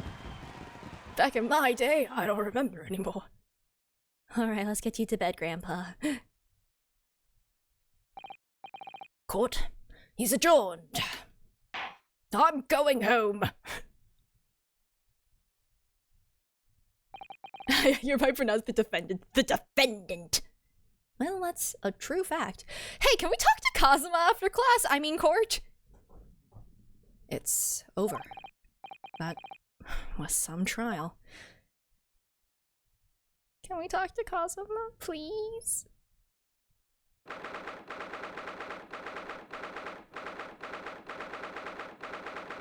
Or ask Sholmes what all that's about, please? No, we have to talk to you first. What do you mean, Kazuma's dead? Professor, what a splendid outcome, isn't it? Oh, it is! Congratulations, Professor Hairbrain!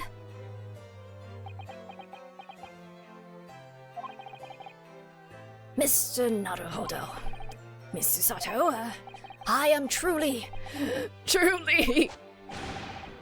beside myself with gratitude! How can I ever thank you enough? I'm just glad it's all been cleared up. That you realize you were just caught up in a bad situation.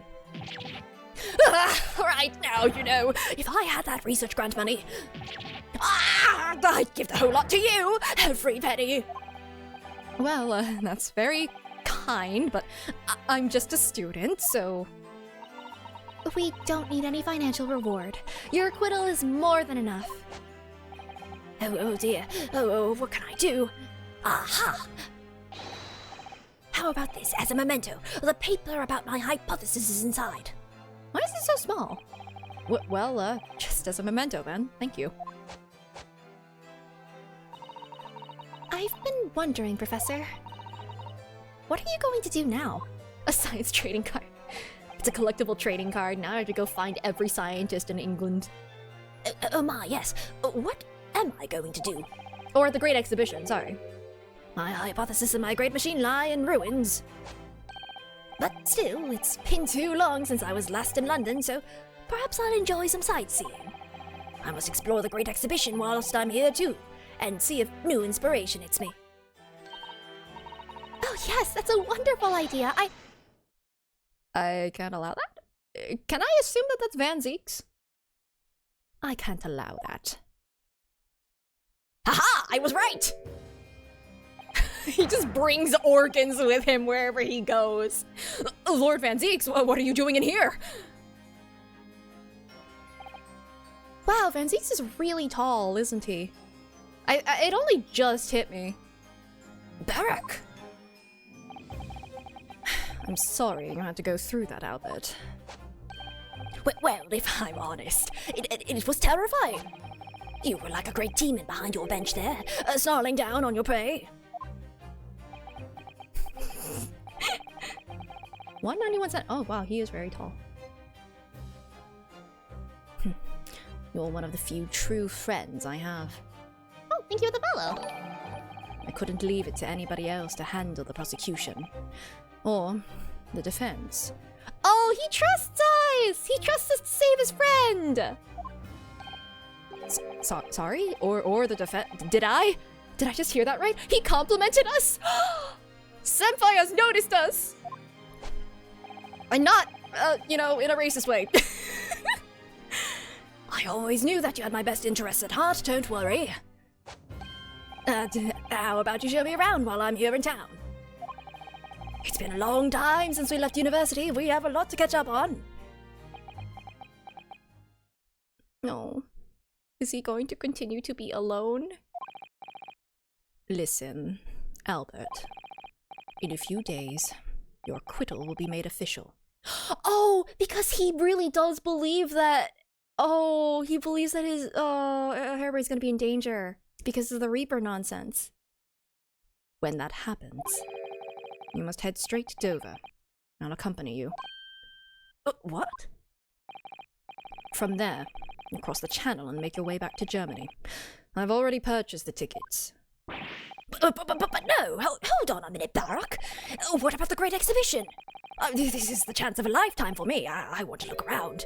No sightseeing, Albert. Give up on the idea. Sometimes it's hard to see any warmth in those eyes, Barak. Oh, Isekai Webtoon Lady's having a great time. The Isekai Lady has not left. Behind the couch, maybe. Lord Van Zeeks. We know why, right? No. Ryunosuke, you know exactly what this is about. There's a reason that Gina is under Gregson's, is interning for the Scotland Yard currently. And why she's going to France. Like, that is the reason. Yeah, he's worried. He's really paranoid about losing someone else that's important to him, and like, I really feel bad for him. He doesn't let himself keep anybody close to him because of it, and that's so sad. Gina's going to France, allegedly. Gregson's transferring, and he said he was gonna take her with him. What's all this about? Unnecessary precaution. Yes, I think I understand. You do? Well, Iris told me that when you met Lord Van Zeeks at his office some days ago, he asked how Mr. Natsume was doing. Yes, that's right. I remember being surprised at the time and thinking it was nice of him to ask. The point is, Mr. Natsume is still alive and well. Even though it's been more than 6 months now since he stood trial with the Reaper as the prosecutor. You mean the Reaper's influence doesn't stretch overseas? Those in the Reaper's sides meet their ends days or sometimes months after their acquittal. That's been the pattern up to now. Yeah, I think I remember catching or picking up on that when he was asking about Natsume. It's why I was just like, oh, he's getting all the backstory now. He's traumatized, the poor lad. That's been the pattern up to now. But of course, we know that both Mr. Natsume and Gina were both completely innocent. True. But perhaps that governs the Reaper's actions. The truly innocent are spared. But I don't want to take any chances with a close personal friend. Oh, buddy! Barak!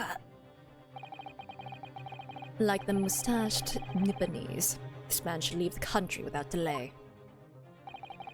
That's why I'm packing him off to Germany at once. Right. Does your friend-shaped package get any say in it? Goodness, was this your intention all along then, Lord Van Zeeks? Natsume-mikun. Oh my god! In court, where people think of him as the Reaper, this man seems absolutely merciless, and yet he's just a softie. Sometimes I feel as though I don't understand him at all. He's just very traumatized. It's time to go, Albert. Back to the prison for the time. Why is he going back to prison? Oh, yes, all right. Well then, Mr. Naruhodo, thank you so much for everything. Not at all, Professor. It was a pleasure getting to know you. I guess they have to wrap some things up at the prison? Get his papers settled or something? Back to jail with you. Yeah, there's probably a process. Best wishes, Professor Hairbrain. Well, once the dust is settled, you must come and visit me in Germany. Anyway, goodbye for now. He's really chill with the whole thing. Like, he gets it. He understands where the guy's trauma is coming from. Aw. Probably safer since he's guarded. I mean... McGriddle definitely got caught on fire with a bunch of police in the vicinity, so... I don't know. Had some German in him? Yeah, I think he's British, but went to Germany. So, I don't know. Everyone's British, though. Now, my Nipponese friend. Yes, I thought you'd gone, too. Why are you still here? We have matters to discuss. Can you spare me some time? Isekai webtoon lady is just having a ball right now. Yeah, McGriddle was led to his death by a guard. That's why it's like... I'm pretty sure that it's like a whole thing by, Strongheart? There we go. Strongheart. I'm pretty sure that he's the one behind it all. Like, Scythe doesn't mean that they're the Reaper, they're just the tool. You want to talk with me? I'll be waiting in the courtroom in 10 minutes. The courtroom again? Do we have to shout at each other from like 30 feet away? Well, that was strange. For some reason, I didn't get that sense of impending doom as he walked away this time. It's because he got turned into an ally, and we're gonna have to defend him next time because the consequences are going to catch up with his actions. The Enigma, Barrack Van Zeeks. If he's alive or not? Oh, he's definitely alive! He just has amnesia! What does he want to discuss, I wonder? The answer awaits in the courtroom, I suppose. Your son. He forgore. He forgore his bestie, his classmate! Is he gonna bring Kazuma with him? I don't know. I don't think that Van Zeeks even knows what their relation to Kazuma even is. They just know that, like, they were, like, asking about him a lot. Oh, he's still here! Also, the wax figure is still here. That's weird. So, are you satisfied? You saved a guileless scientist from a great injustice. Kazuma just like, well, I'm still here. Would you leave someone with amnesia alone? Well, he has a sword. Yes, I think so. I'm relieved, at least, that the man's innocence could be proven. Anyway. I imagine you've been wondering where my animosity towards you Nipponese comes from. Oh yeah! That's how the previous game ended! Where he's just like, I will tell you in due time, or whatever. I have a traumatic reason. Hello, where does your racism come from? Tell me. Well, at first I thought you just didn't like me. I imagined you saw me as a pretentious child from an unimportant land who had no business being here. But now, I think differently. You were right. Well, you clearly know our ways. So I would guess that some specific incident led to your thorough dislike of my race. Will you tell me what happened, please? Was that chalice there before? He just pulled out the chalice between cuts. The professor. I thought I'd never hear that name in this courtroom again, to be honest. He took your brother's life.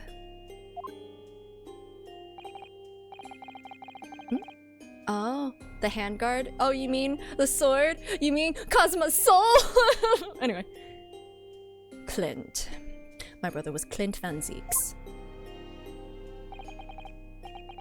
This is why he developed alcoholism 16 years ago, when I was still just in my teens. He was already the director of prosecutions and a key member of the judiciary. I looked up to him. He was everything I aspired to be.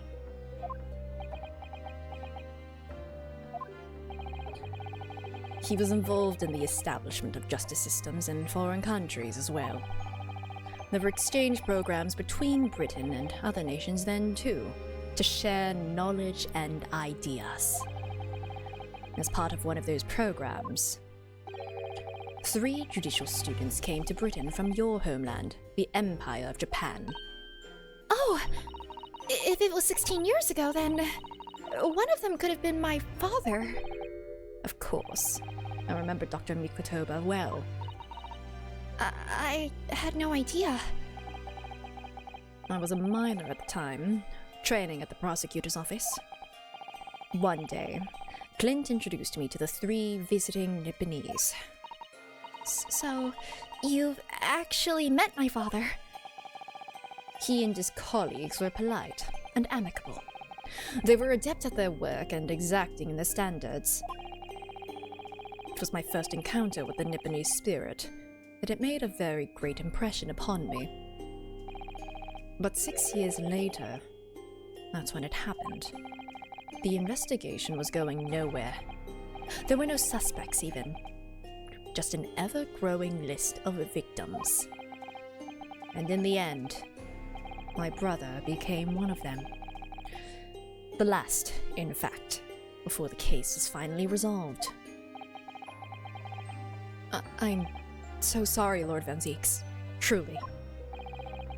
Clint was always ready to put his life on the line for justice, anyway.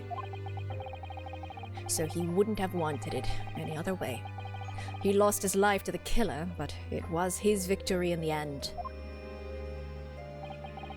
For me personally, though, it was a great loss. I found myself in a very dark place indeed. When I finally found out the killer's identity, the reason why no one had been able to catch the man sooner ceased to be such a mystery. He'd been hiding in plain sight all the time. In plain sight? Are you aware of political events 10 years ago? It was a period of extremely sensitive diplomacy between the British and Japanese empires. A new treaty was being forged, I think. Correct. The Anglo-Japanese Treaty of Friendship and Navigation was being concluded. The leaders of both countries were deep in extensive political discussions. Which is why this particular killer's appearance in court was conducted as a closed trial. Oh no! Because that's what happened with Ryunosuke's trial, because it was the murder of a uh-oh. If the British public had known the identity of the killer, not only would the treaty have been in jeopardy, but our two nations could very well have ended up at war. What? A war between Britain and Japan? But that would mean... Oh my, you mean to say the professor was...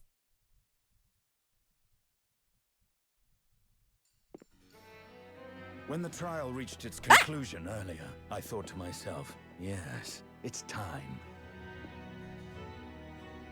Do you have the... Did you take the key? Time for you to come face to face with this hideous monster. Professor... No! It wouldn't be Professor Mikotomo, right? I'm scared. I borrowed the key for the mask from the proprietress of the Waxwork Museum. I'm a little worried. So see for yourselves now. Confirm it with your own eyes. Professor the proof that's Mikotoba? been hidden this past decade. Mikotoba?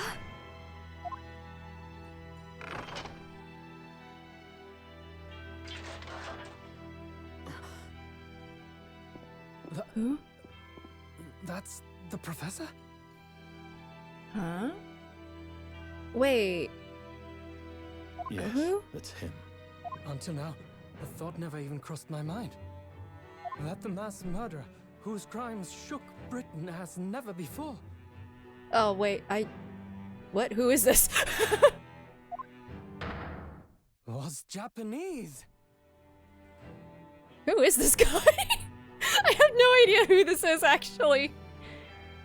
Got a tiny mustache. Well, I mean... Who? That's fine, we'll figure it out. Wait a minute. Oh, do you recognize him? That face. I feel as though I've seen it somewhere. It's strangely familiar. Why? Hello?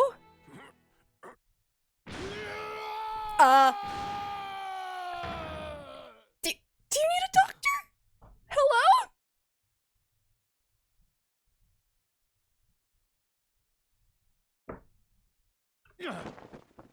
Oh.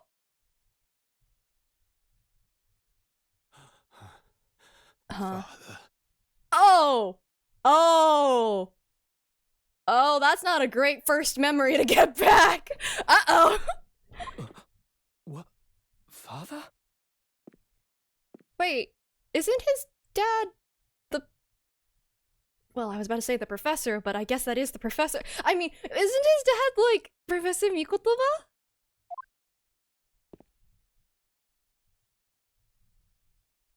Uh-oh.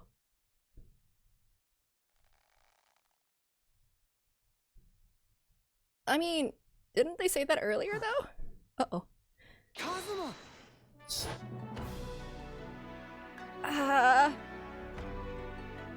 My best friend, Kazuma Asogi. After a whole year, finally his memories returned. Oh, all of them? Oh, all of them? Wait, who's getting Edgeworst?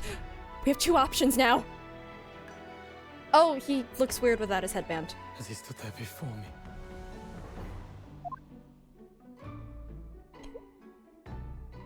Hi.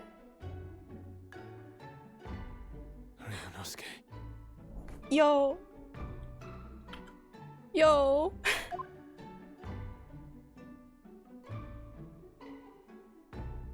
Hello again.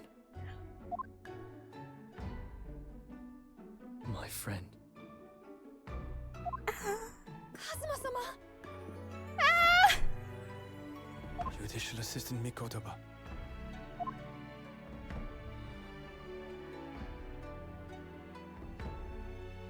Can they be allowed to hug? A very long road. Please? Thank you. Thank you for guiding my friend here when I could not. It was an honor. Oh.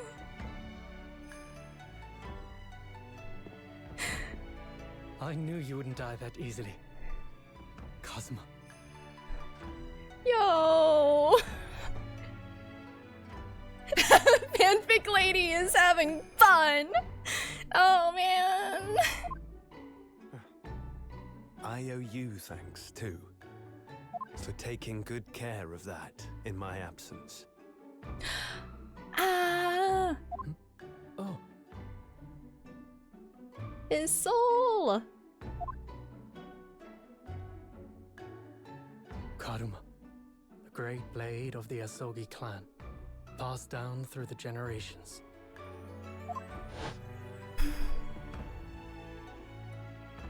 When we left Japan, this sword was at my friend's side. The Japanese man's katana is his soul, and he couldn't be parted from it.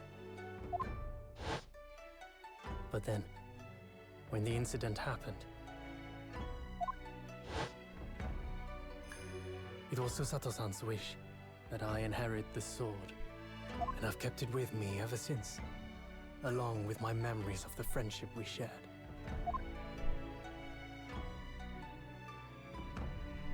With this by my side, I always felt that you were watching over me somehow.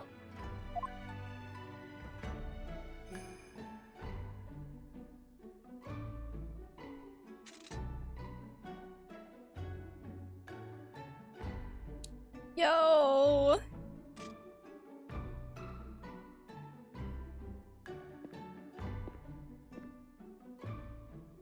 I've made it. At last. Father. Hey, what does that mean? Then Zeke's just sitting here like, oh shoot, you guys like know each other. Alright, I'm just gonna back up a little bit. Yeah, I'm a little scared. Here's the thing, I thought we were gonna have to defend Van Zeke's next case, but now I'm scared. Now I don't know who— we have two Edgeworths. I don't know which one we're going to have to defend. Are you saying... Surely not. You mean, you knew all this time? I'm looking at it, but I still can't believe it. This mass murderer is Kazuma's father. To leave Britain. Honestly, that's fair. But, our senses of justice are too strong. Oh, these boys gay. Good for them. Good for them. Are you gonna slice it at Madam Tispels? I was gonna be mad.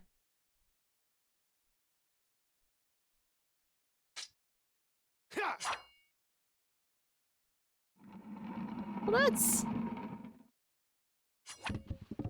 Madame Toothfuls was gonna have our heads for that one.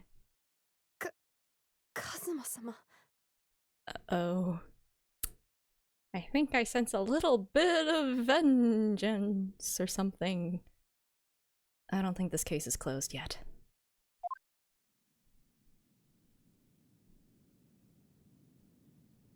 Ryunosuke.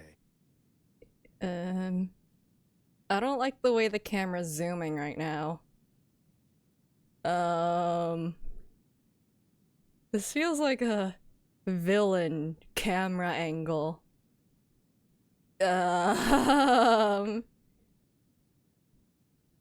Guys. We have much to talk about, but now is not the time. Yeah?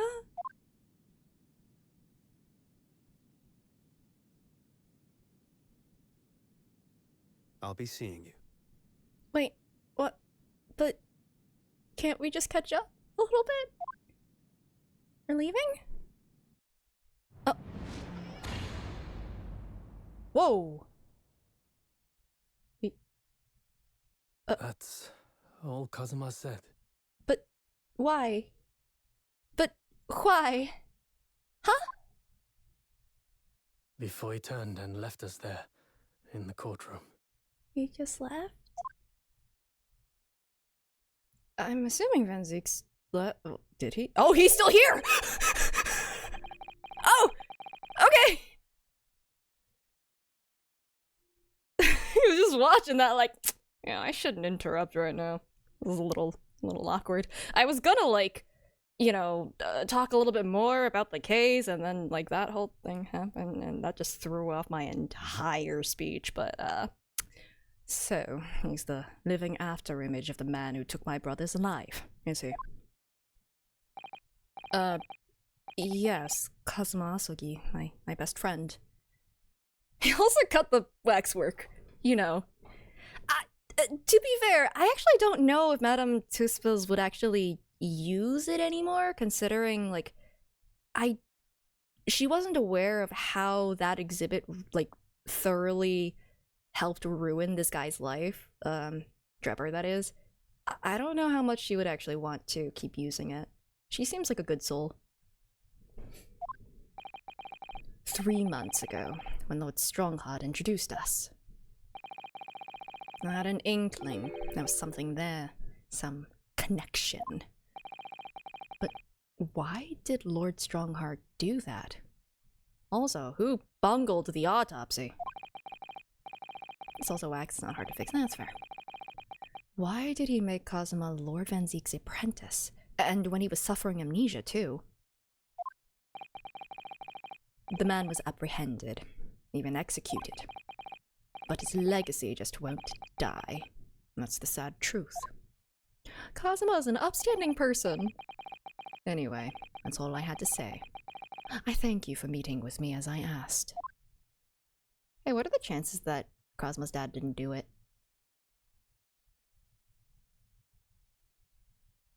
I think that might be one of the cases. That might be the last case. 10 years ago, my grandmother took me to the railway station. We were there to meet my father from the train. For me, it was the first time I had ever seen him. Poor Susato-san. All this is tied up with painful memories for her, too. She's never talked about this with me before, though.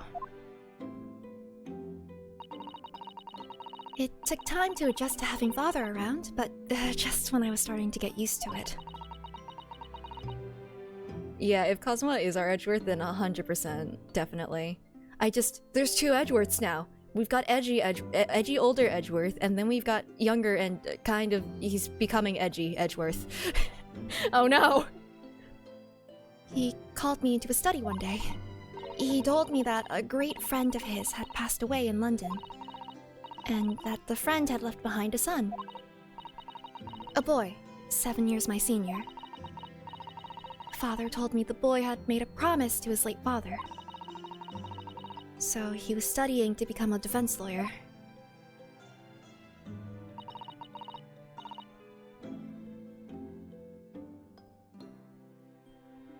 Karuma oh, shoot. Ah!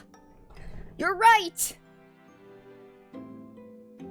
I wanted to help, so I studied to become a qualified judicial assistant.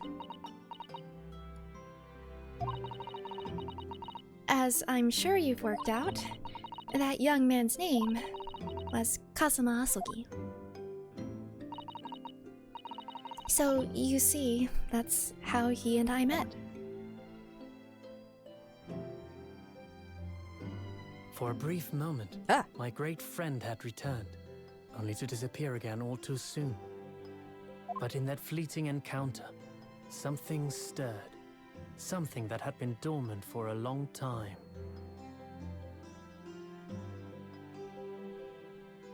As if great wheels had been set in motion, I could almost hear them creaking into life. In some ways, it was the end of a chapter, but in many, it was the start of a new one. It's that they were classmates.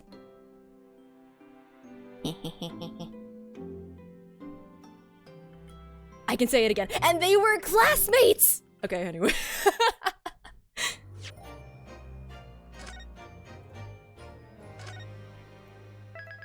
I was completely enthralled with that last bit, I won't lie. In some ways, it was the end of a chapter, including, very literally, Twisted Karma and his last bow. Or bow, I don't know. It was indeed a most bizarre incident born of a curious advertisement and a commonplace killing at the edge of town. Karma. They don't mean Karuma, right? Uh-oh. Who are we defending? I'm scared! Yeah, no, I'm... oh, save the aftergate? Don't look at the time.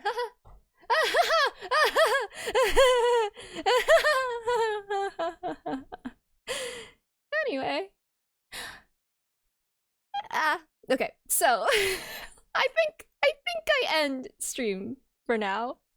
Possibly. What time is it? Midnight! Let's go! I'm not doing that again. I'd say, having done this before. Somehow Maya Fake gets put on trial. Oh, that's hilarious. Okay, there is no one immediate to raid because these are, we're entering degen hours. I think I might just end the stream, to be perfectly honest with you all. 24 hours from now! I would simply evaporate. The last two cases are really long. I expect them to be long. Oh, shoot. I don't think I follow Camden. Hold on. What is Camden's Twitch? Fair enough. Aha. Alrighty, in that case, I will send you guys over that away. Thank you for letting me know. And, thank you guys so much for hanging out for this long! And, yeah. Oh man, that ending was just so nice. It was very bittersweet. I really liked it a lot. Okay. I'm gonna go and, like... Kazuma's back, baby! And he's gonna go through a lot, and I'm scared! See, he's back, which means that the writers can do more terrible things to him, and that's scary. That's terrifying. But anyway, I will be back on Wednesday, I believe. And, theoretically Thursday, but hashing out some details, so... keep an eye on that, I guess. But yeah, I will be back on Wednesday at normal hours. Hopefully I won't go this long. I don't think I'm going to be, because there's no way I can finish that entire case in that day. Alrighty. But yeah, I think that's about it. So thank you guys, and take care. Have a good one. Eat, rest, I don't know. Bye-bye!